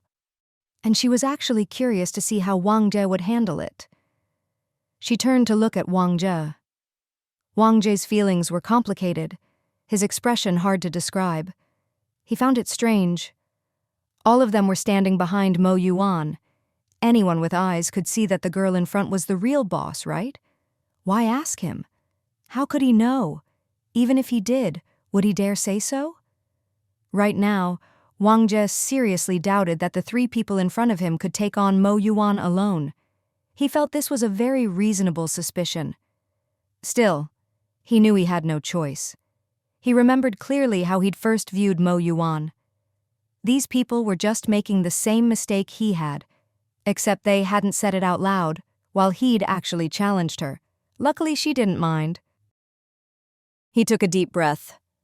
"We don't know. We were just passing by." Mo Yuwan was quite satisfied with this answer. Their group looked completely unremarkable. This was clear from the official's reaction, who didn't notice anything odd at all.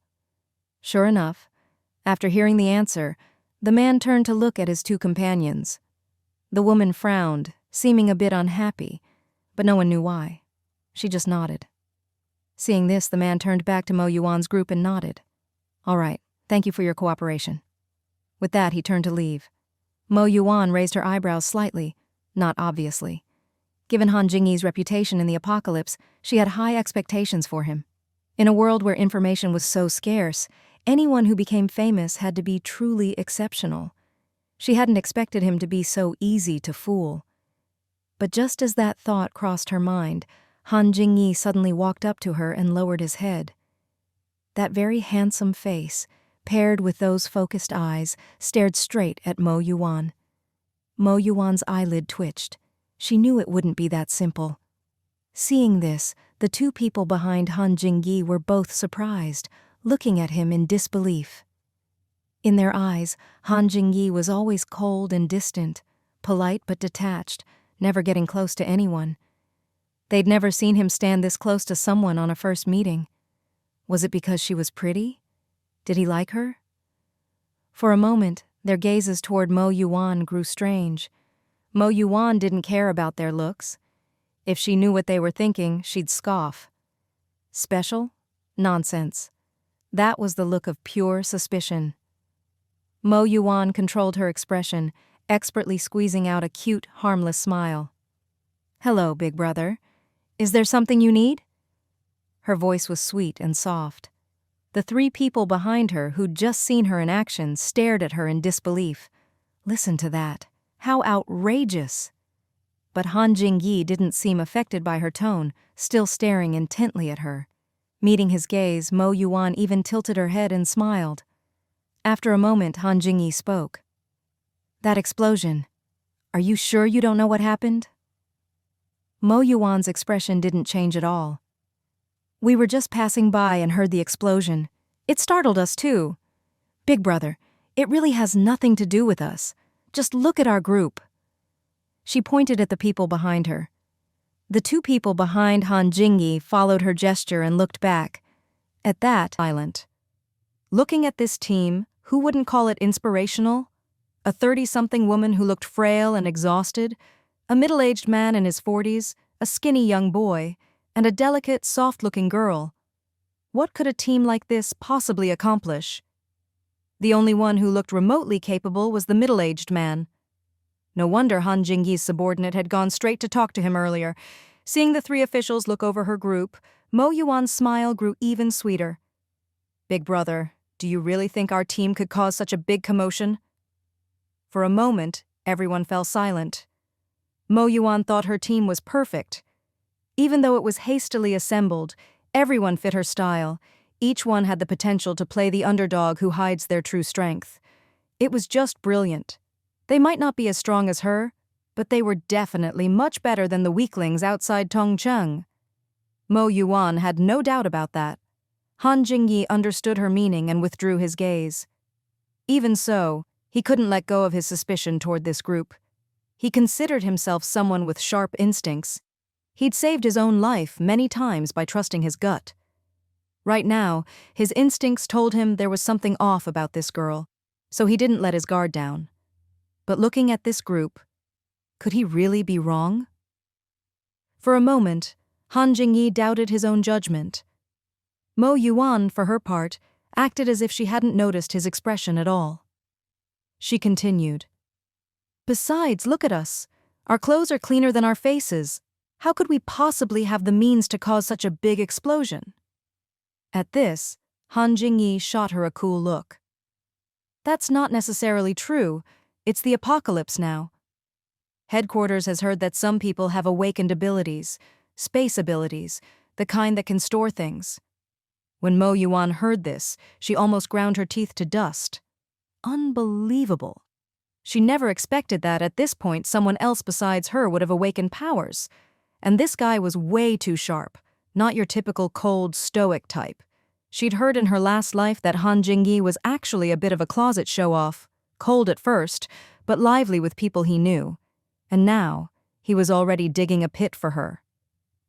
Mo Yuwan felt a little exasperated. Han Jingyi's two subordinates looked even more uneasy. The matter of abilities was a top-level secret internally. They never expected he'd just blurt it out like that. Both of them looked worried. But as the person in question, Mo Yuwan, though a bit flustered inside, kept her expression unchanged and even let out a naive gasp. "Really? Then maybe I'll awaken powers too someday?" To be honest, Mo Yuwan's acting wasn't great. Her performance was almost comically exaggerated. Han Jingyi withdrew his gaze. He said nothing, just turned and walked back to the helicopter. His two subordinates quickly followed.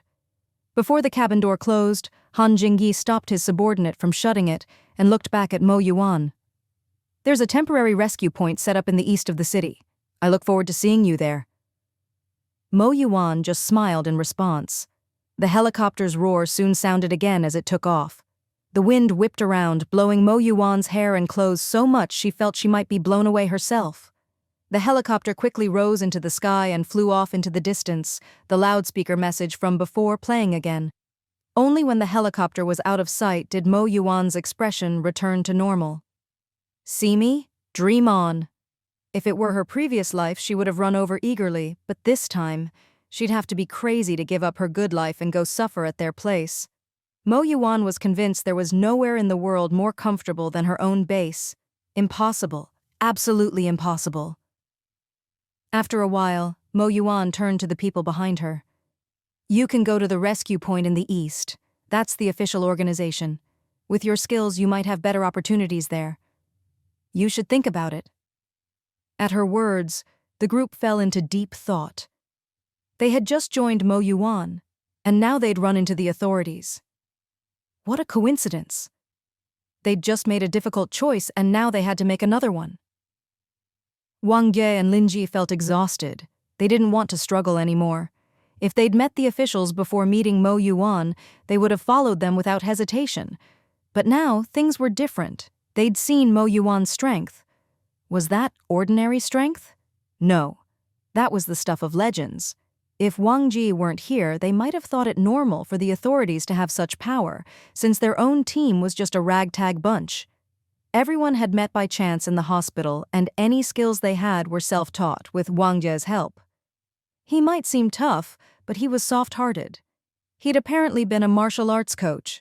Not just any coach, but a real expert. It was said he could even spar with some of the officials. That's why they knew. Even those three from before probably weren't a match for Mo Yuwan. While Wang Jie and Lin Ji were still thinking, Xiao Ye spoke up. He seemed to have no doubts at all. After a brief moment of thought, he said, I'm not going. Sis, I want to follow you. Mo Yuwan was a little surprised by his decisiveness. Why are you so sure? Xiao Ye grinned. Even though following the officials could save the world, you're even more amazing, sis. Mo Yuwan didn't respond, just kept looking at him, clearly not convinced by that answer. Was it because she was pretty? Did he like her? For a thought, he said, I'm not going. Sis, I want to follow you. Mo Yuwan was a little surprised by his decisiveness. Why are you so sure? Xiao Ye grinned. Even though following the officials could save the world, you're even more amazing, sis.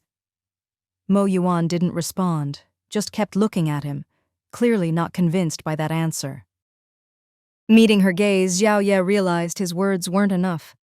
After a while, he lowered his head and spoke honestly. All right. Actually, I feel like you're the one who brought us out. If we just left you behind, it would feel a bit ungrateful. And sis, you could be considered our savior, right? Xiao Ye looked at Mo Yuwan with big, sincere eyes. He couldn't have looked more earnest. Seeing his expression, Mo Yuwan couldn't help but laugh out loud. She looked at him with a hint of amusement. To me, it was just something I did in passing. You don't need to worry about it, just follow your heart. Mo Yuwan meant what she said, with no hidden meaning. After all, if the only reason they joined her was because she saved them, their loyalty wouldn't last long, and Mo Yuwan didn't see the point. She never liked forcing people. If it was just because she saved them, that reason wasn't enough. Seeing her expression and hearing her words, the others exchanged glances. At first they wondered if Mo Yuwan really meant what she said. Even if she said so, could they trust it so easily? Maybe there was a deeper meaning. But after a while, they realized she really did mean it. That only made them more confused. After all, if this boss was in a bad mood, it would be nothing for her to kill them, right? Thinking that, they felt a cold sweat on their backs. But it didn't seem to be the case. So, for a moment, everyone fell into deep thought again. After a while, Xiao Ye was the first to speak. He looked up at Mo Yuwan. Sis, I still want to follow you. This time Mo Yuwan didn't say anything more. She just nodded. She'd said all she could. If he still made this choice, there was nothing more to say. Then Wang Ge and Lin Ji spoke up. Wang Jie was first. He didn't say where he wanted to go, just looked at Mo Yuwan with certainty. They can't beat you. Mo Yuwan glanced at him, saw that he wasn't asking but stating a fact, and suddenly smiled. That's right. She didn't deny it, but admitted it openly. From the moment they'd walked out together, Mo Yuwan had noticed that Wang Ji was skilled, not the kind of flashy martial arts you learn for fun, but the kind honed by real life and death experience. Most people in the apocalypse were like that now, but there were still differences. Otherwise, why would he have started so early? It had to be useful. That's why Mo Yuwan knew he could see she was different. So she didn't bother hiding it and just nodded. He was half an insider by now. Hearing this, Wang Ge didn't say anything else, just quietly moved to stand next to Zhao Ye. Everything was understood without words. Lin Ji looked at the two of them, then at Mo Yuwan, as if she wanted to ask something, but in the end said nothing and quietly moved to stand by Zhao Ye as well. In fact, everyone had already made up their minds when they left the hospital. This was just making the choice again. It might sound different, but in reality it wasn't. The authorities were tempting, but this girl made them feel she was even more extraordinary.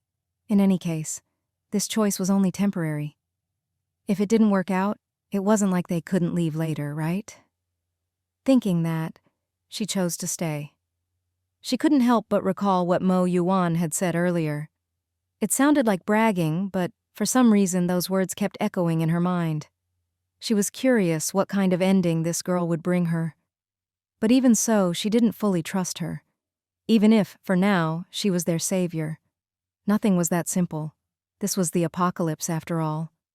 Everyone knew it was necessary to keep some guard up. Thinking that, she relaxed a little. Seeing their choice, Mo Yuwan didn't say anything more, just led them forward. She'd already accomplished her goal for coming to the city today, to check on Tongcheng's current situation and to see who the new leader was. Sure enough, it was different from her last life. Last time, as she'd expected, the person who came to Tongcheng was the woman sent to rescue academician Xin, and she was one of the leaders, not one of the three here today. The timing wasn't much different, less than a day. But even that could change a lot. Mo Yuwan didn't know if it had anything to do with her, but she kept it in mind. She couldn't know the reason now, because it involved the cause of the apocalypse itself. She'd only find out the truth when she could finally investigate it herself. That's what Mo Yuwan thought. She didn't immediately take her new companions back after finishing her tasks, but led them around the city for a while. Not only did she need to understand the city, but so did they. After all, they'd been trapped in the hospital since day one of the apocalypse. They knew nothing about the outside world. So now, they needed at least a basic understanding of what was out there. During this time, Mo Yuwan also asked about their backgrounds. As expected, all three had no families left. Lin Jia's husband had sacrificed himself to protect her during their escape, and since she'd married late, she had no children. Wang Jie had always been single. Their parents had all passed away not long ago. Xiao Ye's situation was a bit more complicated. When Mo Yuwan asked where his family was, his expression was anything but pleasant. In fact, it was downright ugly. After a long while, he finally stammered out that he didn't have a good relationship with his family. That's why things were the way they were now. Mo Yuwan understood. She'd wanted to ask more about his family, but in the end, she let it go. There was no other reason. After all, there were plenty of scumbags in the world like her own father. So Mo Yuwan felt there was no need to ask. If someone really hadn't had a happy life, her questions would only rub salt in the wound. Even if the other person didn't care, Mo Yuwan still wanted to avoid that. For people like them, it was best not to bring it up if possible, and Zhao Ye's expression said enough. With that, Mo Yuwan just nodded to show she understood. She led the group as they wandered the streets of Tongcheng. The situation wasn't great, but it wasn't terrible either. There were plenty of people and zombies on the streets, but most people didn't seem that afraid of the zombies. They'd already learned how to deal with them, and since the numbers weren't high, people were actually scarier than zombies. This kind of situation probably only existed in Tongcheng. In other cities, zombies on the streets were a huge threat, not to mention their overwhelming numbers. Compared to other cities, the people of Tongcheng were truly lucky. As they walked, Mo Yuwan watched people fighting over supplies, arguing, even coming to blows or killing their companions. They'd seen this several times along the way. She always wore a mocking smile, watching these people as if they were trash. Linji and Xiaoye didn't look much better, and Wang Zhe's expression was full of disgust. Some people noticed their group and looked at them with hostility. More than once, someone even considered attacking them. But before Mo Yuwan could do anything, Wang Ge handled it all himself, even grabbing some supplies and stuffing them into his own pockets, as well as giving some to Xiaoye and Linjie. Mo Yuwan watched everyone's reactions and didn't stop him. Fortunately, everyone's behavior was within her expectations. No one attacked their own people for no reason, especially Wang Ge. As the strongest fighter, not only did he never think of attacking ordinary people, but his expression was full of disgust the whole time. This fit Mo Yuwan's standards perfectly. After seeing Wang Ji's strength, those people slunk away, begging for mercy. All cowards who bullied the weak and feared the strong. Mo Yuwan noticed that Wang Jie looked at them with even more contempt after that. If they'd at least stood their ground, Wang Jie might have respected them as men, but clearly, both he and Mo Yuwan despised people who attacked their own. Once she confirmed this, Mo Yuwan was very satisfied with her new team. Along the way, she saw a few more officials. All of them wore camouflage uniforms, neat and uniform. When they saw Mo Yuwan's odd group, a few kind ones told her there was a temporary rescue point in the east of the city and that they could go there. Mo Yuwan always smiled sweetly and replied, "Thank you, big brother." The soldiers seemed to love this, and after seeing her expression they happily told her it was nothing. Mo Yuwan now had a good sense of the city. She felt conflicted, knowing how rich the city's resources were. That's why she'd come after the apocalypse started and cleared things out. But now? She'd cleared the city, so if she wanted to come back later, it would be easy because she'd acted quickly. But the people here were mostly ruined. The death rate had dropped sharply, and Tongcheng had one of the highest survival rates. But what about the people? They lacked experience fighting zombies, but probably had plenty of experience killing people. But she had no other choice. At one point, Mo Yuwan even considered just killing all these scum herself, to save herself the trouble. It wouldn't be hard, but unfortunately she couldn't do that now. Even if they died, it wouldn't be clean. And with the authorities here, she'd have to see how they reacted before making a move. Thinking this, Mo Yuwan suddenly had an idea. If she couldn't handle it, let the authorities do it. They were setting up a rescue point, so let them take all these people away. Of course, Mo Yuwan wanted her own base, but she was very picky about who she took in. She personally selected everyone, and her standards were clear from her actions so far. If she took in just anyone, it wouldn't be a base. It would be a garbage dump. Han Jingyi's face flashed through her mind again, and the more she thought about it, the more feasible it seemed. The authorities still had some deterrent power. But this wasn't something that could be done overnight, and she'd need someone else's cooperation.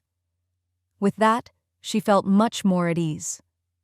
The three of them now had a basic understanding of the city, and after Wang De had a few fights, Mo Yuwan led them to the entrance of an alley and said, "Wait here. I'll go get the car." "What? A car?" Hearing this, the others were stunned, staring at Mo Yuwan's back in disbelief. But before they could ask anything, she had already disappeared from sight. Not long after, a small car drove out from that alley. Everyone was dumbfounded. There was no other reason. Just having a car was already an incredible thing, let alone one that looked so clean and new. It was so spotless that it didn't even have a license plate. You could imagine a mosquito slipping and sliding across its surface. It wasn't until Mo Yuwan parked the car in front of them, rolled down the window and waved them over that they snapped out of it. "Get in." At this moment, Mo Yuwan looked rather cool. For a split second, everyone thought she resembled one of those rich second-generation heirs from before the apocalypse, driving a luxury car. Although this car couldn't compare to those luxury cars, this was the apocalypse after all. Those rich kids' cars had long since been wrecked by zombies, but the one in front of them was brand new. Each of them had their own thoughts. Mo Yuwan could tell from their expressions that they were shocked by her car, but she didn't say anything. After a moment, Brother Wang silently opened the door and got in.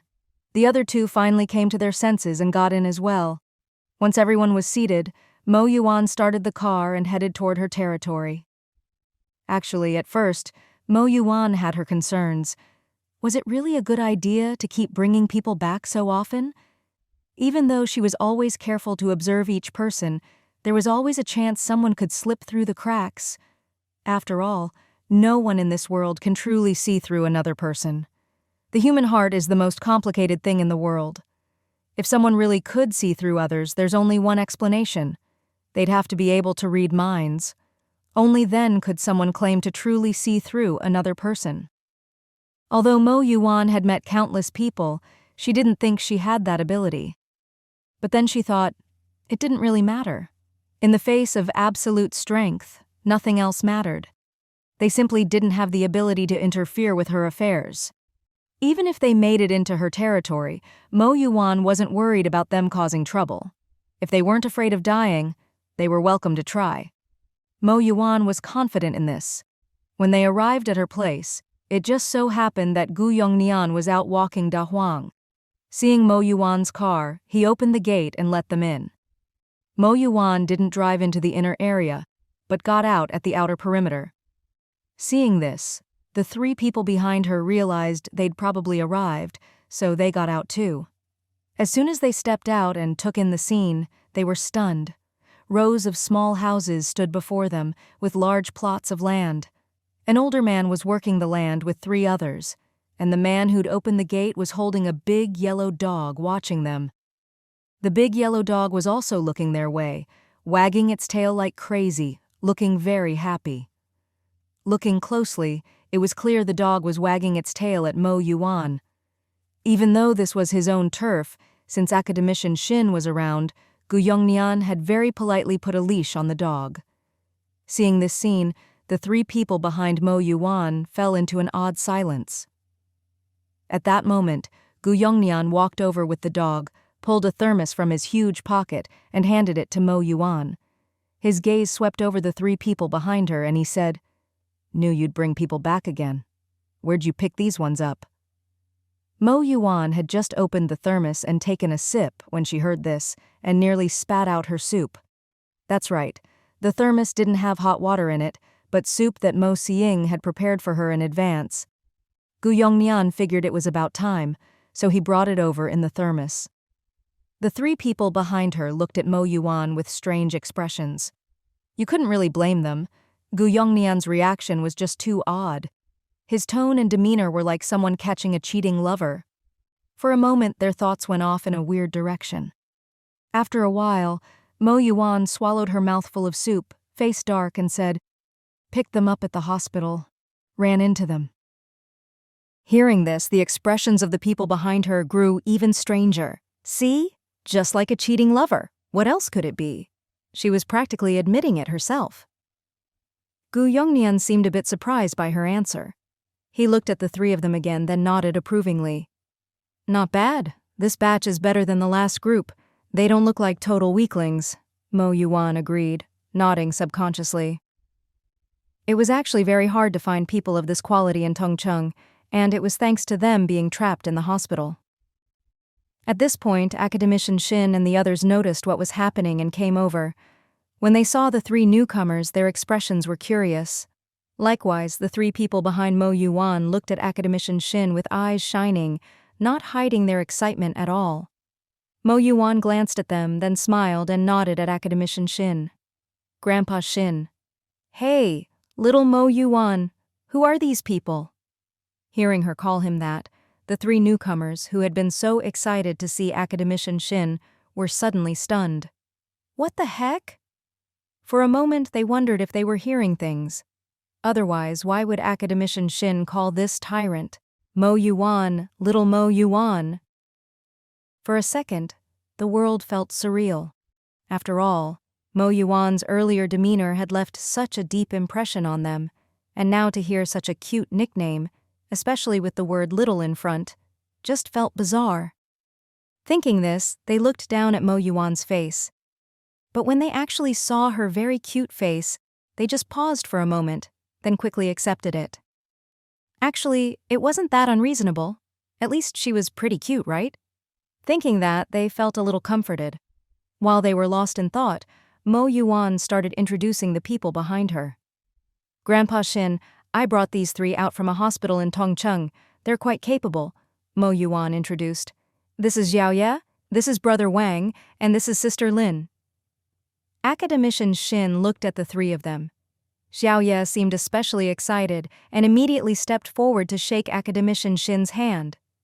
Grandpa Shin, hello! I'm a huge fan of yours. I never thought I'd meet you here. Seeing his excitement, no one present found it strange.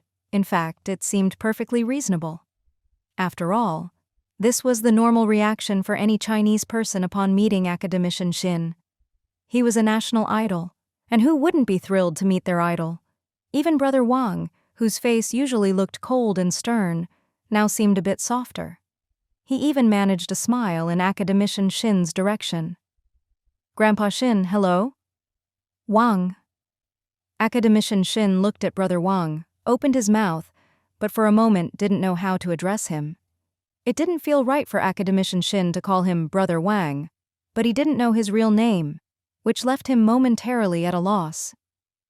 Noticing this, Brother Wang quickly responded, Wang Xiao. Oh, Wang Xiao, hello, hello. Brother Wang's smile was a bit awkward. After all, Academician Shin's status was so high that everyone in China knew of him. Even someone like Brother Wang, who considered himself tough and experienced, felt a bit embarrassed to be speaking face-to-face with such a figure. Who wouldn't be excited to meet their idol? Academician Shin noticed the group's unease and turned his attention to Mo Yuwan. Little Mo Yuwan, are they joining us now? Where will they stay? Mo Yuwan looked up and gestured toward the house next to hers. Everyone followed her gaze. The house next to Academician Shin's, which had been tightly locked before, was now suddenly open. No one had even noticed when that happened. Just before they arrived, the door had definitely been locked. But after a brief hesitation, everyone looked away, not dwelling on it.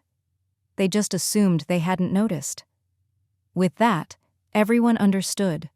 The newcomers would be living here, right next door. Xiao Ye and the others were thrilled. They'd never imagined they'd get to live next to Academician Shin. It was an incredible honor.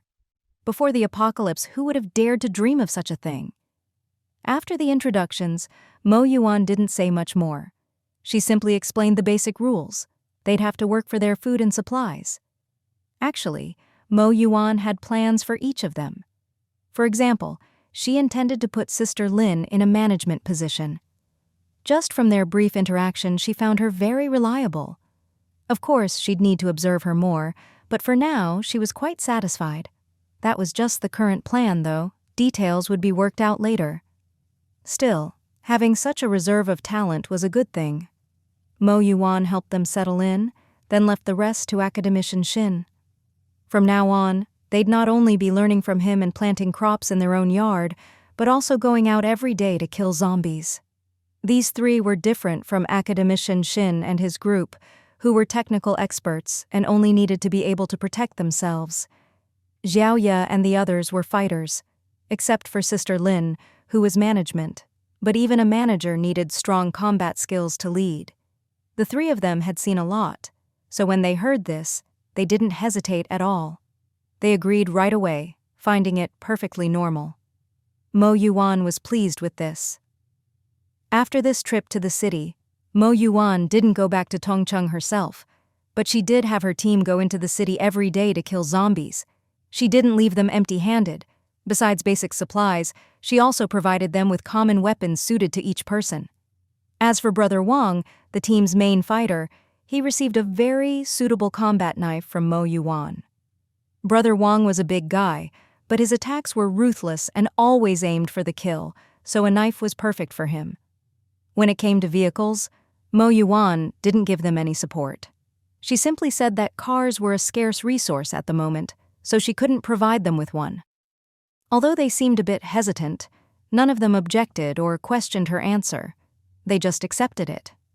They didn't even consider that Mo Yuwan might be lying. They just thought this was normal in the apocalypse. After all, when even food was hard to come by, who would question the rarity of cars? In fact, Mo Yuwan was deliberately training Sister Lin and Xiao Ye. From the moment they agreed to join her territory, they'd started benefiting from her training. The more they trained now, the better their stamina would become. Their skills were already good and their attacks ruthless, but their stamina needed work. With this training, they'd improve quickly. As for Brother Wang, well, he'd just have to work a bit harder as their sparring partner. Over the next week, Mo Yuwan actually thought about going out for a bit, but she was ordered to rest and couldn't leave her territory at all. On the day she was about to be released, she was considering whether to go out for a stroll when Gu Yongnian suddenly came running over, looking very excited. "Mo Yuwan, look at me!" When she suddenly heard those words, Mo Yuwan was a bit puzzled. She instinctively turned to look at Gu Yongnian and was momentarily stunned. In his hand, there was actually a small whirlwind spinning in place, and a faint breeze had started to stir around them. Feeling the wind, Mo Yuwan paused, then smiled, but her smile quickly faded and her eyes narrowed. Wind-type ability. Mo Yuwan's expression turned rather unpleasant. Only for a split second when she first saw him did her face look normal. Then it immediately soured. Seeing Mo Yuwan like this, Gu Yongnian was taken aback and felt a bit baffled. What's going on? He hadn't done anything to offend her, so why was she suddenly unhappy? Gu Yongnian was completely confused, but Mo Yuwan just nodded at him, then turned and walked away without another word. Gu Yongnian felt even more bewildered, but seeing how obviously upset she was, he thought it best not to follow. Of course, Mo Yuwan's dark mood wasn't for no reason, it was perfectly justified. In her previous life, Gu Yongnian had a lightning-type ability, not wind. If you said his ability changed because of her arrival, well, it wasn't impossible, but the odds were very low. More likely, back then, Gu Yongnian had deliberately kept some things to himself and hadn't revealed everything. It was understandable, but Mo Yuwan still felt annoyed. She'd treated him as a comrade through life and death, yet he'd hidden his ability from her? But soon, Mo Yuwan let it go. After all, she herself hadn't revealed her ice-type ability to Gu Yongnian yet. She'd always used her fire-type in front of him. So, in a way, they were even. Thinking this, Mo Yuwan felt she could accept it. Once she'd come to terms with it, she strolled back over to Gu Yongnian, now all smiles, and gave him a very friendly grin. Having just been given the cold shoulder, Gu Yongnian now just wanted to know what was going on. But seeing Mo Yuwan's half-smiling, half-not expression, he fell silent after a moment and decided not to say anything. Now was definitely not the time to talk. He was sure that if he spoke up now, he'd probably end up in a very bad way. Mo Yuwan noticed his awkwardness but didn't say much. She just gave him a few tips on how to use his ability, and left it at that.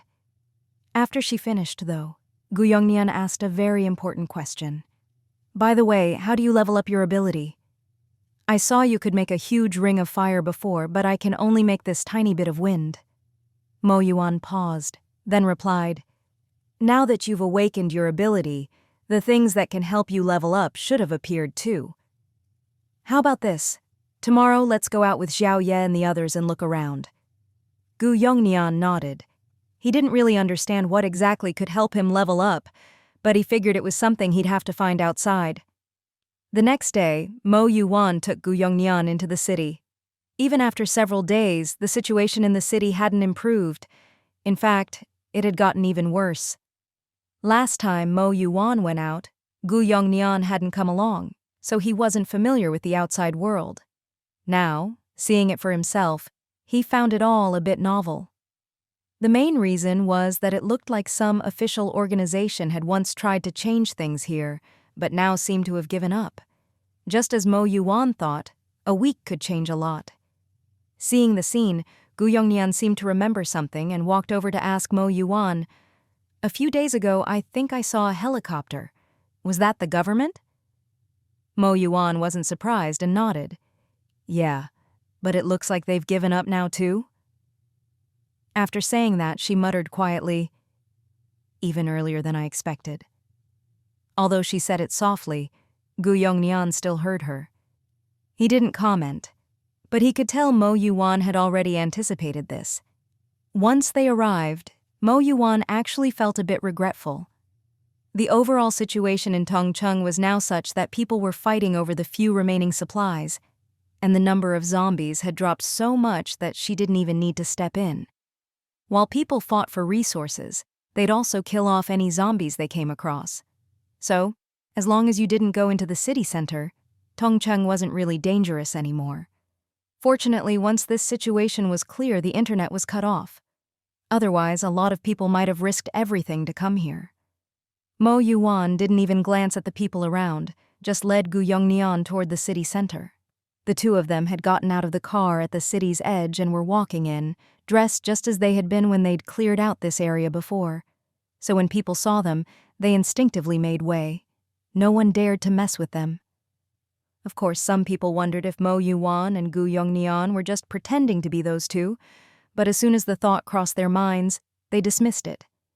Because the aura these two gave off was impossible to fake.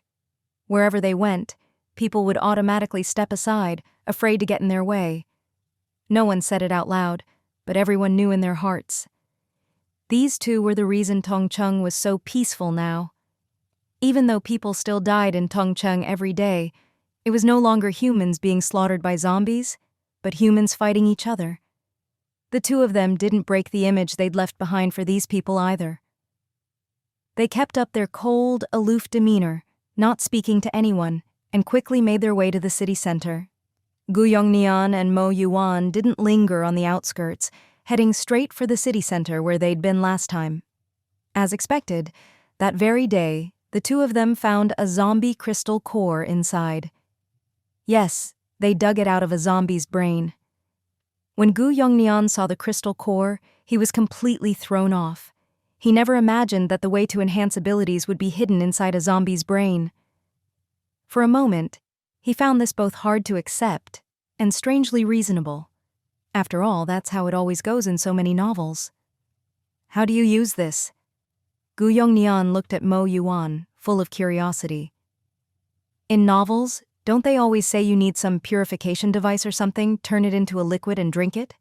Or do you hold it in your hand and absorb it with your ability, like those cultivation techniques that absorb energy from crystals?"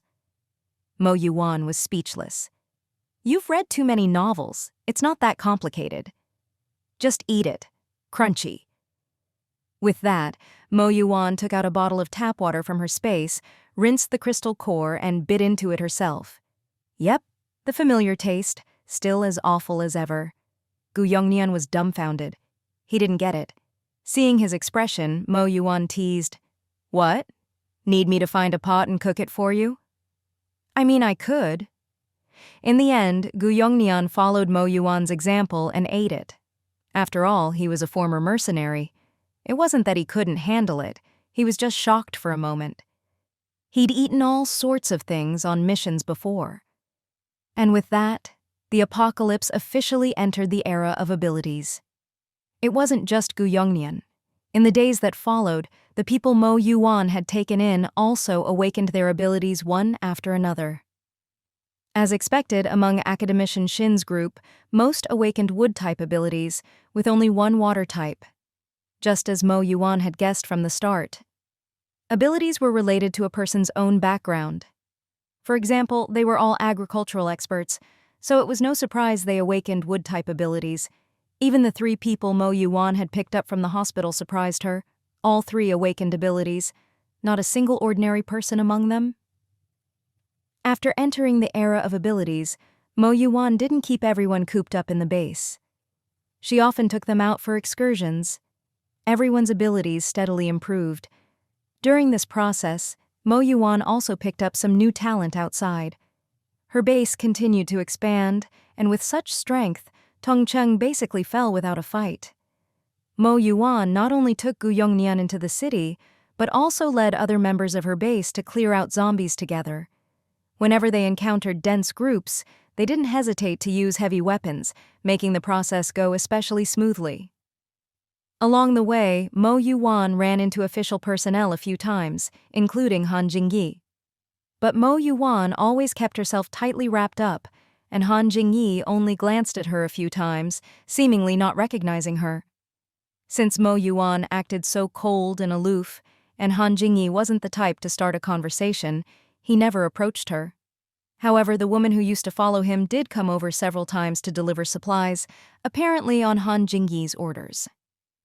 Our boss says thank you for your contribution to Tongcheng. This is a small token of our appreciation. Mo Yuwan found it amusing. After all, order had completely collapsed, yet they still saw themselves as the official authority, thanking others. She didn't even know what to say. Was the woman just naive or what? Still, Mo Yuwan didn't refuse and accepted the supplies. When Tongcheng was finally cleared, Mo Yuwan took Gu Yongnian to the local base to pay a personal visit. When the people there saw it was her, they didn't stop her at all and took her straight to Han Jingyi. Han Jingyi was surprised to see her, but knew she must have come for a reason. That day, Mo Yuwan took off her hat and mask in front of Han Jingyi, revealing her true face. But to her surprise, Han Jingyi didn't seem shocked by her appearance at all. He was completely calm. When Mo Yuwan pressed him, she learned that he'd actually known who she was all along, but had never intended to expose her. Han Jingyi wasn't a talkative person, but this time he took the initiative to tell Mo Yuwan that hiding her identity in times like these was the right thing to do. As expected, their cooperation went very smoothly. Mo Yuwan brought some people to settle in the city, and so did Han Jingyi. Mo Yuwan's base finally had a name: Fireseed Base. The fireseed of humanity will never be extinguished. The fireseed of China, too. This was Mo Yuwan's hope for the future. Han Jingyi's base was called Kanghai Base. The two bases entered Tongcheng together. Outwardly, Kanghai Base was the more important one, but internally, Fireseed Base was actually in charge. Mo Yuwan didn't take in just anyone. She only accepted the talent she needed. Kanghai Base, on the other hand, continued the official approach: as long as you were alive and uninfected, you could join. But their treatment was nowhere near as good as at Fireseed Base. Thanks to Mo Yuwan's early stockpiling, even with over 100 people now, she felt no pressure at all. Now that humanity had returned to the city, much of the productivity had been restored, so she wasn't as essential as before. Even though the internet had completely disappeared, news of Tongcheng being reclaimed and the zombies wiped out spread quickly. Because of this, Mo Yuwan, Han Jingyi, and their respective right-hand people held a meeting. It was obvious that once the news got out, Tongcheng would no longer be peaceful. Even though they'd only just finished clearing the city, once people started flooding in, they'd need to manage and screen them carefully. Thanks to Mo Yuwan's early actions, Tongcheng's population loss was actually very small. They could take in a lot of people, but there was still a limit. After all, resources were finite.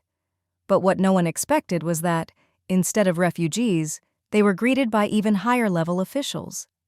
A whole team, grand and imposing, entered Tongcheng. Mo Yuwan went to observe, but did not show herself. The entire reception was handled by Han Jingyi's Kanghai Base. Mo Yuwan simply hid among the crowd, just watching. Even when those people asked Han Jingyi where the people from Fireseed Base were, Mo Yuwan still chose not to step forward. Instead, she had Gu Yongnian represent them. This was something she and Han Jingyi had already discussed in advance. Mo Yuwan was very clear about her own position. With such a deceptively innocent face, if she stood out in the open, she'd lose her advantage immediately. So she chose to let Gu Yongnian take the lead.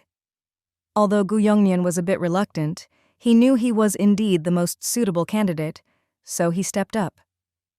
Mo Yuwan had considered letting Academician Shin appear, but quickly dismissed the idea. The reason was simple. Academician Shin was just too old. With so many unknowns about these newcomers, Even if they themselves had no ill intentions, there would always be others with ulterior motives. If things got rough, Academician Shin absolutely could not be put at risk. No matter whose side he was on, Mo Yuwan couldn't let him be exposed to danger. So, having Gu Yongnian step forward was the safest choice. As for herself, Mo Yuwan disguised herself a bit and followed behind Gu Yongnian. The talks went very smoothly, with nothing out of the ordinary, but for some reason, Mo Yuwan just felt that the leader of the group was a bit odd. She couldn't quite put her finger on what was off, but something just didn't feel right. In the group, Mo Yuwan spotted a familiar face. The woman still had her neat short hair, wore camouflage, and looked sharp and clean, like a blade, unforgettable at a glance. She was the official big sister who had saved Mo Yuwan in her previous life, the one who had gone to rescue Academician Shin. Mo Yuwan saw her, but didn't approach, choosing to observe a while longer. After all, this involved Academician Shin's safety and the base she'd built, so she had to be cautious. The officials' purpose this time was simple. They were curious how Tongcheng had been taken so quickly, and with so few casualties. Han Jingyi didn't avoid the question, but answered directly. This was something he and Mo Yuwan had already agreed on.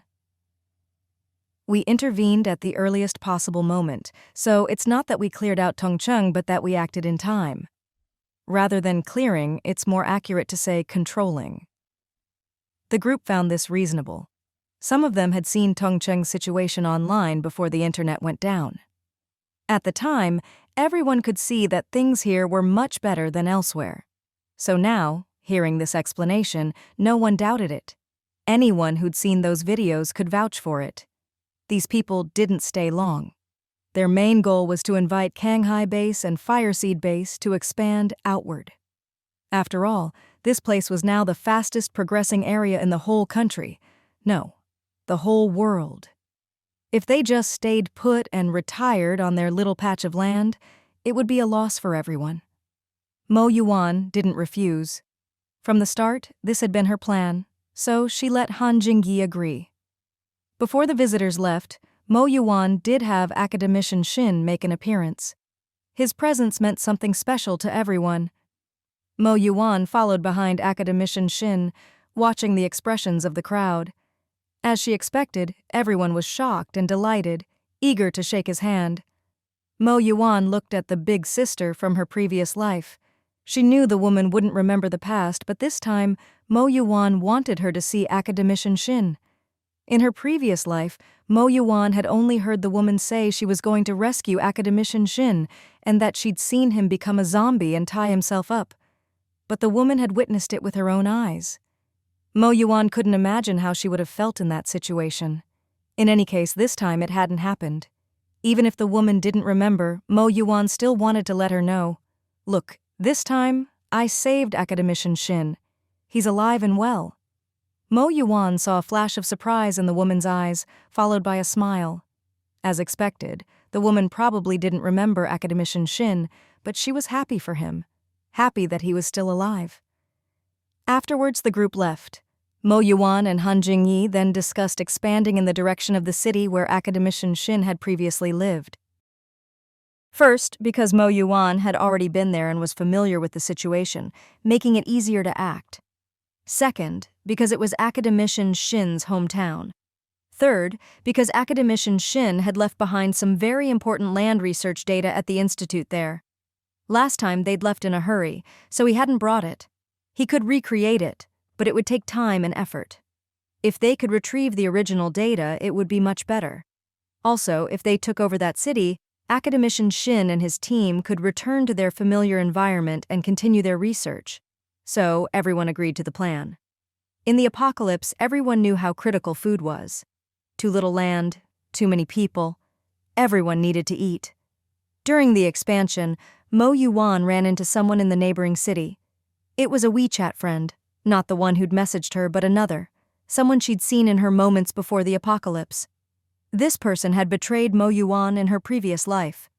This time, when they met again, her reaction was exactly the same as before. So it was easy to guess her intentions hadn't changed. But this time, Mo Yuwan was very different from before. She didn't give the woman a chance. Instead, she tossed her straight into a zombie horde. She didn't make it obvious, though, acting weak and innocent, as if it wasn't on purpose. With her extremely deceptive appearance, no one suspected a thing. For that, Mo Yuwan had to thank Xingyuan Meihui. Otherwise, she might never have realized just how useful her looks could be. Mo Yuwan and Han Jingyi's goals were perfectly aligned. The first stop in taking Fengcheng was set at Academician Shin's laboratory. However, the lab's location wasn't ideal, so they had to fight their way there. But now, Mo Yuwan wasn't limited to just herself and Gu Yongnian. She had a whole team. So the journey wasn't particularly difficult. In fact, it went quite smoothly. Mo Yuwan noticed that whenever something involved Academician Shin, things always seemed to go especially well. She couldn't quite figure out why, but decided it didn't matter. Smooth progress was a good thing. A few days later, they took back Academician Shin's lab. His team returned to the lab to resume their research. With that, the promise Mo Yuwan had made to herself when she first left with Academician Shin and the others was fulfilled.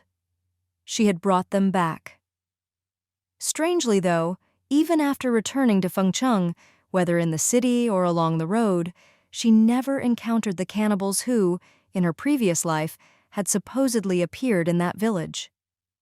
Mo Yuwan could only chalk it up to the butterfly effect.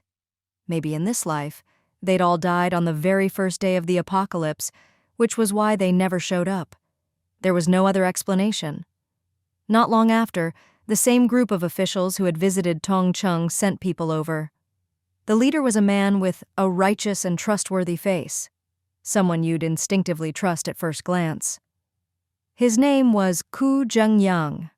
At his side was an adjutant, also a man, but with the opposite look. His features carried a hint of mischief. This man was called Deng Anlan. The short-haired big sister was also in the group. Fortunately, Mo Yuwan was still disguised within the team, and this time, the squad that came to Fengcheng was made up of people she trusted. Fireseed Base members were the core, with Canghai Base as support. After all, Fireseed Base's combat power was a full level above Canghai Base. The main reason was that Mo Yuwan had already led her people to clear out Tongcheng, while the others hadn't done this kind of work. In the apocalypse, real combat experience was crucial. So the difference in strength between the two groups was perfectly normal. Because Mo Yuwan was hidden in the team, no one paid special attention to her. With her extremely deceptive appearance, many even assumed she was related to Han Jingyi and was just here to go through the motions, maybe to get promoted in the base. Mo Yuwan overheard these comments but just smiled. These people had fought for promotions before the apocalypse, and even now, they couldn't let go of that mindset. Didn't they realize this was the apocalypse? Who would risk their life clearing cities just for so-called power? But their assumptions worked in Mo Yuwan's favor, so she didn't bother to explain. The short-haired big sister would occasionally check in on her, thinking she was a pitiful little thing. Because of this, Mo Yuwan became friendly with her. After all, this was the woman who had saved her in her previous life, so Mo Yuwan treated her with extra courtesy. The two got along very well. During this time, Mo Yuwan noticed something odd about the adjutant, Deng Anlan. She kept a close eye on him. Eventually, she discovered he was connected to an organization called the Divine Society. Mo Yuwan learned the name by accident, when she caught him sending a coded message to someone outside. But she didn't let on. Instead, she investigated from the shadows. She really did uncover some clues. It was an overseas organization, mainly based in Country M. As she pieced things together, Mo Yuwan felt the world was getting more and more surreal. There had been hints about the Divine Society even before the apocalypse. People had heard of it long ago, but mostly in entertainment circles, and everyone treated it as a joke, just idle gossip. But now, it was clearly not that simple. Mo Yuwan realized that a mystery she'd never solved, the reason those zombies had appeared in that building and been locked up at the start of the apocalypse, wasn't a coincidence. It was the work of the Divine Society. Those special zombies were there doing too. Once she confirmed this, Mo Yuwan knew things were far from simple. Why had they planted zombies in advance? What was their goal? Though she had questions, Mo Yuwan didn't act alone. She told Han Jingyi and asked for his cooperation. She obtained key audio recordings. If there was one thing Mo Yuwan had plenty of, it was electronic devices.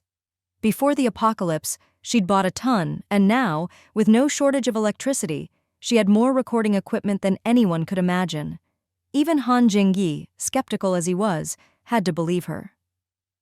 During all this, something unexpected happened. Mo Yuwan's system kept urging her to lie flat, do nothing. But things had reached this point. How could she just lie flat? That was ridiculous. No way was Mo Yuwan going to just sit back and do nothing. So she risked defying the system, even considered the possibility that all her privileges might be revoked. But then, something surprising happened. Instead of taking everything away, the system transformed. It changed from a lie-flat system to a rescue system. It even issued a string of rewards, upgrading all of Mo Yuwan's equipment. Mo Yuwan was shocked and confused. She was happy about the change, but also a bit frustrated. If you could do this all along, why didn't you say so sooner? If she'd known, she would have gone against the system from the start. Why waste so much time lying flat? It wasn't just at the beginning. She'd wasted a lot of time lying low because of the system. Now, with this sudden change, Mo Yuwan didn't know whether to laugh or cry. Still, this change in the system was, overall, a good thing. It really did save Mo Yuwan a lot of trouble, even if it came a bit late. After taking the laboratory, everyone continued expanding into other parts of Fengcheng. The process wasn't easy. In fact, it was quite tough. Not every city was like Tongcheng, where people had started clearing out zombies from the beginning. So now, cleaning up was much harder than it had been in Tongcheng. The survivors here were fierce, but their fierceness was directed at zombies, unlike the people in Tongcheng, who only fought among themselves. Of course, their methods were also much more ruthless, in every way. Here, Mo Yuwan ran into another familiar face. It was the girl she'd met in the building back in Tongcheng, Jiangzi. Meeting her in Fengcheng was a real surprise. Jiangzi was now with a team, and she had awakened an ability. But her ability was unusual. It wasn't a traditional elemental power, but a luck-based ability. Her power was, as long as she never killed a human and only killed zombies, her luck would keep improving. But if she ever killed a person, her luck would start to decline. At first glance, this ability sounded pretty useless, maybe even a burden. But fortunately, it had a cool-down period. 1 month. Sometimes in the apocalypse, it's not that you want to kill, but that you have to. With a cooldown, it was at least manageable. Since Jiangzi was basically a combat weakling, this ability didn't affect her at all. In fact, it was a help. Maybe because her luck was so good, the team she joined had no problems, and they treated her as their lucky charm, protecting her carefully. Since Jiangzi joined, she'd never killed a single person, so the whole team benefited from her luck. None of them were particularly strong, most were average, and a few were even at the bottom of the pack. But their luck was extraordinary. In over a year of the apocalypse, not a single member had died. Even when they faced real danger, as long as they gave up some supplies, they always got a good outcome. When Mo Yuwan learned about this, her feelings were complicated. In the end, Jiangzi and her whole team were brought into Fireseed Base. Jiangzi was still school-aged. So, the day she was recruited, Mo Yuwan sent her straight back to Tongcheng. As the team's lucky charm, now the base's lucky charm, how could she be allowed on the front lines? What if she accidentally killed someone? Jiangzi found it a bit ridiculous, but she didn't really mind. After more than a year in the apocalypse, even with good luck, she'd faced life and death more than once. She used to dread school, but now she saw it as a rare and precious thing. She even looked forward to it, so she went back without any resistance. There was another reason, too. Classes in Tongcheng were nothing like before. Because of the times, what they learned wasn't just theory anymore, but specialized knowledge tailored to each person's chosen field. Jiangzi wanted to study virology. If possible, she hoped to help develop a vaccine.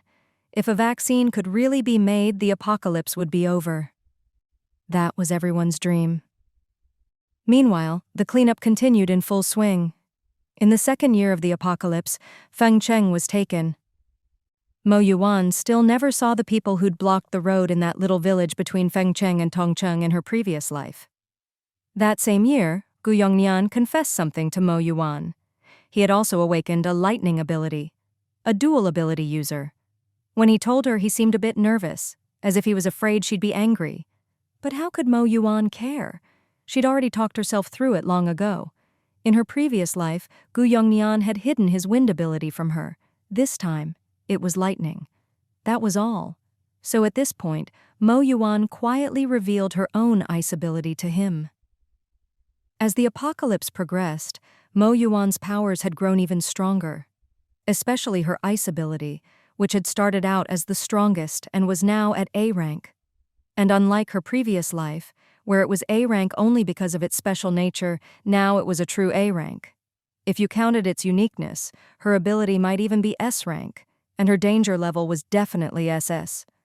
During this time, Mo Yuwan had used her broadsword to seize countless abilities, and her own powers kept growing. In an era where most people were C rank, Mo Yuwan could truly be called the strongest in the apocalypse. Maybe, from the very start, this had been her destiny. It was only now that she realized it. The longer time went on, the more she felt she was chosen. She didn't know why she felt that way. As for the Divine Society, as Mo Yuwan investigated, she realized something was wrong.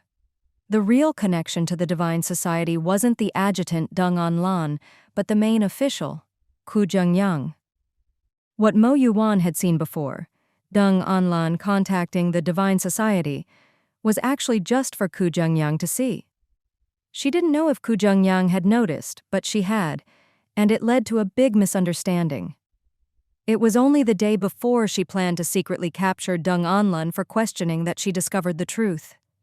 The moment she realized it, Mo Yuwan felt a chill run through her, as if she'd fallen into an ice cave.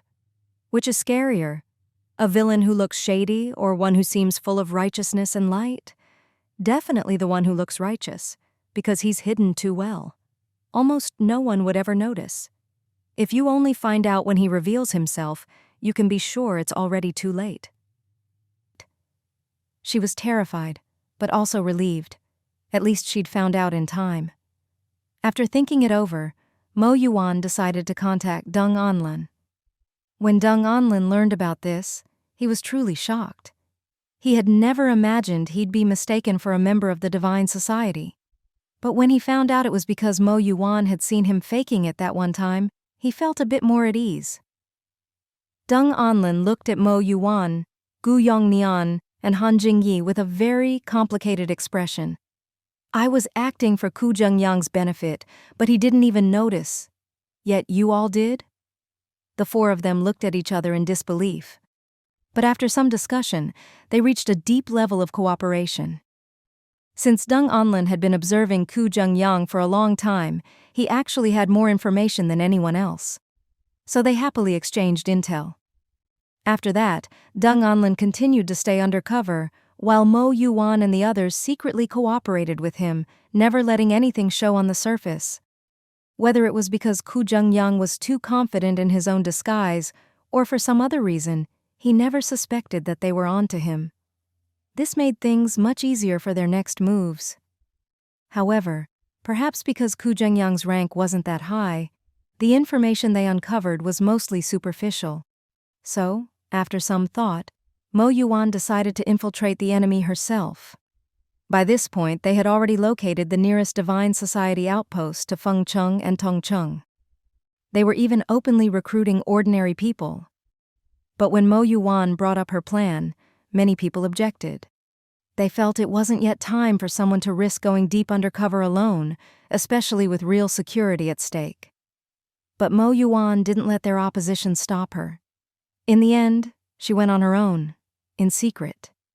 Thanks to always operating from the shadows, even if her true face was exposed, it was always in disguise. She was careful never to use any signature abilities in front of others, so her reputation was actually quite low. Or rather, her real identity was not well known. With her increasing appearances and different abilities each time, everyone knew of various powerful ability users, but no one connected them all to Mo Yuwan. If anyone ever did, it would shock the world. But unfortunately, after all these years, no one had figured it out. And those who did know were either her own people or people who wouldn't dare say a word. The only ones who truly understood were the residents of Fireseed Base. They all knew Mo Yuwan was extraordinary, with multiple abilities, and that her broadsword was no ordinary weapon. But who would talk about it? The stronger their leader, the better their own chances of survival. So everyone kept quiet. They wouldn't mention it to outsiders, and even among themselves, they were extra cautious. As for Han Jingyi's Fireseed Base, all anyone knew was the image of a woman always bundled up in a hat and mask. No one would ever connect that powerful figure to the soft, delicate girl in front of them. In the end, Mo Yuwan successfully used her wind ability, copied from Guyongnian, to join the Divine Society. There, she discovered something odd. The Divine Society wasn't the final organization. On the contrary, it was just a front.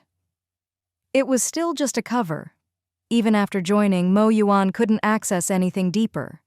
Not only that, she was exposed. When the head of the Divine Society's local branch sat down with her, Mo Yuwan had to admit she was at a loss for words. What could she say? The other party began a series of negotiations with her. The main point was that they saw Mo Yuwan as the most exceptional person they'd ever encountered, and the higher-ups wanted to cooperate with her. What surprised Mo Yuwan most was that not only had they discovered her, but they'd also connected several of her identities and made a series of seemingly reasonable deductions. Of course, even if they'd investigated, they only knew the most superficial things. Their bargaining chip was to help Mo Yuwan develop her multi-ability powers to the fullest, to help her become the world's strongest. Mo Yuwan could only laugh at this. If she was being honest, she already was the strongest. They just didn't know it. And with her own abilities, she didn't need anyone's help to grow stronger. On the contrary, she could do it all herself. Out of caution, Mo Yuwan always kept her true power hidden, only showing a fraction to protect herself. To prove their uniqueness, they even revealed an interesting piece of information. This finally answered a question that had puzzled Mo Yuwan since the start of the apocalypse. It was the Divine Society who had released special types of zombies in different places at the beginning of the apocalypse. The other party even boasted about it. At the very start of the apocalypse, we released zombies in various locations.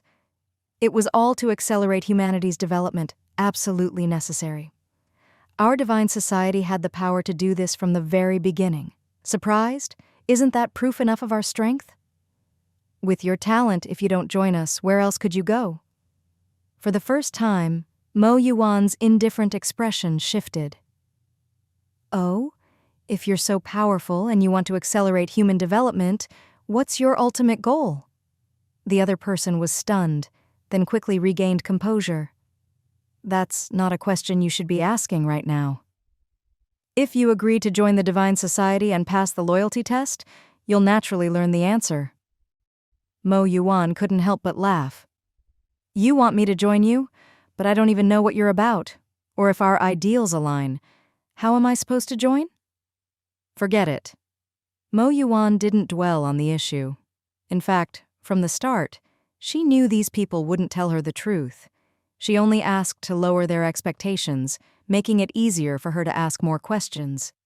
She immediately asked, "You said you released special zombies in various places. Was one of them a psychic-type zombie released in Tongcheng?" At this, the man's expression turned strange, but he didn't answer right away. Instead, he sent his assistant to check the deployment records.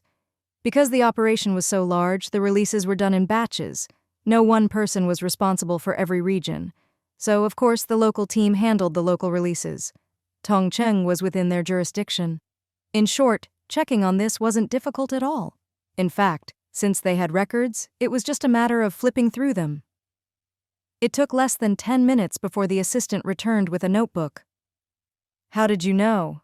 Yes, we did release a psychic-type zombie in Tongcheng. With this confirmation, Mo Yuwan understood everything. Once this was clear, a lot of other things became obvious. Most importantly, it explained why so many special zombies had appeared all over the country at once. It wasn't natural evolution. It was all man-made. Realizing this, Mo Yuwan suddenly had a wild thought. Could it be that this so-called apocalypse was also man-made?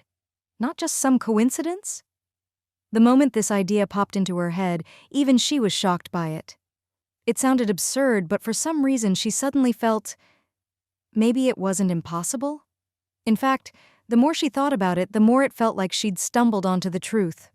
And that feeling only grew stronger, not weaker, until she couldn't shake it. She didn't show any of this, just kept her suspicions to herself. But another question arose. If even the apocalypse was man-made, what was their real goal? Surely it wasn't all just for fun. That was obviously unrealistic. In the end, Mo Yuwan, of course, refused their offer. So she simply twisted off the head of the man in charge. It might sound exaggerated, but that's exactly what happened. When she walked out of the base holding that bloody head, everyone from the Divine Society stationed there was terrified. No one dared stop her. They could only watch as she left. Naturally, the Divine Society wasn't about to let Mo Yuwan go. When they didn't get the answer they wanted for a long time, they flew into a rage and ordered attacks on Tongcheng and Fengcheng, hoping to pressure the bases into giving her up. They didn't know Mo Yuwan was the leader of Fireseed Base in Tongcheng. They didn't even realize that everything in Tongcheng and Fengcheng was only possible because of her. They just thought she was a member of a small base called Fireseed, with above-average abilities. Putting pressure on both cities was just a side effect. They had no idea Fireseed Base was actually in charge, and Kanghai Base was the subordinate. That's why they underestimated Mo Yuwan's strength. As the notorious Divine Society, their pressure was anything but subtle. It was violent and brutal. The first time they tried to massacre an entire squad while the two bases were out clearing zombies. But what they didn't know was that, from the moment Mo Yuwan refused them, she'd already anticipated this and was fully prepared. When she left the Divine Society outpost, she'd recruited a high-ranking staff member. Or rather, that person had regretted joining the Divine Society and defected to her. It made sense. After all, the Divine Society was full of lunatics. Some people might have gone astray at first, but regret was always possible. This time, he regretted it and actively surrendered to Mo Yuwan. He immediately tipped her off. The targeted squad was actually an elite team with Mo Yuwan, Gu Yongnian, and Han Jingyi hidden among them. By now, the other members of Fireseed and Kanghai bases were already very strong, but as their leader, Mo Yuwan still worried. Maybe in the future she could let them handle things on their own. But not yet. She couldn't allow anyone to die because of her. Those were real, living people. The Divine Society went all out, sending 15 D-rank ability users to wipe out a 10-person squad as a show of force. Normally, a squad from Fireseed or Kanghai Base sent out to clear the city outskirts would be made up of 9 E-rank ability users and 1 D-rank leader. Against a team of 15 D-ranks, they'd be slaughtered. But with Mo Yuwan and her group present, Han Jingyi didn't even give Mo Yuwan or Gu Yongnian a chance to act. He took care of the dozens of enemies himself, with no difficulty at all. Having stayed by Mo Yuwan's side, his abilities had grown rapidly. Gu Yongnian had already reached B rank, and with his special abilities, was close to A rank. But Han Jingyi surprised Mo Yuwan even more. He was a true genius. Even with Gu Yongnian training with Mo Yuwan every day, his growth couldn't keep up with Han Jingyi's. He'd actually caught up to Gu Yongnian, so when he struck, it was effortless. He wiped out the enemy with ease. But of course, the Divine Society wasn't about to give up after just one failure. In the days that followed, the Divine Society used all sorts of methods to target everyone around Mo Yuwan, her close associates, their cities, their bases. They tried everything, but Tongcheng and Fengcheng were no longer ordinary cities. They had their own foundations and spirit. In the end, none of these attacks had any real effect. If anything, they just helped Mo Yuwan better understand the Divine Society's methods. Just like the rumors before the apocalypse, the Divine Society could only be described as utterly ruthless. As long as something could benefit them, they would do it, no matter who got hurt. Maybe, from the very beginning, they never cared about anyone else. Once she realized this, Mo Yuwan became even more convinced that the zombie virus outbreak was their doing. If they could go this far just to target her, who knows what else they were capable of. Mo Yuwan didn't share this suspicion with anyone, just kept it to herself. After all, this was too big, and she had no concrete evidence. If word got out, it would cause mass panic. Unless she was absolutely certain and had key evidence, she would never tell the public. In the following days, the Divine Society kept making moves. But Mo Yuwan always seemed to sense their actions in advance and could respond in time. By now, she had at least 15, maybe even 20 different abilities. One of them was especially powerful, a mutated psychic ability that let her sense any bad things that might happen around her within a day. Because of this, she could always react to their attacks immediately. The Divine Society couldn't act more than once a day, after all. It's worth mentioning that as her system upgraded, Kuchu's psychic ability also changed. Besides the basic ways to level up, her psychic power became tied to her core beliefs. From the start of the apocalypse, she had two goals. First, to protect her mother in this life. Second, to end the apocalypse. Now, these two things had become the way to strengthen her psychic ability. As long as Mo Seeing was safe, Mo Yuwan's power would steadily grow. And as she took more cities and cleared more land, the greater her impact on the apocalypse, the stronger her psychic power became. That's why her danger-sensing ability had only a one-day cooldown. The person she copied this power from could only use it once a week, but even once a week, this kind of ability was a rare and powerful trump card for any organization. That person had also been brought into Fireseed Base. The base kept growing, and most people there knew who Mo Yuwan really was. She never hid her identity from her own people, not because she was careless, but because of the system. Everyone who joined Fireseed Base had to sign an invisible contract. This was another special ability. Before the apocalypse, the person who had it was a lawyer, and after, he was still employed. His power was to generate contracts. Just as the name suggests, he could create a contract for two people to sign. Once both names were on it, it was enforced by the laws of nature. If anyone broke the contract, nature itself would punish them. At the very least, you'd get struck by lightning in the street, usually fatal. Even knowing this, people still joined Fireseed Base without hesitation. Compared to that restriction, the benefits of the base were just too good. As long as you didn't harm the base or Kuchu, what was the problem? Wasn't that just common sense? In the days that followed, as Mo Yuwan kept clashing with the Divine Society, she discovered something else. It seemed they could deliberately release the zombie virus. In fact, it wasn't Mo Yuwan who discovered this, but Gu Yongnian. He noticed the way they used hidden weapons to spread the virus. It reminded him of someone he'd seen before. They carefully collected samples from the weapon, sealed them in a bottle, and brought them back to Fireseed Base. Then they held a meeting with the leaders and key researchers from both Fireseed and Kanghai bases. Academician Shin was there too. Mo Yuwan didn't hide anything. She put the sample on the table. This is a sample we collected from a hidden weapon outside. I suspect this thing can be used to deliberately create zombies. Does anyone have recommendations for researchers in this field? Neither base had any truly outstanding virologists. Before the apocalypse, none of them had the qualifications for independent research, but now, they had to be taken seriously. Still, if this was a basic virus, their people weren't enough. For a moment, everyone at the table looked at each other. They all knew how important this was, but if you asked them to recommend someone, they couldn't. Even if they'd known someone before the apocalypse, who knew if that person was still alive? In such a big world, finding one person was like looking for a needle in a haystack. As everyone sat there, anxious and uncertain, Mo Yuwan noticed one person's face. He didn't look lost, he looked conflicted, as if he knew something but was struggling over whether to say it. Normally, Mo Yuwan would have ignored it. After all, it was a personal choice, and if someone really didn't want to speak, she wouldn't force them. But this was different. Things had reached a point where every resource needed to be brought out into the open. "Grandpa Shin." Academician Shin heard Mo Yuwan's voice and instinctively looked up, meeting her clear, bright eyes. Those eyes were cold and emotionless, but he could see she was encouraging him to speak his mind. For a long moment, Academician Shin said nothing. Suddenly, the tightly closed door pushed open. A graceful figure walked in. Mo Yuwan was stunned. The figure didn't pause after entering but walked straight to the table. She deftly took a pair of disposable gloves and a sealed bag from her pocket, packed up the sample, nodded to Mo Yuwan, and left without looking at anyone else. No one tried to stop her. Why would they? This person was none other than Mo Yuwan's mother, Mo Siying.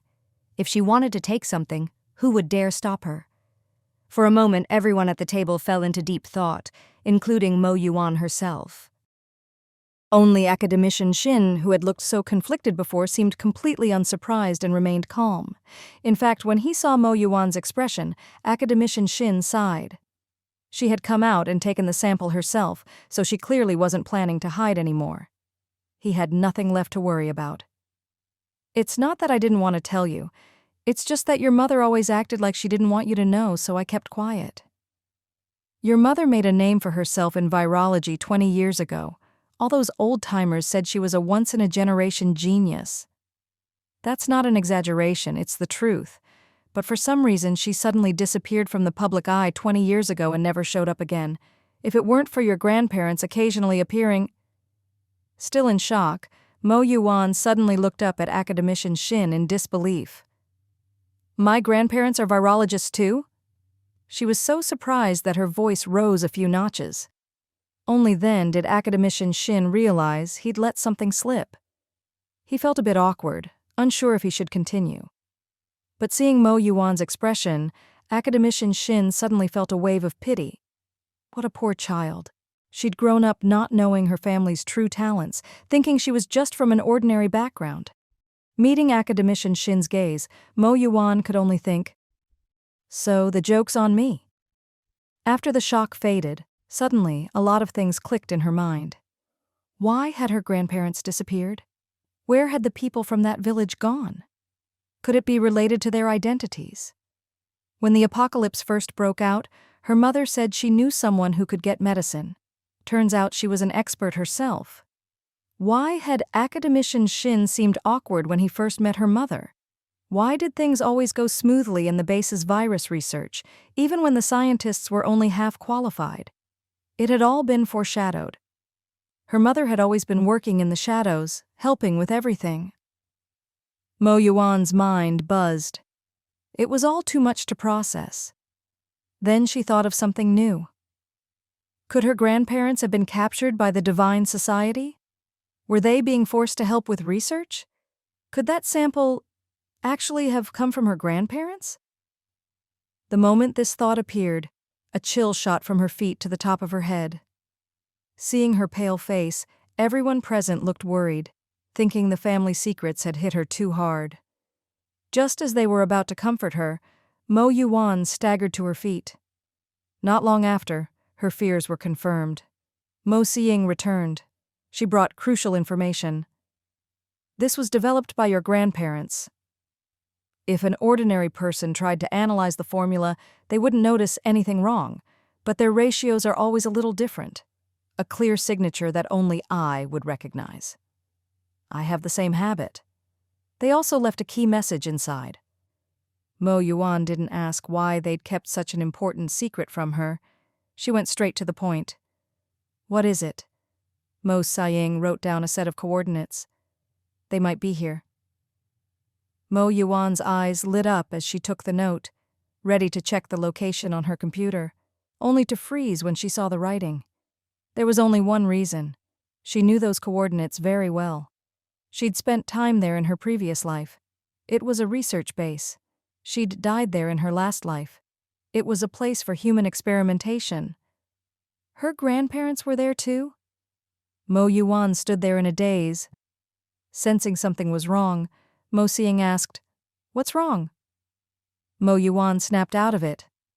Facing her mother's worried gaze, she hesitated, then shook her head and forced a smile, not answering the question. I know this place. I'll take people there in a few days. Mo Yuwan could tell her daughter was off, but didn't press her, just nodded in agreement. Mo Yuwan changed the subject. Can it be neutralized? That virus? Does it really turn people into zombies quickly? Her mother answered without hesitation. Yes. Your grandparents left me a loophole. They probably knew we were out here, so they didn't finish the formula. The gap is for me and you. Mo Yuwan felt a surge of emotion.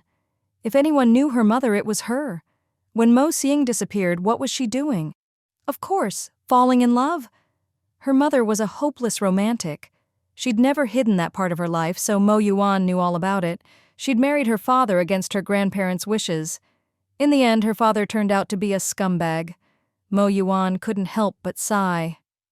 Turns out, being love-struck has nothing to do with education. Anyone can fall for it. What else could she say? Her own mom. After that, using her knowledge of the place, Mo Yuwan made preparations and then set out with her team, returning to an old haunt. Mo Yuwan felt uneasy. This place held too many bad memories. It was why she'd always been reluctant to show her true abilities in front of scientists, not just with strangers, even with Grandpa Shin. She'd always held back. She sat in the helicopter, looking down at the familiar landscape below. Relying on her knowledge of the place, Mo Yuwan infiltrated the facility with ease. The structure was almost identical to her previous life, so all her preparations paid off. She encountered no difficulties at all. This reassured her a little. The reason was simple. When she first heard about this place, she'd had a terrible suspicion. After all, her own rebirth was so unbelievable that she'd wondered if it was the result of some new experiment by the people here. But as long as nothing had changed, it meant that wasn't the case. The people here knew better than anyone how much she hated them. There was no way they'd make such an obvious mistake. If her rebirth really was the result of some new method or experiment, this place would have been completely transformed, not left so simple. Mo Yuwan searched for a long time but didn't find her grandparents, though she was sure they were here. Otherwise, why would they go to such lengths to hide a key message in the formula? Just creating that formula was no easy feat. Most people in the world couldn't even make it. Her grandparents must have put in a tremendous amount of effort. Although she didn't find them, she did uncover some crucial information. It turned out this organization was under the control of the country behind the Divine Society.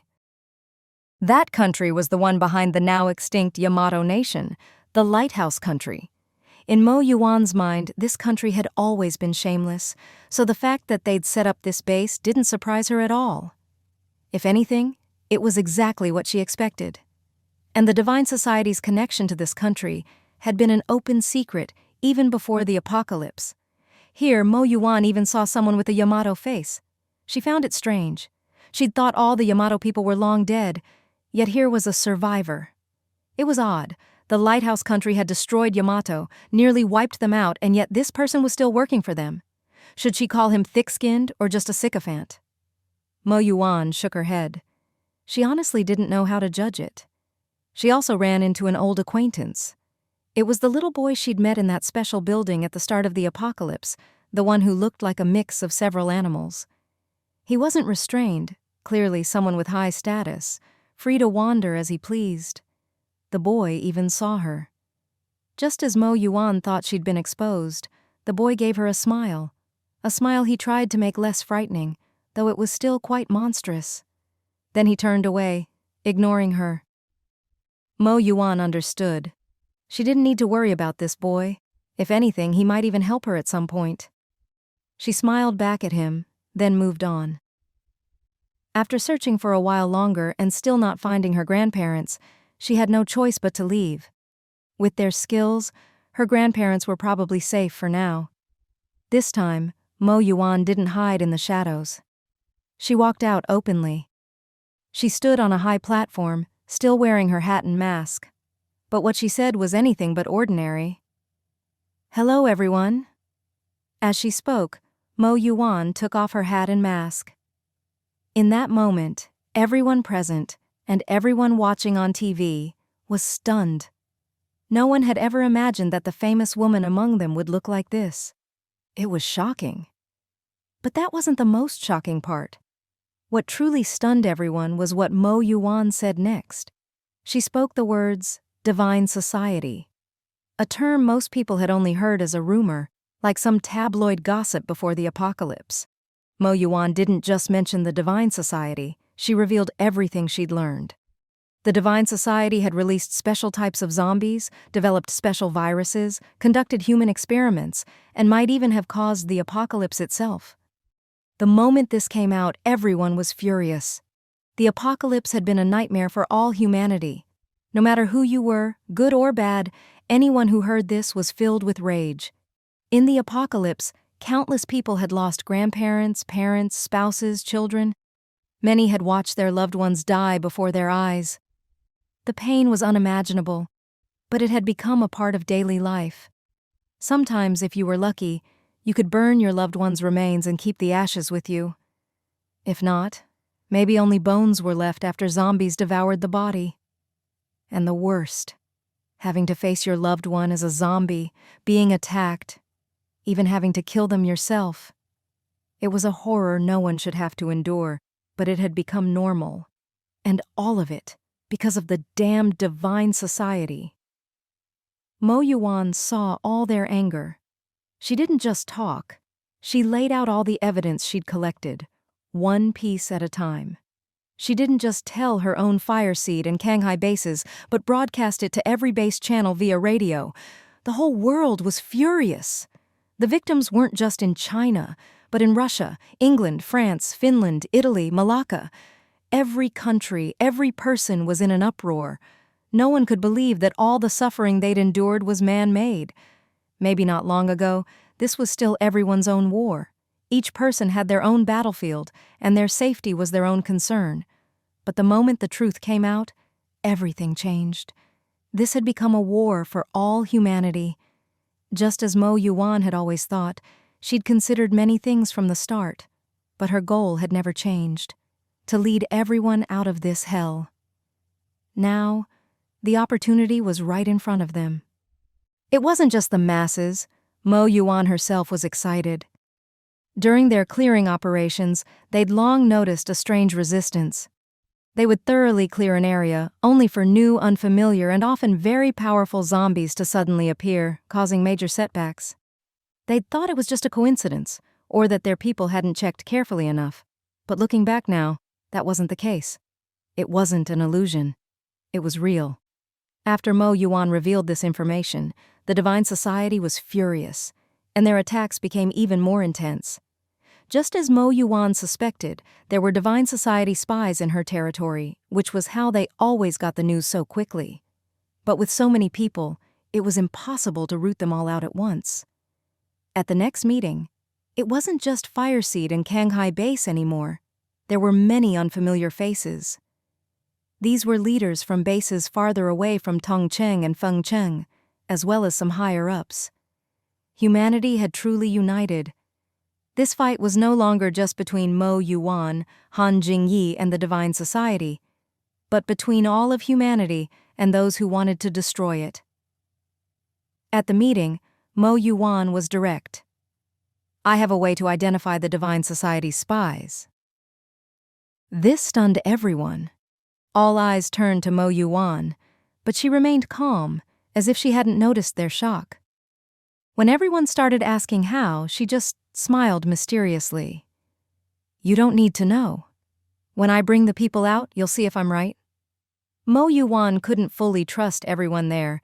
She was fine with people she'd worked with for a long time, but many here were strangers, hastily gathered, and there was an 80% chance some were from the Divine Society. And she was right. When she used the system to exchange for a large-scale detection tool, she found that while there weren't a huge number of spies in Fengcheng and Tongcheng, every area had some. And among the people at that meeting, there were two.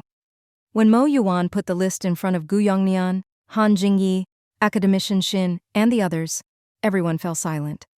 No one had expected there to be so many. It was shocking. Mo Yuwan didn't waste words. She arranged for people to approach the suspects' associates and lure them in for capture. She didn't arrest them outright, fearing it would alert others. She was careful. A week later, all the spies had been rounded up and brought to the central basement in Tongcheng. Mo Yuwan went down to check in person. When she faced the two who'd attended the meeting, she smiled brightly. "See, I told you I had a way. If you'd run, I wouldn't have caught you, right?" The happier she smiled, the uglier their faces became. They had no idea how she'd found them. Looking around, everyone caught was indeed a spy. No mistakes. Just as Mo Yuwan thought the drama was over, another meeting attendee rushed out. He looked flustered. He blurted out, "I'm with the Divine Society." Mo Yuwan. She looked him up and down, then shook her head. "No, you're not." Surprisingly, the man became even more anxious. "No, I really am. I mean, I'm an undercover agent in the Divine Society. If you arrest everyone but me, I'll be exposed." As he explained, Mo Yuwan finally understood. No wonder. Who would come forward and claim to be a spy? It was too suspicious. In the end, she did as he wished and threw him in with the others. Before going in, he gave Mo Yuwan a message, looking at her strangely. He said, "You're Professor Mo's granddaughter, right?" "Professor Mo?" Mo Yuwan was stunned, then realized he must mean her grandfather. For once, she lost her composure. "You know my grandfather?" She'd searched that place several times, but never found a trace of him. The man didn't say more, just left her a message. "Professor Mo and Professor Ling left you a message at their old house. Go look for it. Oh, and the clue is the place that left the deepest impression on you." Mo Yuwan never expected her grandparents to have left her a message in that village. That meant they'd foreseen all this before the apocalypse and had prepared in advance. Without hesitation, she took a team by helicopter to the village that very day. What she found shocked her. Just like last time, the place was crawling with zombies. So many that it was terrifying, even more than in her previous life. Mo Yuwan frowned. The helicopter hovered overhead, and countless zombies were drawn by the noise, swarming below in a horrifying mass. Gu Yongnian came over. "Should we call in more teams?" Mo Yuwan shook her head. With this many zombies, sending more people would only mean more casualties. The best way was to bomb the area first to thin out the Hoard, then send in teams to clean up the rest. Mo Yuwan didn't let the presence of important evidence stop her from bombing the area. She skillfully pulled a speaker out of her storage space. This time, it was a super high-powered one. When Gu Yongnian saw her take out the speaker, his eyelid twitched. He'd teamed up with Mo Yuwan the longest and knew what that speaker could do. But the others weren't so clear. After all, even when clearing cities before, this method hadn't been used much. Now, a miracle was about to happen again. Mo Yuwan glanced back at Han Jingyi, who was piloting the helicopter. "Xiao Yi, fly lower.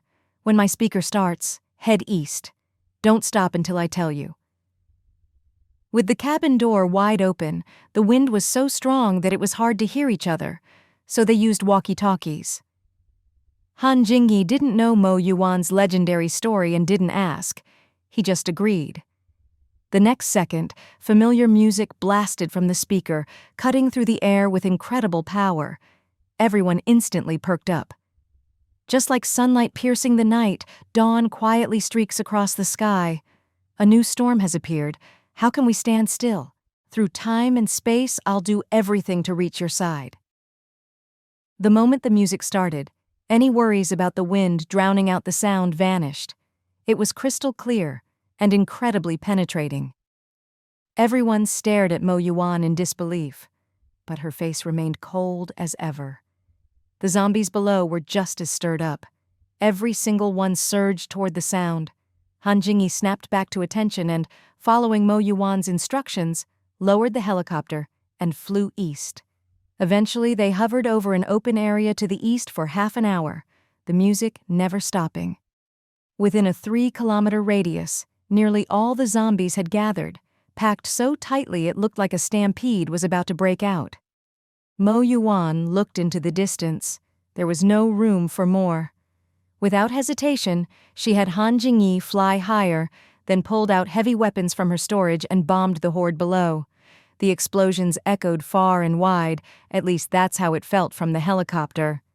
She didn't stop after one round, but bombed the area several times. By the time she returned to her grandparents' village, the number of zombies was down to almost nothing. But standing in her grandparents' house, she couldn't figure out what spot had left the deepest impression on her. The yard hadn't changed much since her last visit, just a bit messier, some things broken, probably from zombies passing through. After thinking it over, Mo Yuwan let Da Huang out.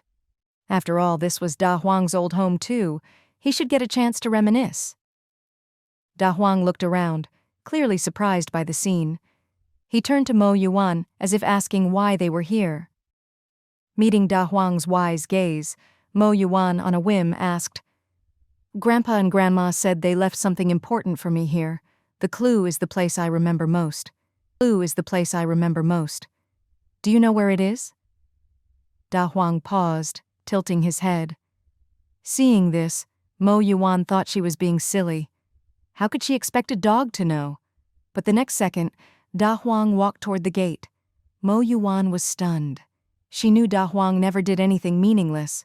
Could he really know? She followed, full of doubt. Da Huang stopped at a fence by the gate and looked back at her. Suddenly, a memory flashed in Mo Yuwan's mind. She remembered this spot vividly. When she was little, an orange snake had coiled itself on this fence. She'd been terrified, almost to tears. Her grandparents had come to deal with it. The most memorable place. Of course it was here. Even now, standing there again, she still felt a little scared. Sure enough, she dug under the fence and found a metal box with a notebook inside. The handwriting was her grandparents'. Inside were records about the Divine Society. Through this notebook, Mo Yuwan learned a lot. For example, the Divine Society was backed by the Lighthouse Country, but that wasn't the real mastermind. In fact, the Lighthouse Country was just a smokescreen, just like the Divine Society. If someone traced the Divine Society to the Lighthouse Country, they'd think they'd found the real culprit. But they hadn't. Behind the Lighthouse Country was a race, the Shanmishu people. This race had done many terrible things before the apocalypse, seizing land, stealing resources, starting wars. This time they were just playing a bigger game. Their goal was a racial reshuffle. Seeing those words, Mo Yuwan's fists clenched. Her grandparents' notebook clearly recorded the Shanmishu's purpose. They believed their bloodline was the highest, and all other humans were inferior, unworthy of life, just wasting the world's resources. Even if there were exceptions, they were few. And if those people were willing to join the Shanmishu, they might be spared. As for bloodlines, they could just have more of their own people intermarry, and over time, dilute the rest. So they orchestrated this racial reshuffle, wanting the world to be filled with their so-called superior kind. Mo Yuwan almost laughed in anger reading this. Sure, the Shanmishu might have some special genes. Maybe they were naturally smart, and many famous people before the apocalypse came from there. But even so, what right did they have to decide who deserved to live? Who did they think they were? Gods? After reading, Mo Yuwan didn't keep it to herself. She showed the notebook to her team. Everyone trembled, unable to believe it. So many lives lost, all for such a ridiculous reason. Mo Yuwan didn't linger. She took the manuscript back to her base. This time, Da Huang was the hero. He got extra meals for a week. Mo Yuwan didn't let the presence of important evidence stop her from bombing the area. She skillfully pulled a speaker out of her storage space. This time it was a super high-powered one. When Gu Yongnian saw her take out the speaker, his eyelid twitched. He'd teamed up with Mo Yuwan the longest and knew what that speaker could do, but the others weren't so clear. After all, even when clearing cities before, this method hadn't been used much. Now, a miracle was about to happen again. Mo Yuwan glanced back at Han Jingyi, who was piloting the helicopter. "Zhao Yi, fly lower. When my speaker starts, head east. Don't stop until I tell you."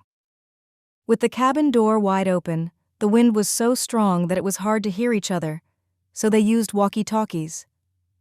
Han Jingyi didn't know Mo Yuwan's legendary story and didn't ask. He just agreed. The next second, familiar music blasted from the speaker, cutting through the air with incredible power. Everyone instantly perked up. Just like sunlight piercing the night, dawn quietly streaks across the sky. A new storm has appeared. How can we stand still? Through time and space, I'll do everything to reach your side. The moment the music started, any worries about the wind drowning out the sound vanished. It was crystal clear and incredibly penetrating. Everyone stared at Mo Yuwan in disbelief, but her face remained cold as ever. The zombies below were just as stirred up. Every single one surged toward the sound. Han Jingyi snapped back to attention and, following Mo Yuwan's instructions, lowered the helicopter and flew east. Eventually, they hovered over an open area to the east for half an hour, the music never stopping. Within a 3-kilometer radius, nearly all the zombies had gathered, packed so tightly it looked like a stampede was about to break out. Mo Yuwan looked into the distance. There was no room for more. Without hesitation, she had Han Jingyi fly higher, then pulled out heavy weapons from her storage and bombed the Hoard below. The explosions echoed far and wide. At least, that's how it felt from the helicopter. She didn't stop after one round, but bombed the area several times. By the time she returned to her grandparents' village, the number of zombies was down to almost nothing. But standing in her grandparents' house, she couldn't figure out what spot had left the deepest impression on her. The yard hadn't changed much since her last visit. Just a bit messier, some things broken, probably from zombies passing through. After thinking it over, Mo Yuwan let Da Huang out. After all, this was Da Huang's old home too. He should get a chance to reminisce. Da Huang looked around, clearly surprised by the scene. He turned to Mo Yuwan, as if asking why they were here. Meeting Da Huang's wise gaze, Mo Yuwan, on a whim, asked, "Grandpa and Grandma said they left something important for me here. The clue is the place I remember most. Do you know where it is?" Da Huang paused, tilting his head. Seeing this, Mo Yuwan thought she was being silly. How could she expect a dog to know? But the next second, Da Huang walked toward the gate. Mo Yuwan was stunned. She knew Da Huang never did anything meaningless. Could he really know? She followed, full of doubt. Da Huang stopped at a fence by the gate and looked back at her. Suddenly, a memory flashed in Mo Yuwan's mind. She remembered this spot vividly. When she was little, an orange snake had coiled itself on this fence. She'd been terrified, almost to tears. Her grandparents had come to deal with it. The most memorable place. Of course it was here.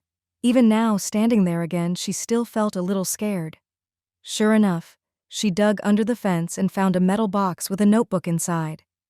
The handwriting was her grandparents'. Inside were records about the Divine Society. Through this notebook, Mo Yuwan learned a lot. For example, the Divine Society was backed by the Lighthouse Country, but that wasn't the real mastermind. In fact, the Lighthouse Country was just a smokescreen, just like the Divine Society. If someone traced the Divine Society to the Lighthouse Country, they'd think they'd found the real culprit. But they hadn't. Behind the Lighthouse Country was a race. The Shanmishu people. This race had done many terrible things before the apocalypse, seizing land, stealing resources, starting wars. This time they were just playing a bigger game. Their goal was a racial reshuffle.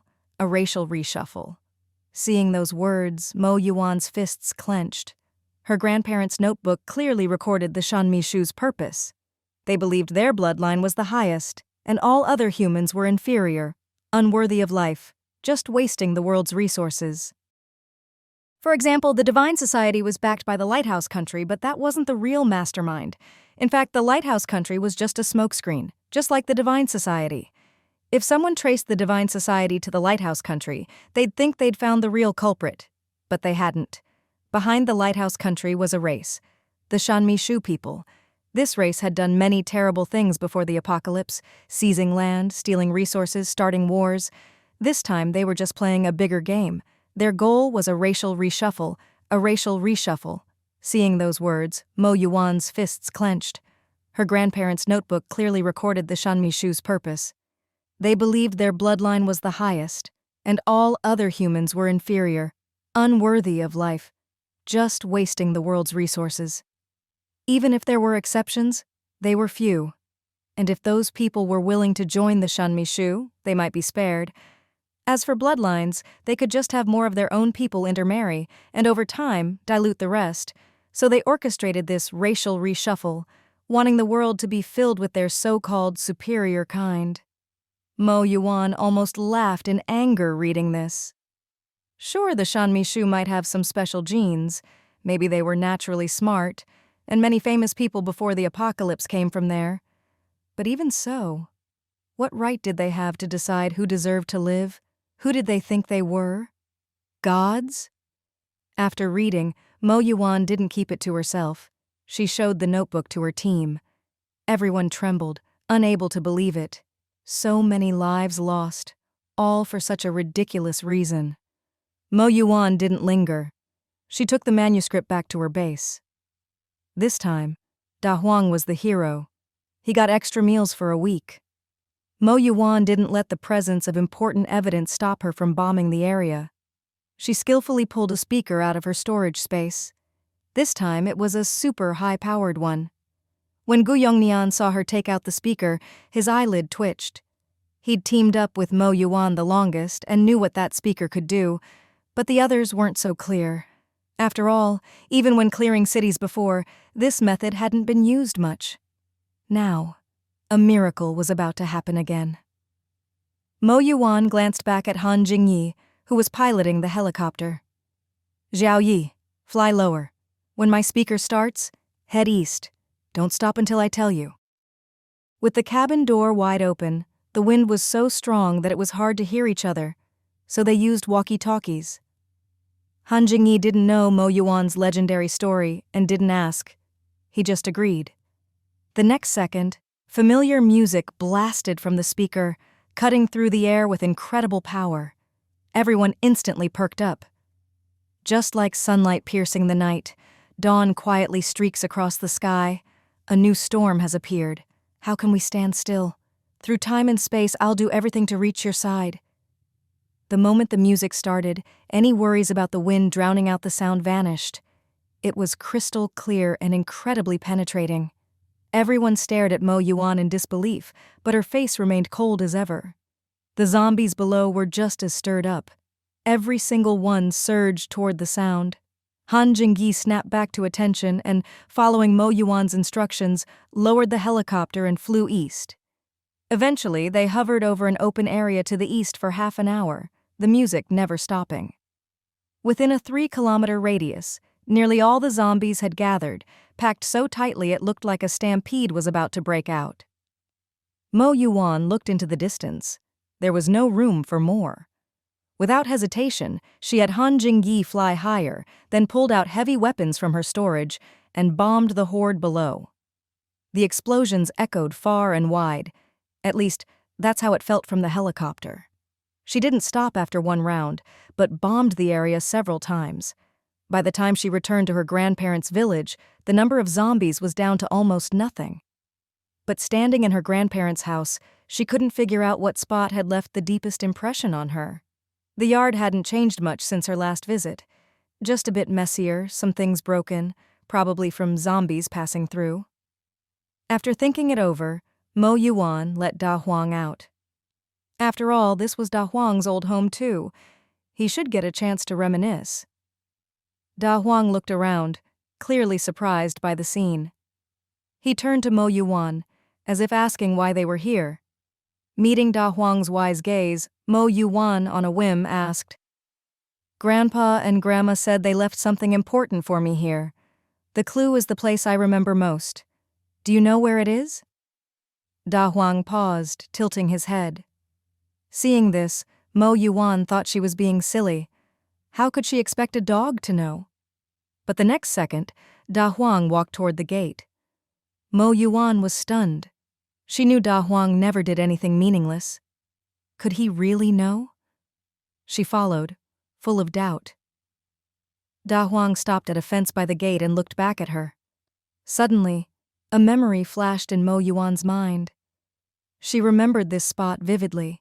When she was little, an orange snake had coiled itself on this fence. She'd been terrified, almost to tears. Her grandparents had come to deal with it. The most memorable place.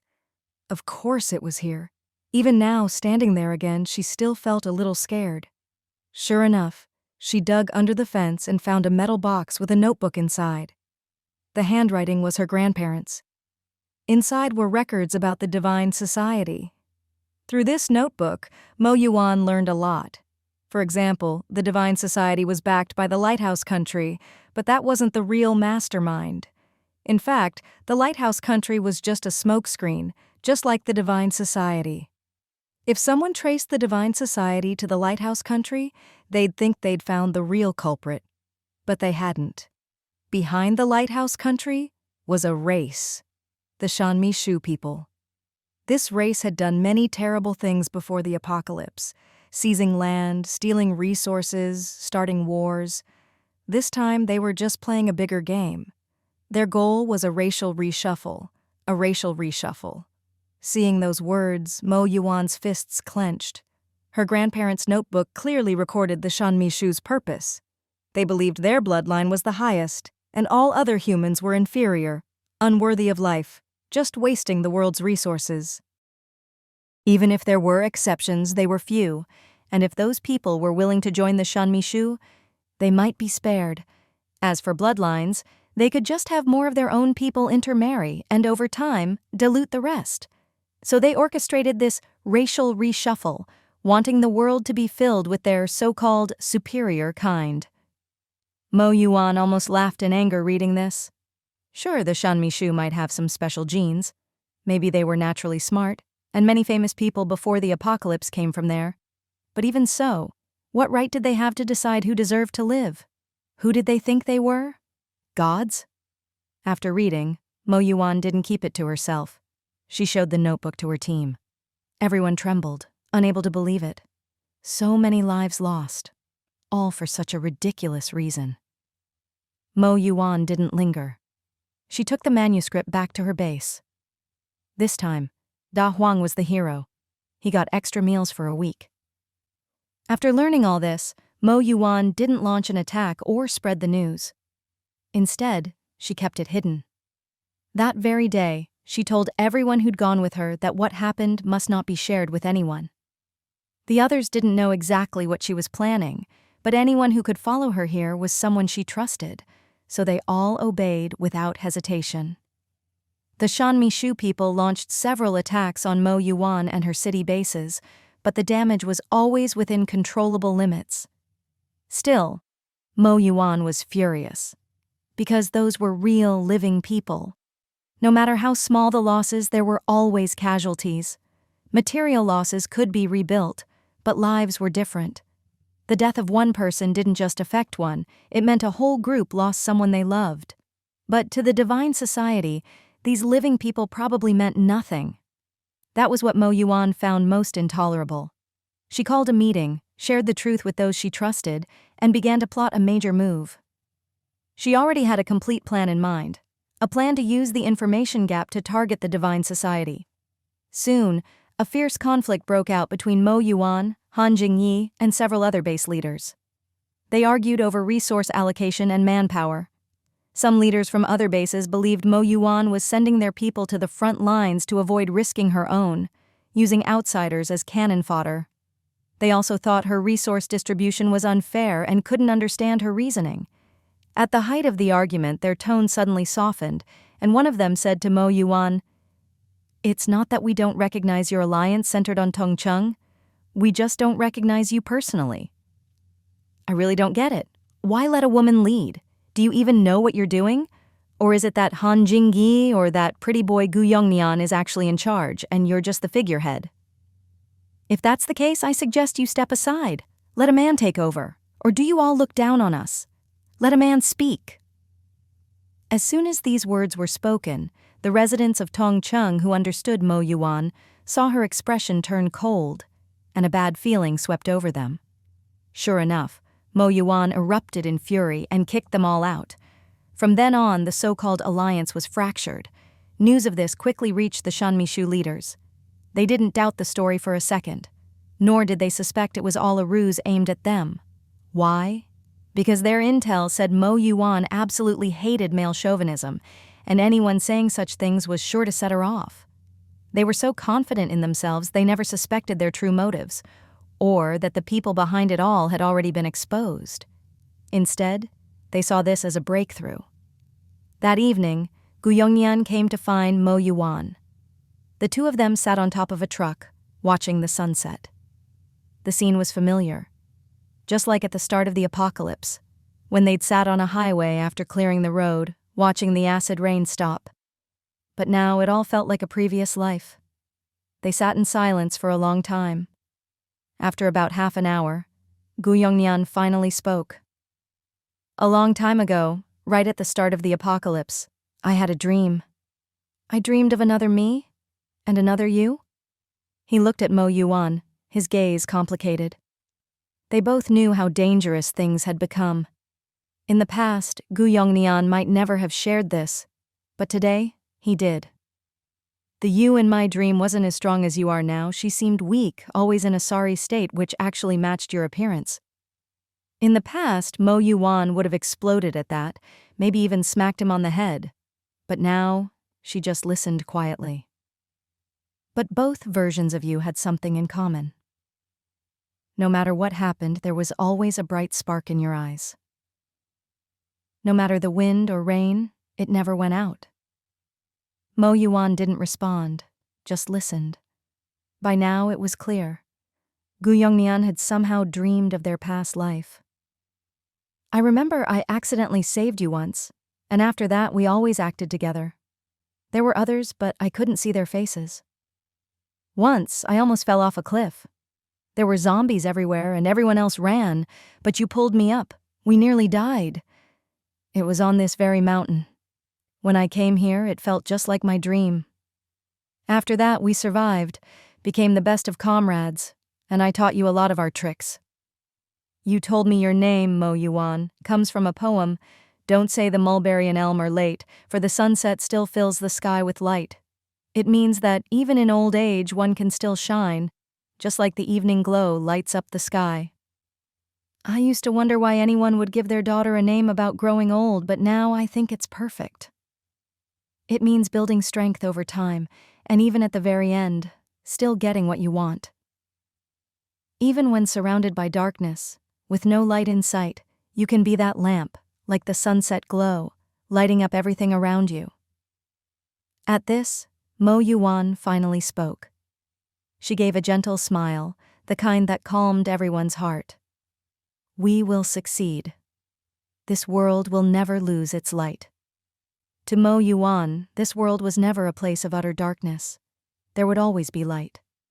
If that light hadn't appeared yet, or if no one else was willing to bring it, she didn't mind being the one to ignite it herself. As things reached this point, Mo Yuwan suddenly heard the system's broadcast in her ear. This time the voice was different, distant, unfamiliar, but the key message was clear.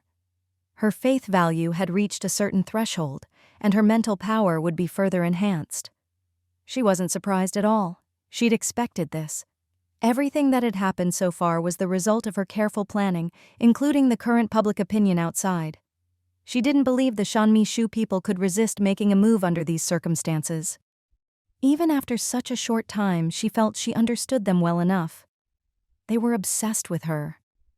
For now, maybe they just wanted her to submit. But if they realized she was determined to oppose them, with no chance of being tamed, they'd probably want her dead. That was the most likely outcome. Mo Yuwan kept this thought to herself. Everything was running smoothly. Her mother had already developed a drug that could slow the spread of the zombie virus. Although a true vaccine hadn't been created yet, this was still fantastic news for all the fighters. With this, at least, there was a chance to save someone bitten by a zombie. If they acted quickly, there was hope for survival. Even if not, at least people would have time to say their last words. As a leader, Mo Yuwan's main goal was to increase everyone's survival rate. Even a slim chance was better than none. Even if there were exceptions, they were few, and if those people were willing to join the Shanmi Shu, they might be spared. As for bloodlines, they could just have more of their own people intermarry and over time dilute the rest. So they orchestrated this racial reshuffle, wanting the world to be filled with their so-called superior kind. Mo Yuwan almost laughed in anger reading this. Sure, the Shanmishu might have some special genes. Maybe they were naturally smart, and many famous people before the apocalypse came from there. But even so, what right did they have to decide who deserved to live? Who did they think they were? Gods? After reading, Mo Yuwan didn't keep it to herself. She showed the notebook to her team. Everyone trembled, unable to believe it. So many lives lost, all for such a ridiculous reason. Mo Yuwan didn't linger. She took the manuscript back to her base. This time, Da Huang was the hero. He got extra meals for a week. After learning all this, Mo Yuwan didn't launch an attack or spread the news. Instead, she kept it hidden. That very day, she told everyone who'd gone with her that what happened must not be shared with anyone. The others didn't know exactly what she was planning, but anyone who could follow her here was someone she trusted, so they all obeyed without hesitation. The Shanmishu people launched several attacks on Mo Yuwan and her city bases, but the damage was always within controllable limits. Still, Mo Yuwan was furious, because those were real living people. No matter how small the losses, there were always casualties. Material losses could be rebuilt, but lives were different. The death of one person didn't just affect one, it meant a whole group lost someone they loved. But to the divine society, these living people probably meant nothing. That was what Mo Yuwan found most intolerable. She called a meeting, shared the truth with those she trusted, and began to plot a major move. She already had a complete plan in mind, a plan to use the information gap to target the divine society. Soon, a fierce conflict broke out between Mo Yuwan, Han Jingyi, and several other base leaders. They argued over resource allocation and manpower. Some leaders from other bases believed Mo Yuwan was sending their people to the front lines to avoid risking her own, using outsiders as cannon fodder. They also thought her resource distribution was unfair and couldn't understand her reasoning. At the height of the argument, their tone suddenly softened, and one of them said to Mo Yuwan, "It's not that we don't recognize your alliance centered on Tongcheng. We just don't recognize you personally." "I really don't get it. Why let a woman lead? Do you even know what you're doing? Or is it that Han Jingyi or that pretty boy Gu Yongnian is actually in charge, and you're just the figurehead?" "If that's the case, I suggest you step aside. Let a man take over. Or do you all look down on us? Let a man speak." As soon as these words were spoken, the residents of Tongcheng who understood Mo Yuwan saw her expression turn cold, and a bad feeling swept over them. Sure enough, Mo Yuwan erupted in fury and kicked them all out.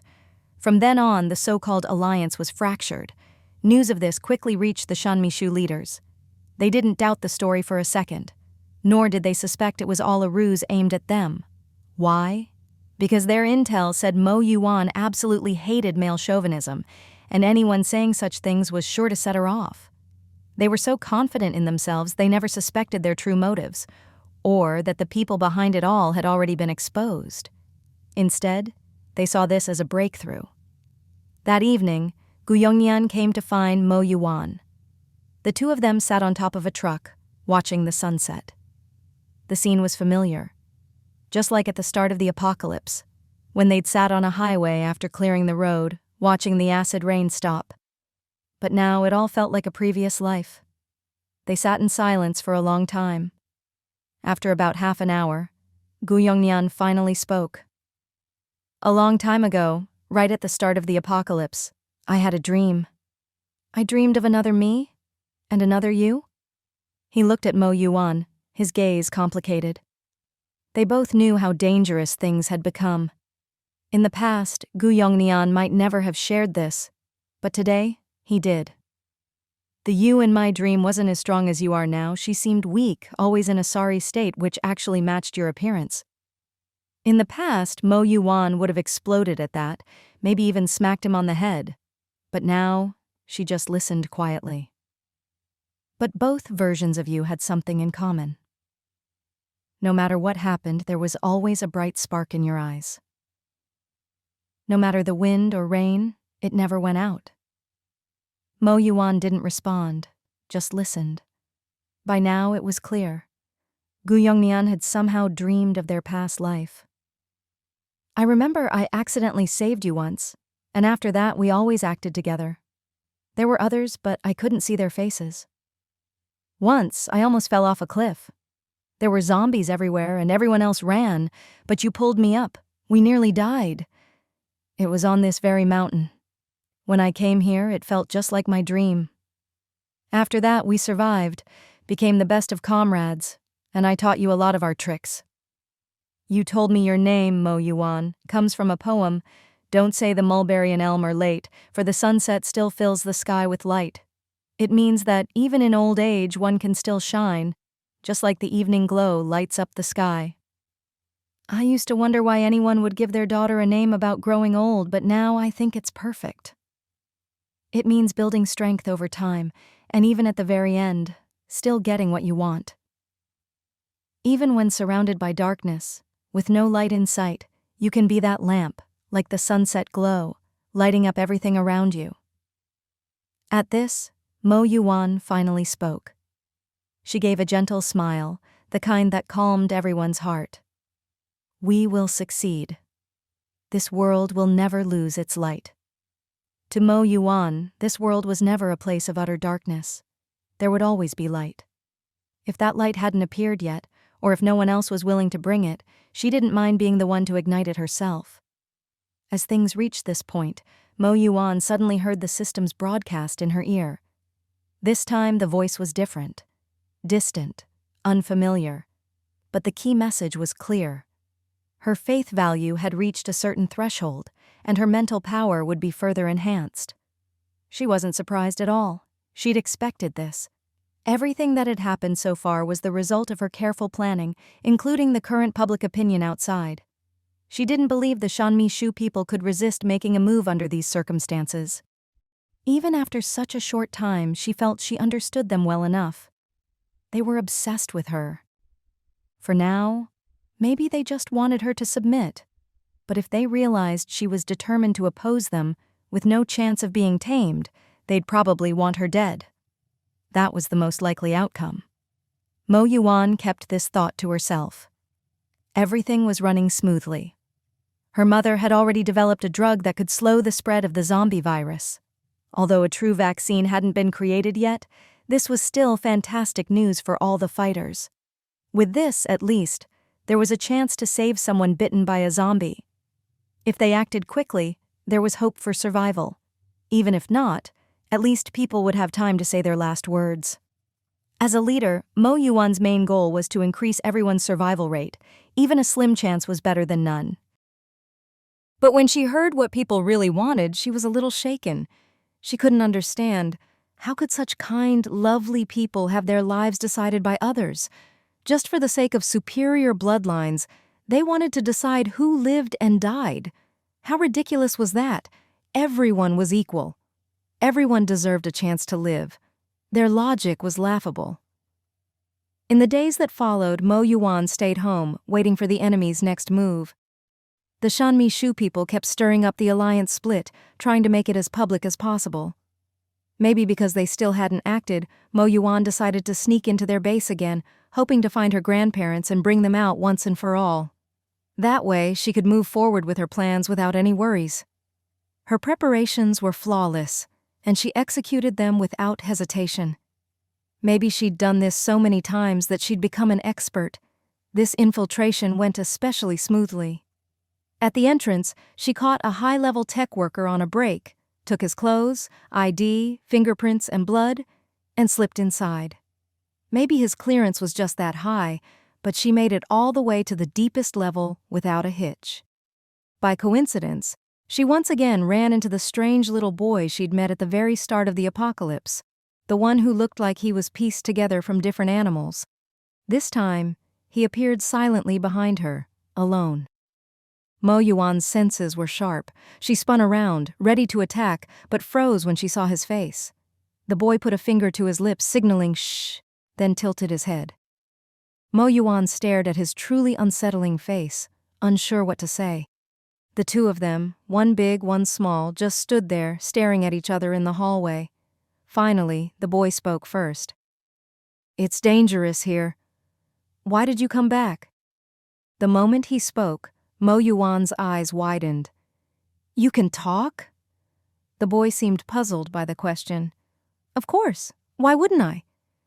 Suddenly, as if something occurred to him, he paused, then said, "I'm human." It was such a simple, strange sentence, but it made Mo Yuwan's heart tremble. I'm human.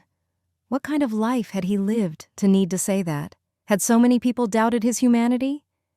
Mo Yuwan looked him over. Every feature was bizarre, almost monstrous, but she crouched down and gently patted his head. His skin felt odd, cold and slick, but she didn't mind at all. His cheeks puffed in and out just like the first time she'd seen him, looking a bit scary. After a while, Mo Yuwan asked, "When did they bring you here?" The boy tilted his head, thinking. After a few seconds, he said, "I think I was brought here when I was 5. I'm 12 now." Mo Yuwan talked with him for a long time. Despite his strange appearance, he clearly understood right and wrong. He also seemed to trust Mo Yuwan deeply. Their conversation was smooth. He was very unhappy with this place and told her a lot about it. Much of it, Mo Yuwan already knew from her previous life. After all, in her previous life, Mo Yuwan had also been locked up here for a long time, but back then, she had nowhere near this much freedom. She'd spent most of her time tied to a bed. Even if she could interact with others, it was only within a single room, and the door was always locked. There were always guards. Maybe that's why she'd never seen this little boy in her last life. Because of this, it was easy for Mo Yuwan to judge whether he was telling the truth. She just listened quietly. Once she was sure he was trustworthy, Mo Yuwan began to ask questions. The boy answered everything, holding nothing back. When Mo Yuwan showed him a photo of her grandparents, his eyes lit up. Seeing his obvious reaction, Mo Yuwan felt both anxious and hopeful. She wanted him to tell her about her grandparents, but she was also afraid of what he might say. Luckily, fate was kind to her.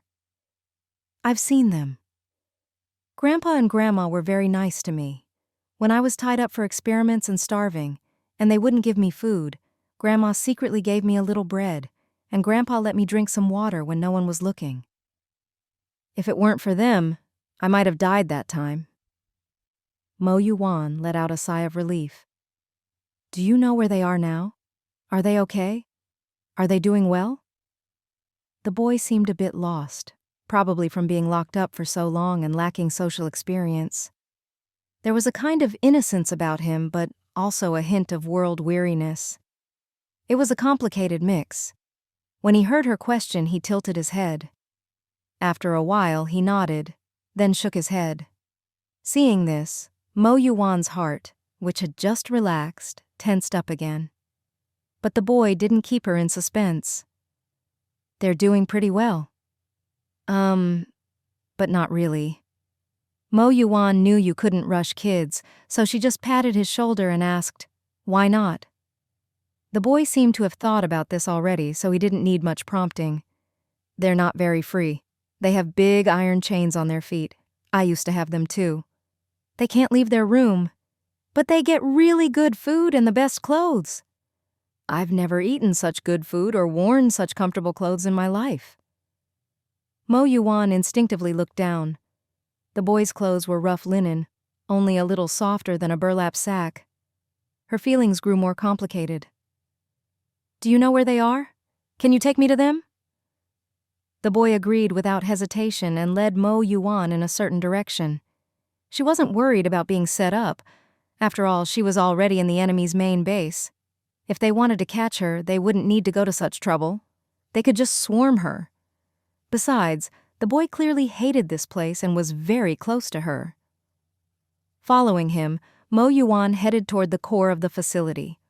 Along the way, she noticed that the hallway allowed a clear view into every room. It was like a pet hospital for people.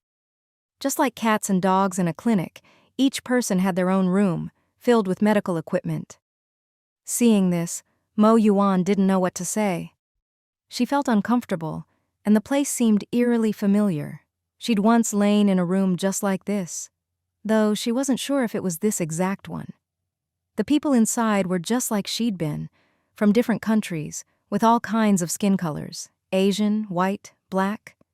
But there were more Asian and black children than white ones. Most were kids. All the children were hooked up to various medical devices, and Mo Yuwan couldn't bear to look twice at many of them. But she figured she hadn't been here in her last life, since all the kids here were very young, about the same age as the boy, maybe 5 or 6, all very thin and frail. The boy seemed used to it all, unfazed, and led Mo Yuwan silently through checkpoint after checkpoint. As they went deeper, Mo Yuwan noticed something else. The deeper they went, the more obvious the children's mutations became. On the outer edges, the kids looked almost normal, with no obvious features. But the boy with her had the most visible mutations of all. She hadn't seen any other child with more pronounced features. Mo Yuwan sped up to walk beside him and asked, "Are you the only one who can move around freely here?" The boy didn't quite understand, but after tilting his head and thinking, he shook his head. "No, it's just that I can go out alone. The others need someone to go with them." Mo Yuwan found this interesting. Who goes with them? As soon as she finished speaking, the boy pulled her aside and made a cautious shh gesture. Just then, 2 people walked by, hand in hand. One was a little girl with mutation features like the boy, though hers were less obvious. The other was a person in a white lab coat. After they passed, the boy whispered to Mo Yuwan, "In this lab, only people in white coats are allowed to take us out. If we're going out, then everyone we bring with us will be people wearing combat uniforms." Mo Yuwan basically understood what she meant. After those 2 people left, the little boy led Mo Yuwan further inside to continue playing. For some reason, Mo Yuwan suddenly asked the little boy, "By the way, what's your name?" "My name?" The little boy didn't turn around, but it was clear he was a bit puzzled by the question. "Here, everyone calls me number 03. But before, when I was little, I don't think that was my name."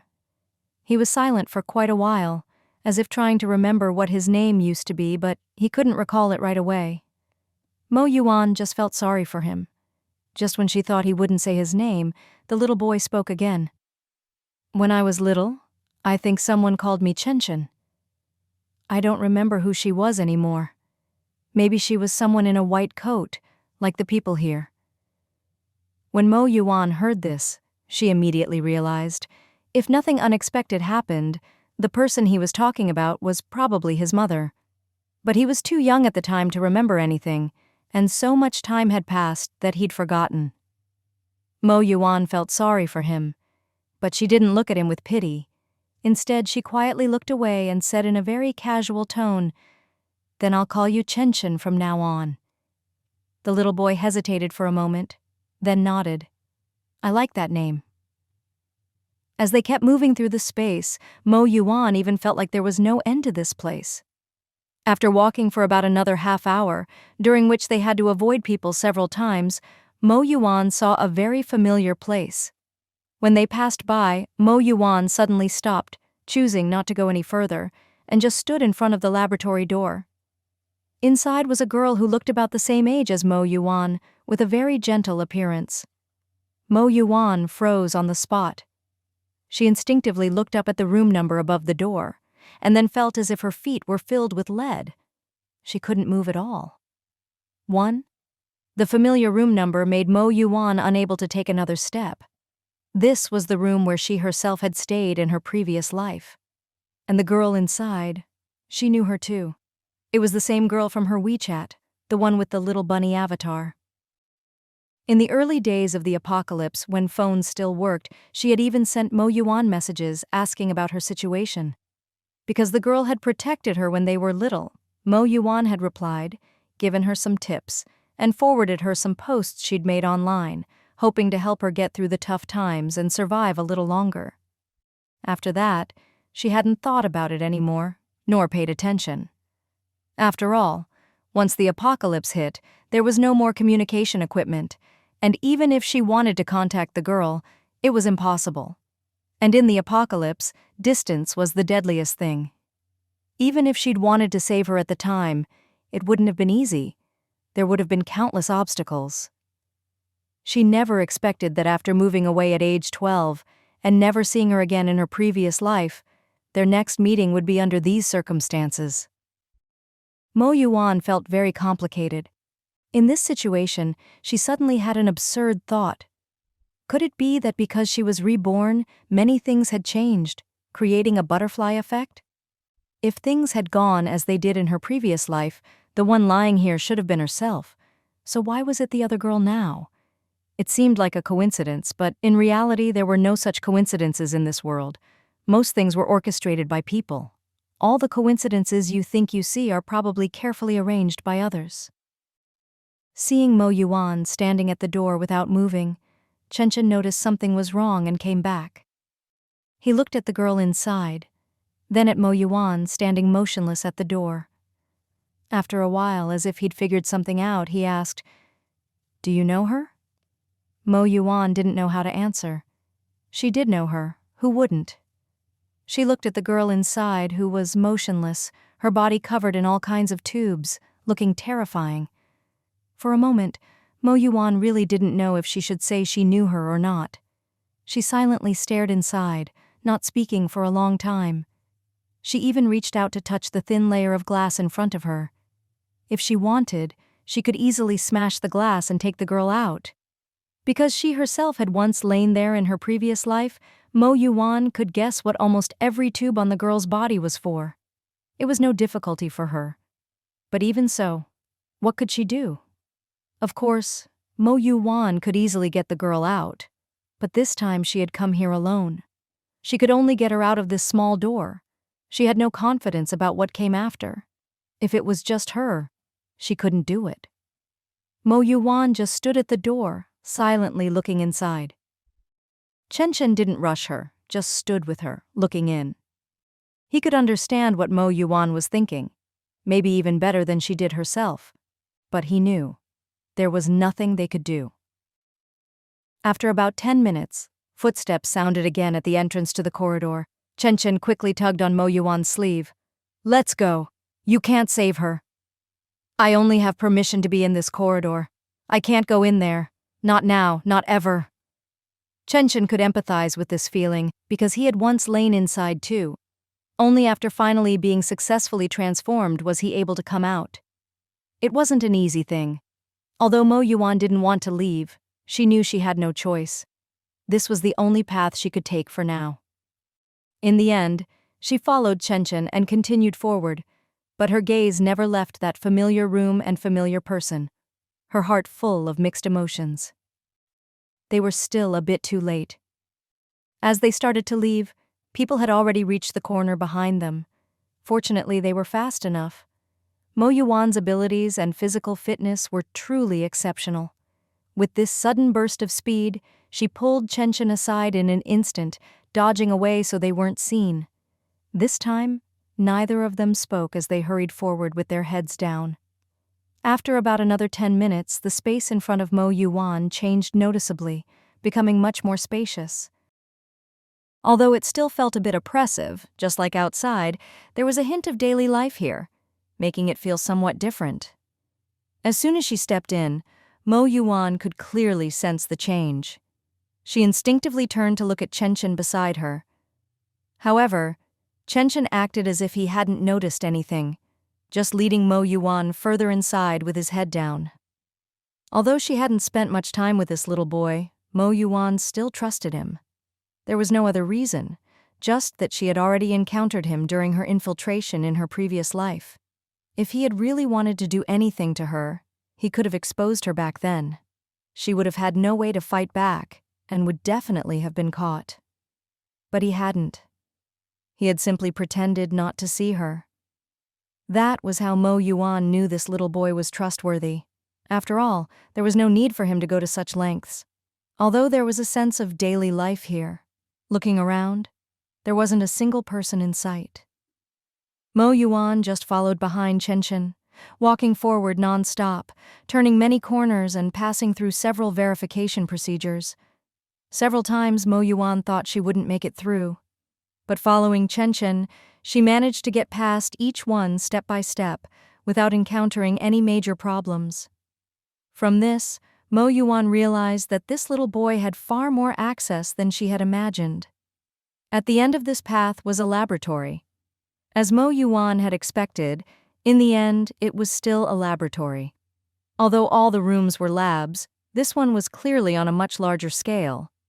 Inside, many people were walking around in full protective suits. Mo Yuwan was extremely grateful that when she came in earlier, she had taken someone's clothes and was now also wearing a full protective suit. At least she looked no different from the others here. Of course, even if she hadn't taken the suit, it wouldn't have been a big problem. With her spatial ability, she could get anything she wanted. The only difference would be that it might be a bit more conspicuous. The only person who stood out was Chenshin in front of her. Not only was he much shorter than everyone else, but he also wasn't wearing a protective suit. He was so conspicuous here that standing out didn't even begin to describe it. Because of this, Mo Yuwan, who was following behind him, attracted more attention. But clearly no one thought the person following Chenshin wasn't one of their own. After all, if it wasn't one of their own, anyone else seeing Chenshin would probably be scared to death. How could they follow him so calmly? Obviously everyone here knew Chenshin. They just glanced at him and then looked away, as if nothing was out of the ordinary. Mo Yuwan thought for a moment, carefully moved closer to Chenshin, and quietly asked, "Do you think they're here?" Chenshin knew Mo Yuwan was worried, but he didn't dare show any weakness. "You're so annoying. It's my first time coming here for a walk, and you're already trying to control me. Didn't you promise to give me the maximum freedom? If you keep this up, I'll kill myself." The moment she heard these two sentences, Mo Yuwan was stunned, but quickly understood what Chenshin meant. She lowered her head and said nothing. At that moment, Chenshin's voice came quietly. "Just follow me. If anyone talks to me, it'll definitely be your grandparents." When she heard this, Mo Yuwan still didn't quite understand what he meant, until the first person appeared in front of them. "Chenshin, you're here? Here, Grandma brought you a new lollipop. Hide it and eat it later." The moment she heard this voice, Mo Yuwan couldn't help herself. She immediately looked up at the person in front of her. The other person was wearing a full protective suit, so she could only see her eyes. But that voice, those eyes, were enough to bring tears to Mo Yuwan's eyes. This was her grandmother. From childhood, her grandmother had always been so good to her. She remembered that when she was little, her grandmother would give her candy, just like she was giving candy to Chenshin now. All of this was deeply imprinted in Mo Yuwan's mind, impossible to forget. Now, the scene was playing out before her again, only this time, her grandmother's kindness was directed at the half-grown boy in front of her, not herself. Of course, Mo Yuwan wasn't jealous. She just felt moved. Her grandmother had always been such a kind person. She thought for a moment, not daring to speak directly, and just quietly moved her fingers. After a while, as if she'd thought of something, she suddenly spoke up. "Chenshin, we should go back. When we get back, I'll put on your favorite Tom and Jerry, okay?" This sentence, which sounded like a normal way to coax a child, immediately caught the attention of the person in front of her. The woman's face lifted, her eyes searching Mo Yuwan's face, which was also tightly covered, her gaze full of disbelief. Mo Yuwan didn't even dare look up at her, just kept her head down, looking at Chenshin in front of her, afraid that if she slipped up, she'd give herself away. If she failed to hide her emotions, everything she'd done so far would be for nothing. But Mo Yuwan was steady. She had no intention of looking up. Chenshin didn't really understand what his sister behind him was saying, but he still nodded in cooperation. "Okay. Then wait here for me for a bit. I'm going to the bathroom." Mo Yuwan couldn't help but smile a little. This kid was clever beyond his years. Even though he was young, he knew to give her and her grandmother some private space at this moment. Even though there wasn't much they could say right now, Mo Yuwan was still very grateful to Chenshin. If it weren't for him, Mo Yuwan wouldn't even have had the chance to see her grandmother, let alone exchange a few words that might seem useless. Some might think it was pointless, but for Mo Yuwan, it wasn't about hiding. Even just hearing her grandmother's voice at this moment was an incredibly happy thing. As Chenshin ran off, the whole place fell silent. Mo Yuwan didn't know how people here usually communicated or interacted, so she didn't dare speak easily. But at this moment, she really wanted to talk to her grandmother. Her face was turned toward the direction Chenshin had run, but out of the corner of her eye, she kept glancing at the person beside her. Fortunately, just like when she was a child, her grandmother could understand what she was thinking with just a look. Her grandmother spoke directly. "Taking care of Chenshin isn't easy, is it? How is her health?" In that instant, Mo Yuwan knew. She wasn't asking about Chenshin, but about her own mother. With just that one sentence, Mo Yuwan could easily understand her meaning. Maybe it was the bond of blood. Mo Yuwan's mind raced, but her reply was very cold. "He's healthy, eats well, sleeps well, and doesn't have much to worry about. He's doing fine." "You must be tired, right? Making it here isn't easy." "What's so hard about it? If I can follow behind Chenshin and get here, you should know better than me how difficult that is." "That's true. You must have suffered a lot. Judging by your voice, you're still very young." Hearing this, Mo Yuwan's nose stung with emotion. She wished there was no one else around so she could throw herself into her grandmother's arms and cry her heart out without worrying about anyone else. But she knew she couldn't do that. Everyone thought she was amazing, that she'd achieved so much at such a young age, but only her family knew how hard it had been for her to get here. It took Mo Yuwan a while to suppress her urge to cry. "My path has been pretty smooth. You don't need to worry about me." It sounded a bit impatient. The other person was clearly silent for a moment, not speaking for a long time, which fit perfectly with Mo Yuwan's tone. But if anyone was there and thought carefully about what Mo Yuwan said, they'd realize she was really saying, "I haven't suffered much to get here. My path was smoother than I thought. You don't need to worry about me. I'll take good care of myself." Such a simple message, but it could only be said in this way. Mo Yuwan felt a bit bitter inside. Good, good, truly accomplished at a young age. Work hard and join us here as soon as you can. Our victory is near. Join us here as soon as you can, meaning infiltrate this place as soon as possible. Our victory is near.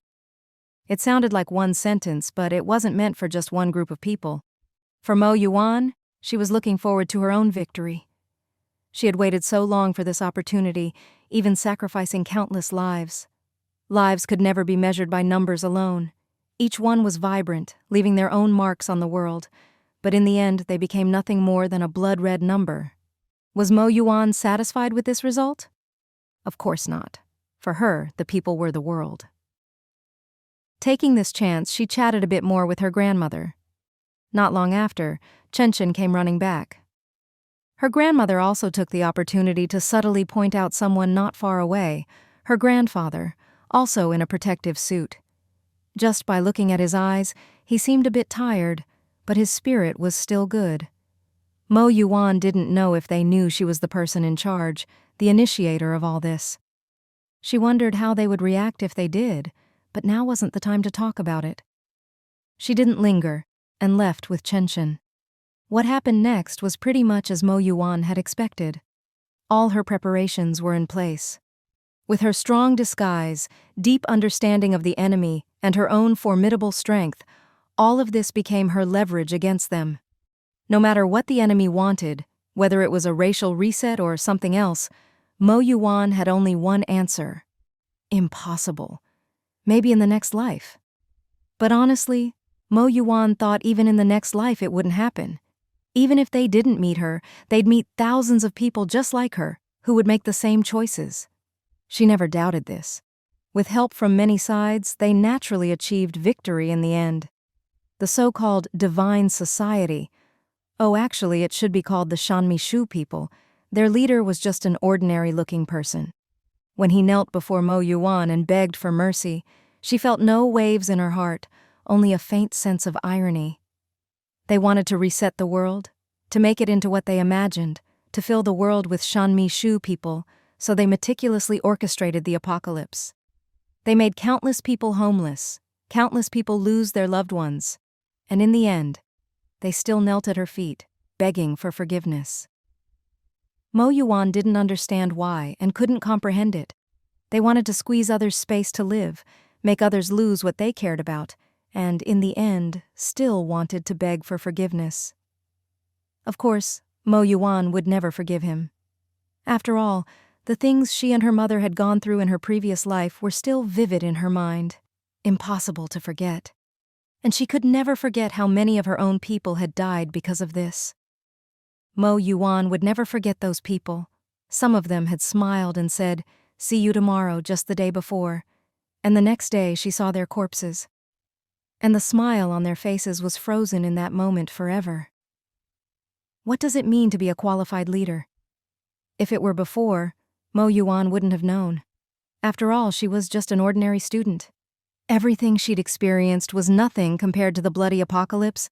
But after the apocalypse, Mo Yuwan took in many people. Because of her marksmanship, they relied on her, and she gave back to them. The one in charge was herself, but also not herself. The people were the true foundation. When everything was finally over, Mo Yuwan had a strange dream. In the dream, she arrived in a strange space. There was someone there who looked familiar, but she couldn't quite remember who it was. Looking closely, Mo Yuwan realized the person looked a lot like a statue she'd seen in a temple before the apocalypse. The person was holding a palm leaf fan, smiling kindly. Mo Yuwan immediately recognized who it was, but didn't ask. She just felt it was strange. Why would she suddenly dream of him? Just as she was puzzled, the person suddenly spoke. "You did even better than I imagined."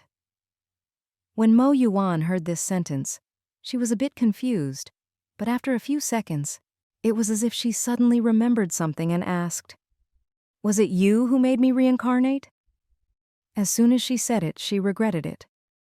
Although she believed these gods truly existed, she had never thought about what she would do if they really appeared before her. But thinking carefully, her rebirth was indeed something utterly unbelievable.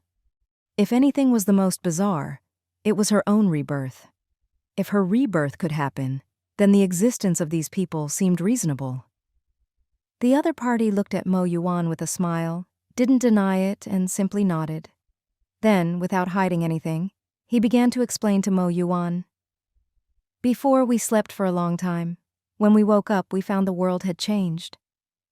I saw a world where people could barely survive. Compared to our era, even we seem to have lived in peace. Because of a lack of faith, we couldn't awaken.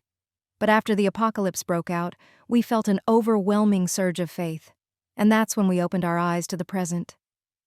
In our ears were the wails of countless people. We were anxious but powerless to change things. After all, we can't often interfere with the cause and effect of the human world, or it could lead to irreversible consequences. But we also didn't want everyone to suffer so much. In the end, we decided to do everything we could to find a soul.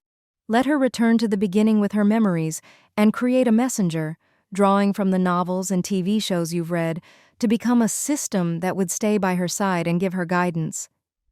But because we couldn't fully trust human nature, the first hints we gave were to slack off, as a kind of test. Only by walking this path could you see the system's true form and receive its greatest help. Your progress was faster than we imagined, just like when we first saw your soul, pure and untainted. Even after going through hell, you still climbed out, kind-hearted, never stingy with yourself, full of compassion, and always thinking of the people. We even felt that even without our guidance, you would have found the right path step by step. We could only offer you a little help. With these things, you helped your mother escape her fate, selflessly saved people who contributed to the people, and even took in that mutated child."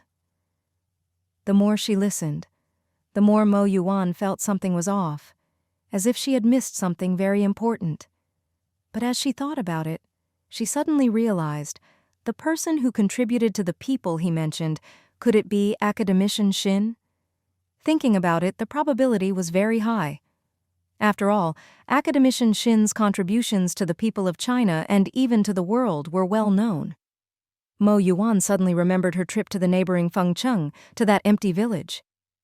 At the time, she had found it strange since she'd heard about what had happened in that village in her previous life. That's why she was even more suspicious of certain people. But now, with this person's explanation, it all seemed much more reasonable. If he could arrange her rebirth, then slightly altering the fate of someone in the neighboring village didn't seem so impossible. Thinking this, Mo Yuwan asked directly, "So, those people in the neighboring village, were they—" When she asked this, the other person's expression clearly changed, and before she could finish, he interrupted her. "Hey, don't say that. We didn't do anything. We just saw what they did ahead of time. If someone is rotten to the core, even if we don't interfere, they'll get what's coming to them." Mo Yuwan agreed with this, but she hadn't expected that retribution would really come. Indeed, things like this do happen, but most people prefer to chalk it up to coincidence. But since he said so, it was almost certain that the person he meant was Academician Shin.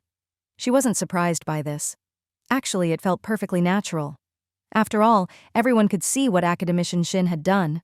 If even he didn't count as someone who made a great contribution to humanity, then who would? If Academician Shin didn't count, Mo Yuwan felt there wouldn't be a second person in the world. If Academician Shin received some special treatment, wasn't that only right? And Mo Yuwan didn't doubt that, if Academician Shin hadn't been so old, this matter wouldn't have fallen to her.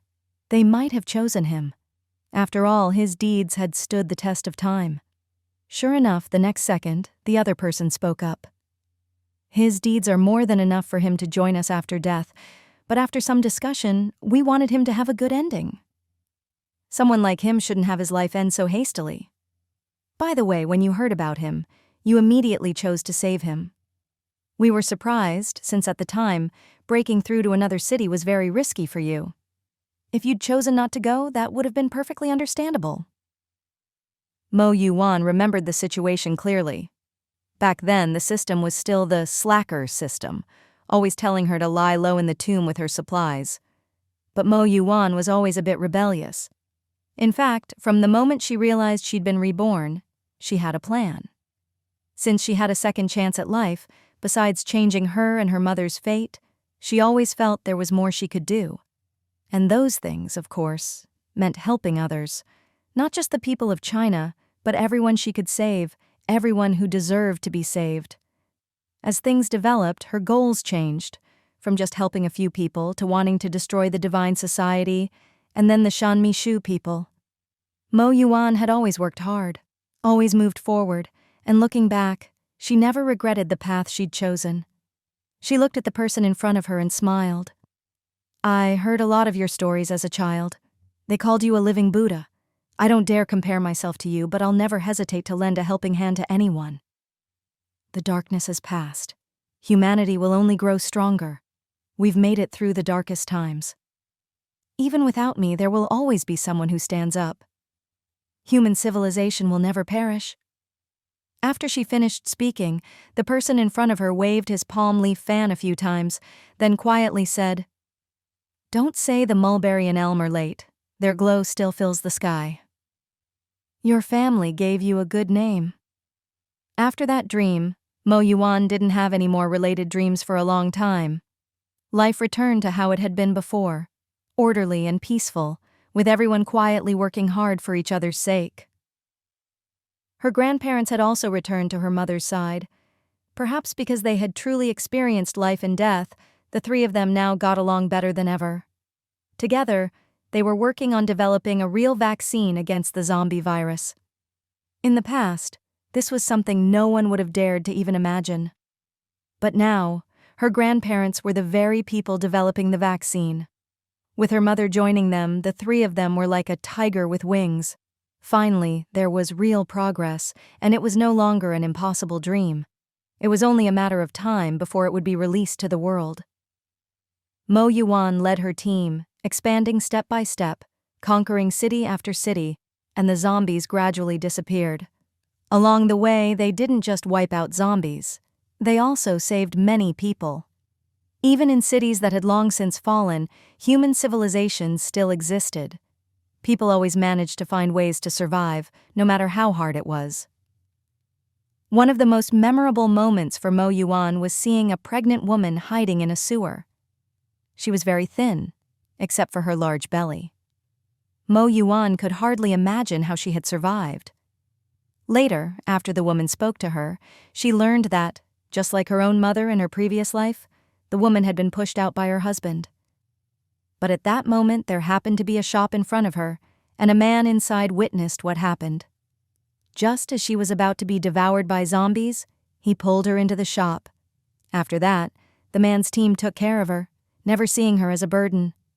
Whenever there was food, they always gave it to her first. But as they fought zombies again and again, the team members died one by one until only she was left.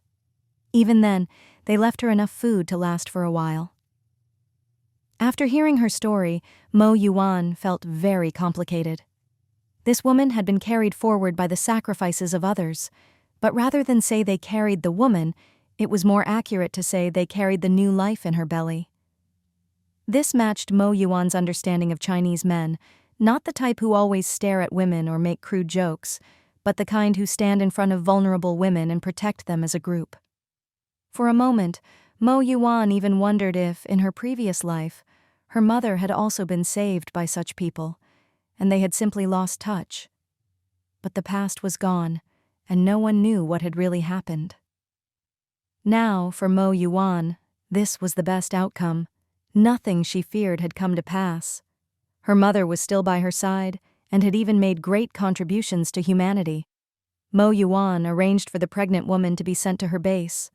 The woman was just an ordinary person, so Mo Yuwan told her to rest and give birth, and promised to find her a suitable job afterward. People around her didn't quite understand Mo Yuwan's actions. As her reputation grew, her base had stopped accepting ordinary people. Almost everyone there, even the most ordinary-looking aunties, had abilities.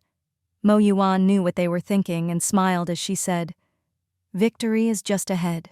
Sooner or later, human society will return to its former civilization. Besides, ordinary people shouldn't be eliminated. She represents new life." During this time, Mo Yuwan saved many people, not just her own family, but many others who, thanks to her, could now live peacefully in the city, no longer afraid of hunger or danger. Normal agriculture had resumed. Schools had reopened. The two girls Mo Yuwan had met in the building with Chen, one named Jiang Zi, the other the short-haired girl entrusted to her by her mother, had both returned to school. For now, they still had to learn basic zombie survival skills alongside their regular classes. One of Mo Yuwan's goals was that, in the future, they would no longer need to learn these things, just regular subjects like before the apocalypse. Even Chen was sent to school by Mo Yuwan. He looked a bit scary, but in this new world where people were much more accepting, everyone got along with him just fine. Not just Chen, Mo Yuwan had met many children like him after taking over the base, and she sent them all to school. It wasn't their fault. They deserved a good life. The girl who had taken her place in her previous life, her childhood friend, was also rescued by Mo Yuwan. Compared to Mo Yuwan's previous life, her friend's situation was a bit worse, and her personality had become gloomier, but she was not in any real danger. Mo Yuwan understood better than anyone what she had been through. She could truly empathize. So she kept her close, both to watch over her health and because she was a good friend who had once protected her. Now, it was only right for Mo Yuwan to protect her in return. Gu Yongnian and Han Jingyi always stayed by Mo Yuwan's side. They were comrades in arms, conquering city after city together. They trusted each other completely, never hesitating to watch each other's backs. It's worth mentioning that, when they were fighting in a city in the neighboring province, they ran into an old acquaintance. It was none other than her beast of a father. Mo Yuwan was surprised to see him, and he seemed just as surprised. His leg was still the same as when she'd last seen him, and the same woman was still by his side. The woman was the same one Mo Yuwan had known in her previous life, which surprised her a bit. She had really done her best for Mo Yuwan's father. After all, he had lost his leg, and in all these years of the apocalypse, keeping someone like that by her side was no easy feat. Even for Mo Yuwan, it would have been difficult. But at that moment, the woman was lying in another man's arms, right in front of her father. Mo Yuwan just glanced at them and looked away. What did it have to do with her? But things weren't as simple as she thought. In fact, everything was about to take an unexpected turn. The man who had just been hugging the woman walked straight into her father's tent. As soon as the tent flap fell, some indescribable sounds came from inside. Mo Yuwan's expression became a bit strange. She pretended not to hear anything and quietly walked away. Actually, when the tent flap fell, Ye Gao Yuan saw her, and his eyes were full of a pleading look, a look Mo Yuwan had never seen from him before. Of course, Mo Yuwan saw it. All her life, in both her previous and current lives, she had never seen him look at her like that. But so what? The things she and her mother had suffered in the past were still vivid in her mind, and even just her childhood memories were enough for her to never forgive him. Even now, she wouldn't waste her sympathy on him. She didn't look back, just walked away, not even sparing him another glance. For Mo Yuwan, not finishing him off was already the greatest mercy. After seeing Ye Gao Yuan's current state, Mo Yuwan looked up at the sun and felt a sense of relief. Tomorrow's sun would still rise and humanity would eventually return to its former civilization. Gu Yongnian walked up to Mo Yuwan. "You know that guy?" Mo Yuwan smiled. In the past, she might have said no, but now, "Yeah, he's my dad. If it weren't for him, I'd probably be a carefree little girl, not who I am now." Gu Yongnian laughed. "Sounds like you want to thank him?" "In a way, I guess I do." The two of them walked farther and farther away, followed by many ability users, true pioneers willing to follow Mo Yuwan and contribute to humanity. The sun was setting. Golden light fell on them, making everything look hazy. Gradually, Ye Gao Yuan could no longer see Mo Yuwan's face, only her slender but powerful silhouette. At that moment, he felt regret and realized something. From now on, he would never have anything to do with Mo Yuwan again.